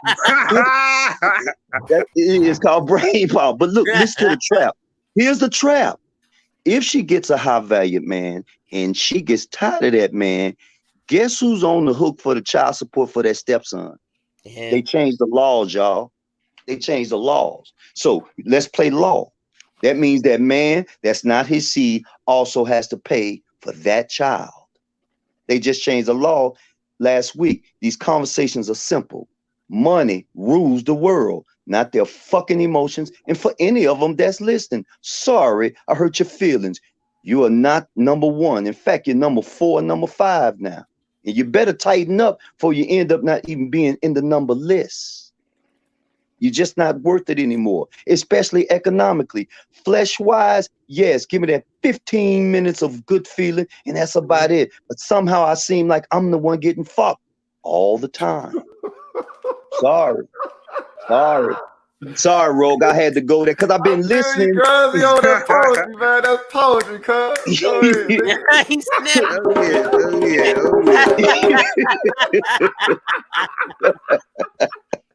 I'm sorry, but it's so frustrating when I'm seeing the same thing that we're talking about in the 80s. Okay, the 90s. Okay, now the 21st. May I say something, Jared, please? Go right ahead. To the ladies that's listening. Oh my God. Okay. No, they need to know this. See, Gerald is an older man. 60 years old, I believe. 60, Yes. 61. Gerald tired, y'all. He don't want to deal with y'all no more. Triple OG. You know what I'm saying? The system has not been his friend. Nope. And the fact that y'all continue to fight against other black men, you're gonna push us. You're gonna basically just keep pushing us to end up like Gerald, where we're just absolutely tired of y'all. Is that really what y'all want? Shit, I was tired of my 20s. And actually, I'm trying to come in. I'm trying to come in and save y'all brothers. Because if time has it, I may hit the grave before y'all. And the sad thing is, because of some of you females, some of these brothers have died because of your fucking ignorance. You lucky there's law. You lucky there's law because I fucking know who to hunt. I fucking know who to hunt. It ain't a deer. It's you motherfuckers that transfer the wealth for even the fact I said it on this fucking show before. You have taken away the right for me to protect the family, for me to protect you, you imbeciles. I don't give a shit if you're pale or if you're melanated, you got boobs, you got a booty. You're still an idiot. And you're led to the slaughter by the devil. And the devil is just a force of thought. That is it. You say you believe in Jesus, but Jesus was a rebel fighter. And his wife Mary didn't turn his back on. But that's too much for y'all right now. So I'm going to leave you in kindergarten. Stop acting like a fool. Stop. Transfer of wealth too. Yes, stop acting like an idiot. I think I heard Raw L was somebody was talking about this girl and describing her specs and all of that. I don't care. Once your eyes get red and tight, you can see through the fake up, the makeup, and you can go straight to their bullshit. It's like, wow, you even gave the last man hell, didn't you? You could just hear the stories. Yep. You can hear the stories. Yep. And I've been listening. I ain't got on the show because I was tap dancing, swinging at the air because I'm really getting mad at y'all. Like, fuck, man. We can't talk about this no more. I've seen this too many eras in my lifetime. This fucking time clock is getting tired. I'm trying to get paid before I hit that fucking grave. And I'm trying to enjoy life. So when I smile, I can smile. I can die with a smile on my face. You understand me? You heard me? There was only one good woman in my fucking life, and it was my grandmother. I say it again. My mother, full of it. My father's mother, full of it. That was my other grandmother. My daughters, full of it. Both of them. My sister, she didn't fall too far from the tree of my own fucking mother. My mother was such an asshole. Educated asshole, by the way, AKA. She put her own mother in the nursing home. You know who was there every weekend until she died? You're fucking talking to him. Her ass got the estate, ran her fucking ass off, and got ghosts. And when I pulled her up on these lies that she put on my father, now she playing victim. I'm just glad the man didn't go down to jail for a liable charge. So we can't keep talking about their ranking because their ranking, they're no good. They're not the Coretta Scott Kings. They not none of them, y'all. Nope. Y'all lucky. You brothers are lucky to be in this situation. So stop picking up the Smokey Robinson mic and singing for their ass. Get that goddamn cheddar, that cheese, that dough, and go around the fucking world and enjoy the world like young brothers, entrepreneurs supposed to. You goddamn right, y'all kings. So I'm giving you your kingdom. Go get it. Let them die. I don't give a shit of the color. They will take you through the shit. They're going to take you through the shit. How you think about the man in Oklahoma who was a billionaire and he gave his fucking wife a check that was short than $1 billion, and he was a billionaire, $100 short, and they still went after him. Like, you got to be kidding me. And she cashed the check. She cashed the check, and I still want more. Are you serious? Dr. Dre's wife should find a hole and hide herself because she's now picking up the victim card. This is what they mean to you to bring you down because this is what they've been educated on by soap operas, television, everything. Roger, you right. I'm not blind like my grandmother. I seen the shit. I seen shit, dude. Friends who are dead behind these bitches. Dead, bro. Yep. Can't do it. And notice, Can't do it, man. daughter didn't. I don't see her defending him. So BGS be saying the same thing though. It seemed like that to me. Yeah. You know, BG, I like BGS. He throws down, and BGS is what you would call a hangman. BGS gives them enough rope to hang themselves. He kind of says it all the time. Yeah. But also BGS a little bit younger than me. Roger said it best. I spent 15 years getting this child support off my back. Let me give y'all something, man. These motherfuckers ain't gave me my paperwork to work yet. I've been out of work since 2018, October 26, 2018. I'm fucking getting tired of Canada. Everywhere I fucking turn, I got to deal with a rash. Better word is itch. You know what I really want to say, but I'm not going to say it. Every fucking word. I got this fucking pale-faced bitch ass DA who said something to a lawyer saying his case is special. Why the fuck my case is special? Just because I told the child support people in California it was mail fraud? See, my fault for opening up my mouth. I'm what you would call one of them smart niggas, even though I'm not smart. I'm not smart. I'm just a brother who enjoys reading. That's all. That's all. So I'm giving you my pain, and I'm giving you that red pill. Go get the money. Just enjoy life. It would be good. I'm telling you, I got 2 daughters. Both, like, look, one daughter claims she went to LSU. Yo, the girl dropped out in high school, man. Are you listening to me? The girl is not so smart. She can't put the L in SU. Let's not go there. Do you understand me? And I'm the one that wanted her to be better than me. I would say use me as a diving board. And I'm going to say it. She went straight nigga mode and told me, well, maybe all education ain't good. So wait a minute, you telling me that you don't want to come stay with me free for 1 year, save all your money. All the fuck you got to do is buy your personal items, nigga. And your rent is free, and let me educate you about money, because most of the wealthy people on this fucking plane do not have an education, not even a high school education. Great. She didn't fucking listen. So I'm telling you, I can't see her, because if I see her, I'm going to do the David Chappelle. And I know I'm going to catch a case. I know. She say, hey, Dad, I might punch that motherfucker. Because it extorted my money. It extorted the money that I'm supposed to die and just leave to her. So you can do something. Let me get you with your daughter so y'all can build 2 sisters real estate company or something, niggas. You got to leave something for your sons, for your offsprings. But they played us with this religion shit. Remember, y'all, the first man they didn't need was us, and the second man they needed was Jesus. TD Jakes pumped that shit, punk ass. Don't forget the tools that they use. So I'm telling y'all can't keep talking about them. Bury them. All right, you can snore or you won't. Get that shovel and bury them. It's war, man. That's it. It is war. That is it. You cannot. Look. There are different types of war. There's physical war. There's cultural war. There's spiritual war. Man, this is a spiritual and cultural war, man. Like, and we are not going to defeat this with sound arguments. Logic and reasoning to a person that's irrational sounds like disrespect to them.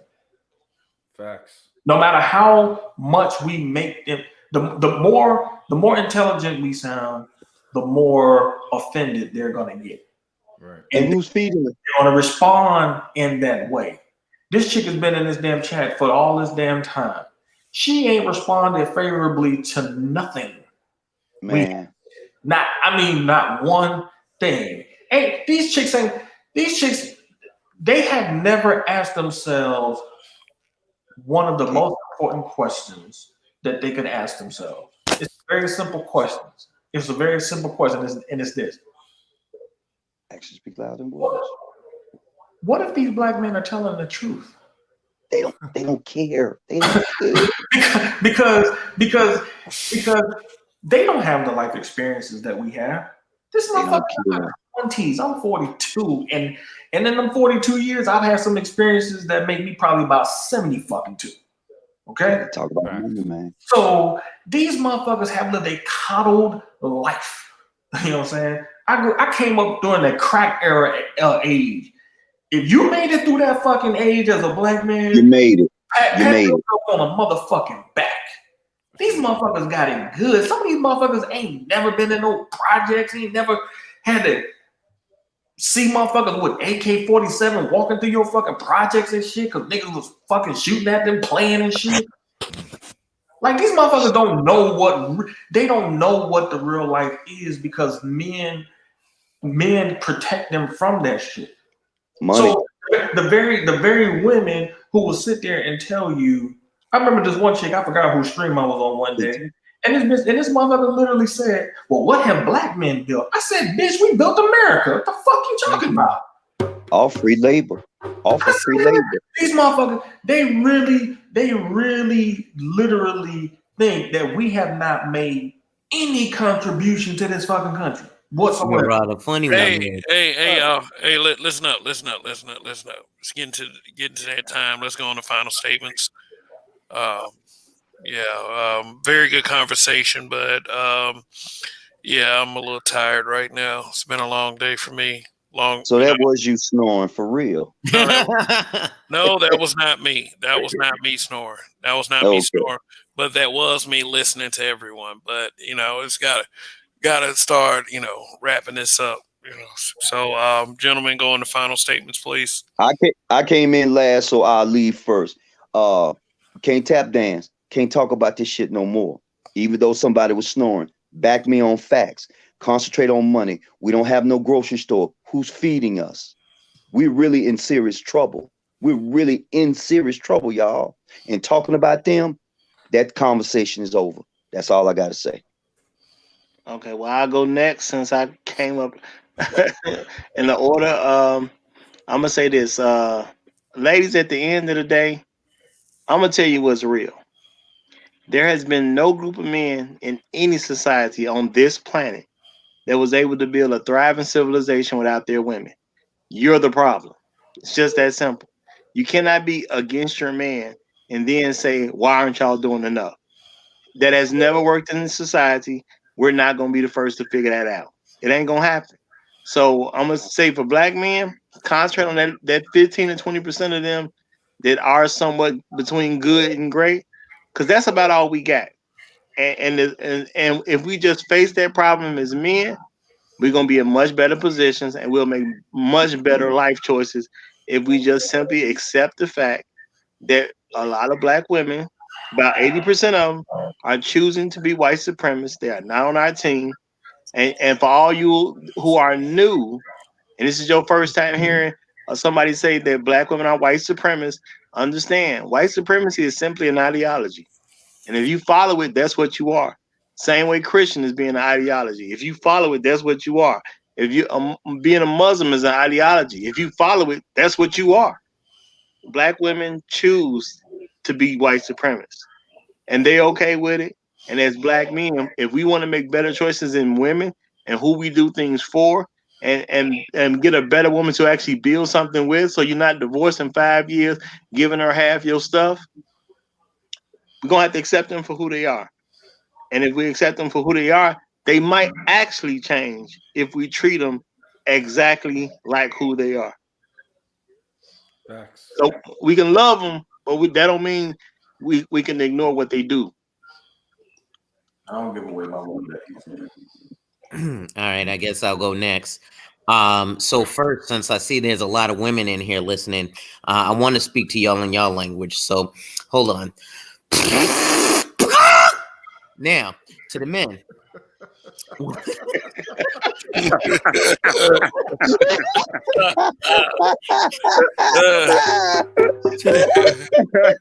To the men. I wanna agree with what Gerald said. A lot of this stuff, my wife just came over here looking like, what the fuck? Go back in the room, baby. Yes, I did just say at 3 o'clock in the morning, or whatever time, at 2 o'clock. All right, go back to bed. So listen, I just woke up my wife with that shit. But then, um, we have to damn, I done forgot what I was gonna say. We got to get back to building, like Gerald said, man. You know what? I originally came here on the Roger Report talking some. It was a lot of feminist blue pill shit. I ain't gonna lie. I was on my simp shit. But coming into my masculinity, especially being a place like here, I do still agree with my original point, and it's not about the fact that we're talking about women, but let's not focus on them. Let's focus on building us up. And I want to appreciate the manosphere because the reason, Gerald, that they talk to the women is that there's enough men out here who there's 89% of the men who ain't getting with the program. So they still loving Pookie and Ray Ray. I was saying crush Pookie and Ray Ray. What people like Kevin and Roger Report and us here in the manosphere speaking about the women is because our options are, like the women say, we'll go out there and speak to the men. Our options would then be to murder most of the other men who look like us, because most of these motherfuckers is soft as hell, and if you speak to them logically, they want to punch you. And then, so what we doing is we upgrading the women so that those weak men don't want to be thugs no more. They want to be upstanding gentlemen because the women will now freeze the pussy out on them. So do us a favor. If a nigga says he got a SoundCloud or it's a rap career, that's not the guy that you want to struggle love with. Struggle love with the guy who's in school who looks like a nerd. I promise you, 20 years later, he'll turn into something like me, where you used to call him an egghead and now you want to suck my dick when you see me. Peace. Well put. All right, shit. All I'm right. gonna leave off on this one. Hey ladies, your fun to the rest of the world. Listen closely. Your fun to the rest of the world resonates as whore. Okay, so you really want to, have some high integrity with what you select to do is fun and how you wish to present yourself to the world, because to you it may be fun, but to the world, it's whore. So, hey, you know what I'm saying? You keep that shit in check. Yeah, all right. Long live the habitual line steppers. Congratulations to you, Raj. You know what I mean? Peace, y'all. All right. Long live, Gerald. All right, I'll get in there. Rogue is my bad.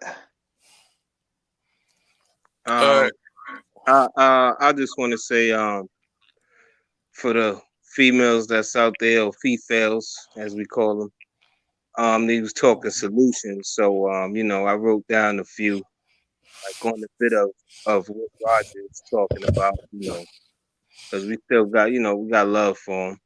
So I want to touch on that note. If it's some solutions that y'all really serious about, Kevin already be mentioning a lot of them, but I just wrote down, a few real quick. I'll say diet is one of them, and it's not in no order. Two, I say you gotta be discipline your kids. 3 would be I need to stop being so combative and with this attitude. I gotta start looking into I'll say 4 would be as Roger stated too earlier, stop having these children out of wedlock, because that's a huge issue as far as the culture and the Black community. So those are things that y'all gonna have to start looking into if y'all serious about even being with the Black man or just trying to find a high value man. You gotta look at those things. And 5, if you're just looking for a man or a high value man in general, y'all gonna be having happen to be willing to submit. You're gonna have to look into that word submission and be comfortable with that. But for the fellas, I agree with Gerald.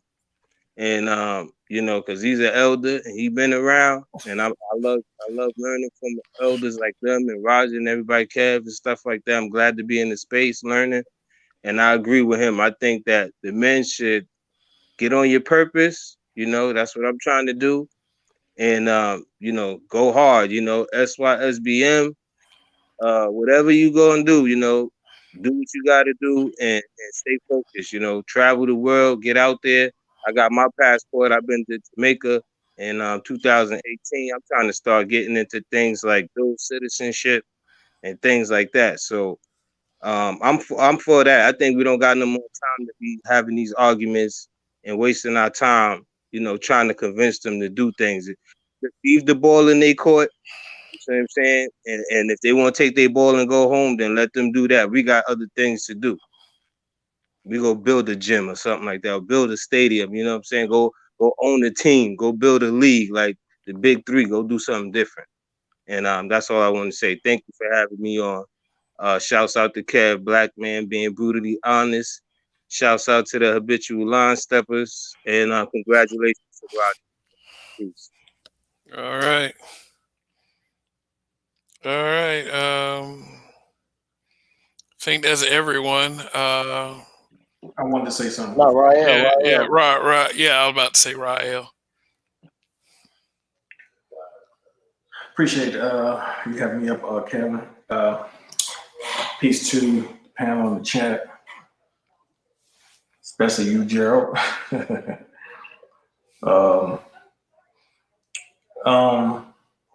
This is war. Make no mistake about it. But let me tell y'all something. When your enemy has to enlist the women that are supposed to be on your side to help him beat you, man, this shows you how powerful you really are.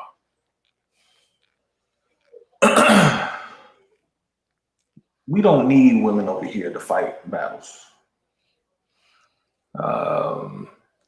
What we need is women who make our lives easier as we go out there and wage those battles. It's two different things. I was talking to this chick, man, that's in Africa. She said, mind you, she's 27, still a virgin. And when I asked her about it, why did she keep her virginity? She said, my mother told me that a woman's virginity, she's supposed to keep her virginity for her husband.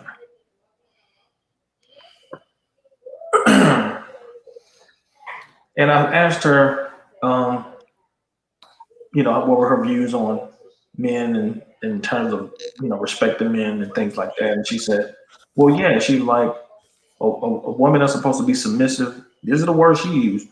They're supposed to be submissive and obedient to their men, to their husband. And as we were talking, this was another conversation we were actually texting. She was talking about how women are supposed to greet their men. She was like, well, yeah, we get on our knees when you come home. So I'm just thinking like, okay, she ain't really being serious. I was like, well, what are you talking about? Send me a video of what you're talking about. So she sent me a video of her on her knees clapping. And I was like, is this real? She was like, yeah. From Zimbabwe.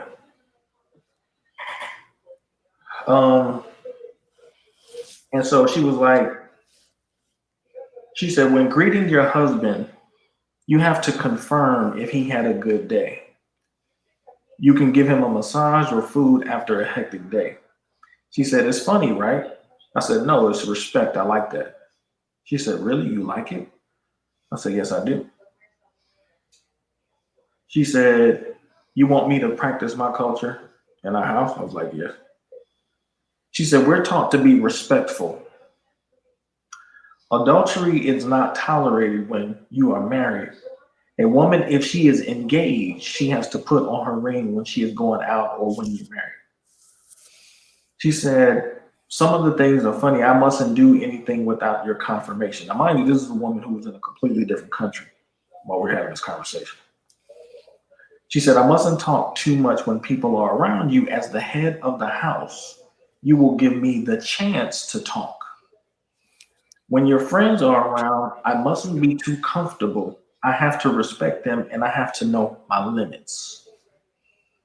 When we have arguments, our kids mustn't know about it like we have to solve our problems privately. This is the conversation of a woman who has been conditioned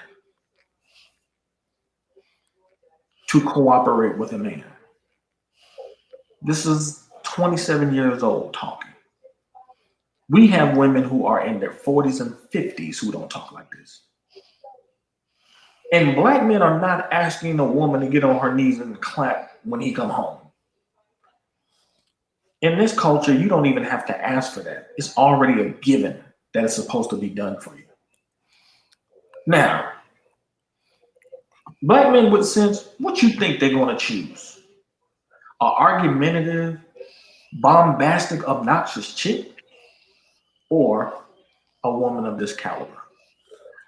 I quoted these things to let men know that this stuff do exist, and this is a more so a cultural, spiritual type of war.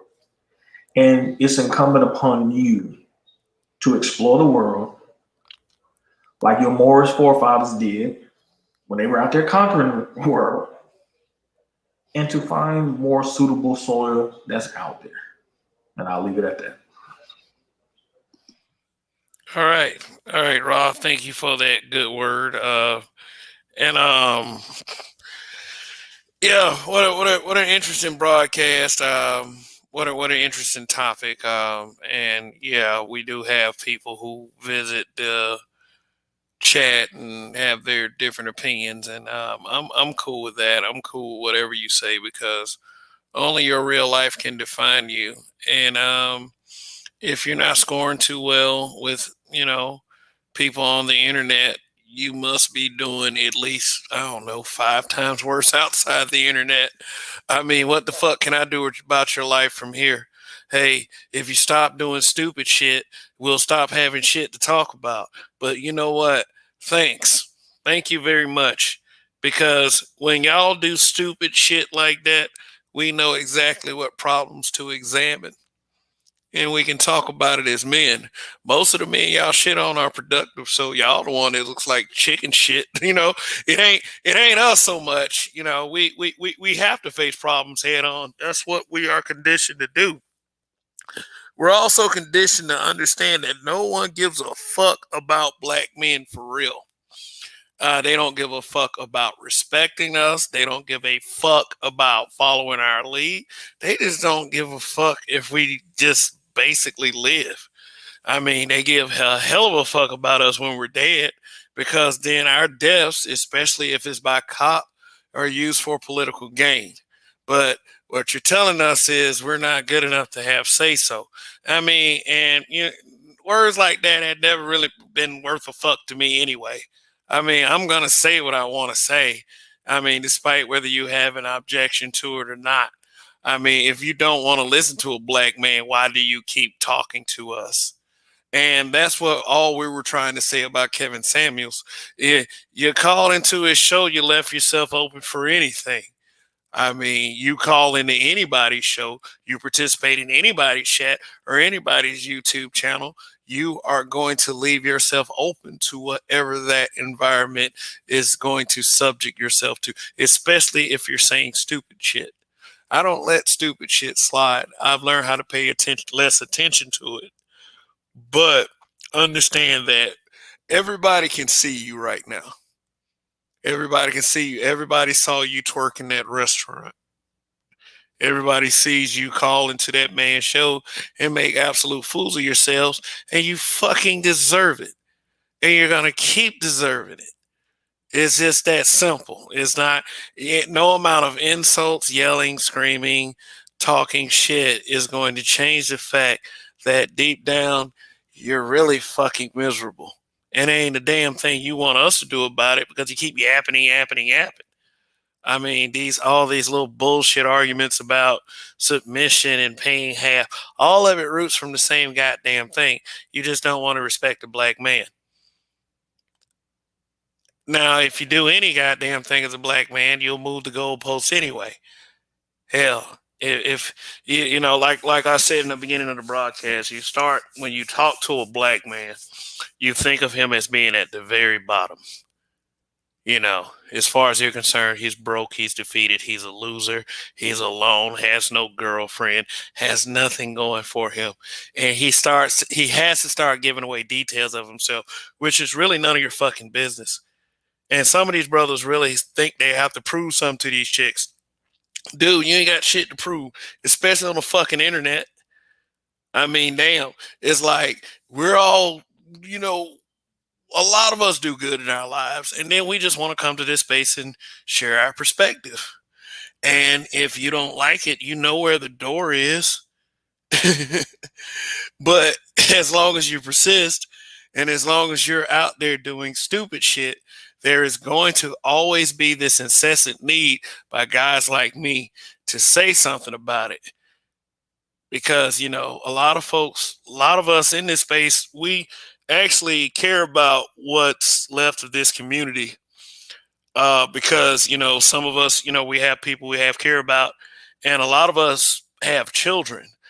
Not to say that one is more important than the other, but if your goal for communicating with us so harshly is unity, or if you say it's unity, then you're lying. The ultimate solution to all of this is just take accountability as an adult and just do right. Just do right, because every time you fuck up, that shit becomes hella entertaining.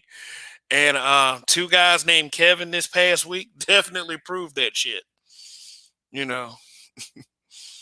And there's a third guy named Kev that was here to talk about it. So I enjoyed y'all this weekend, and no doubt, you know, come back next weekend and we'll have some interesting stuff to talk to. In the meantime, you got Roger Monday through Friday mornings. Yep, he just once again, congratulations for making it above 1K. Check out the other habitual Alliance Tippers channels. Donnie at You Ain't Shit for watching, and Sister George, she's a habitual Alliance Tipper member, but she partners up with Concrete Rose, and they are the breakdown woman's perspective. And we also have our tech guy, Darth Skater 7.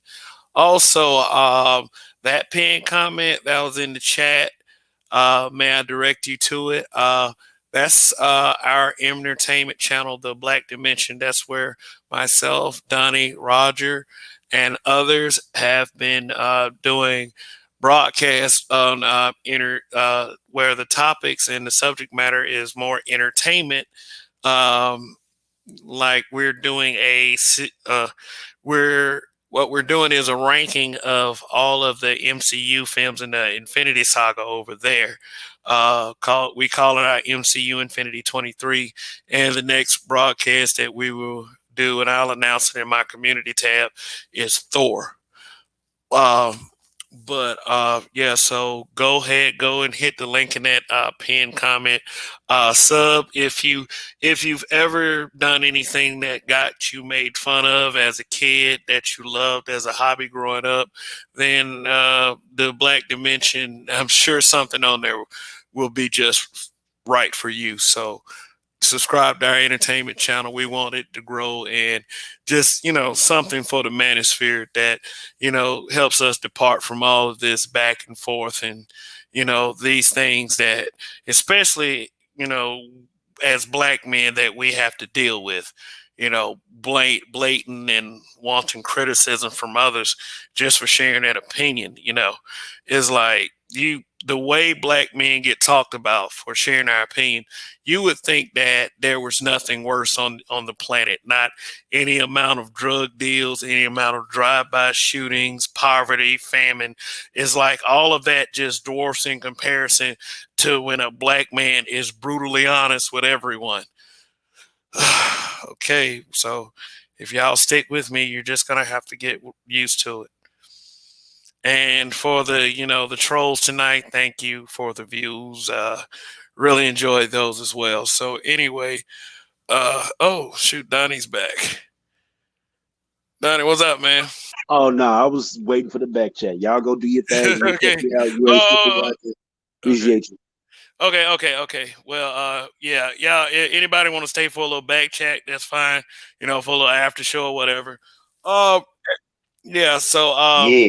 everything's real good tonight, man. Really appreciate another broadcast, another any given Sunday. That's what we call it on Sundays here on this channel on BMBBH. Look like we got habitual Sundays in the swing too. You can check out the Sister George on the breakdown, the Roger Report, then myself. Sounds like a winning combination to me. So anyway, that's it for now. And to Kevin Samuels, good luck to brothers like him. Keep shooting for the moon.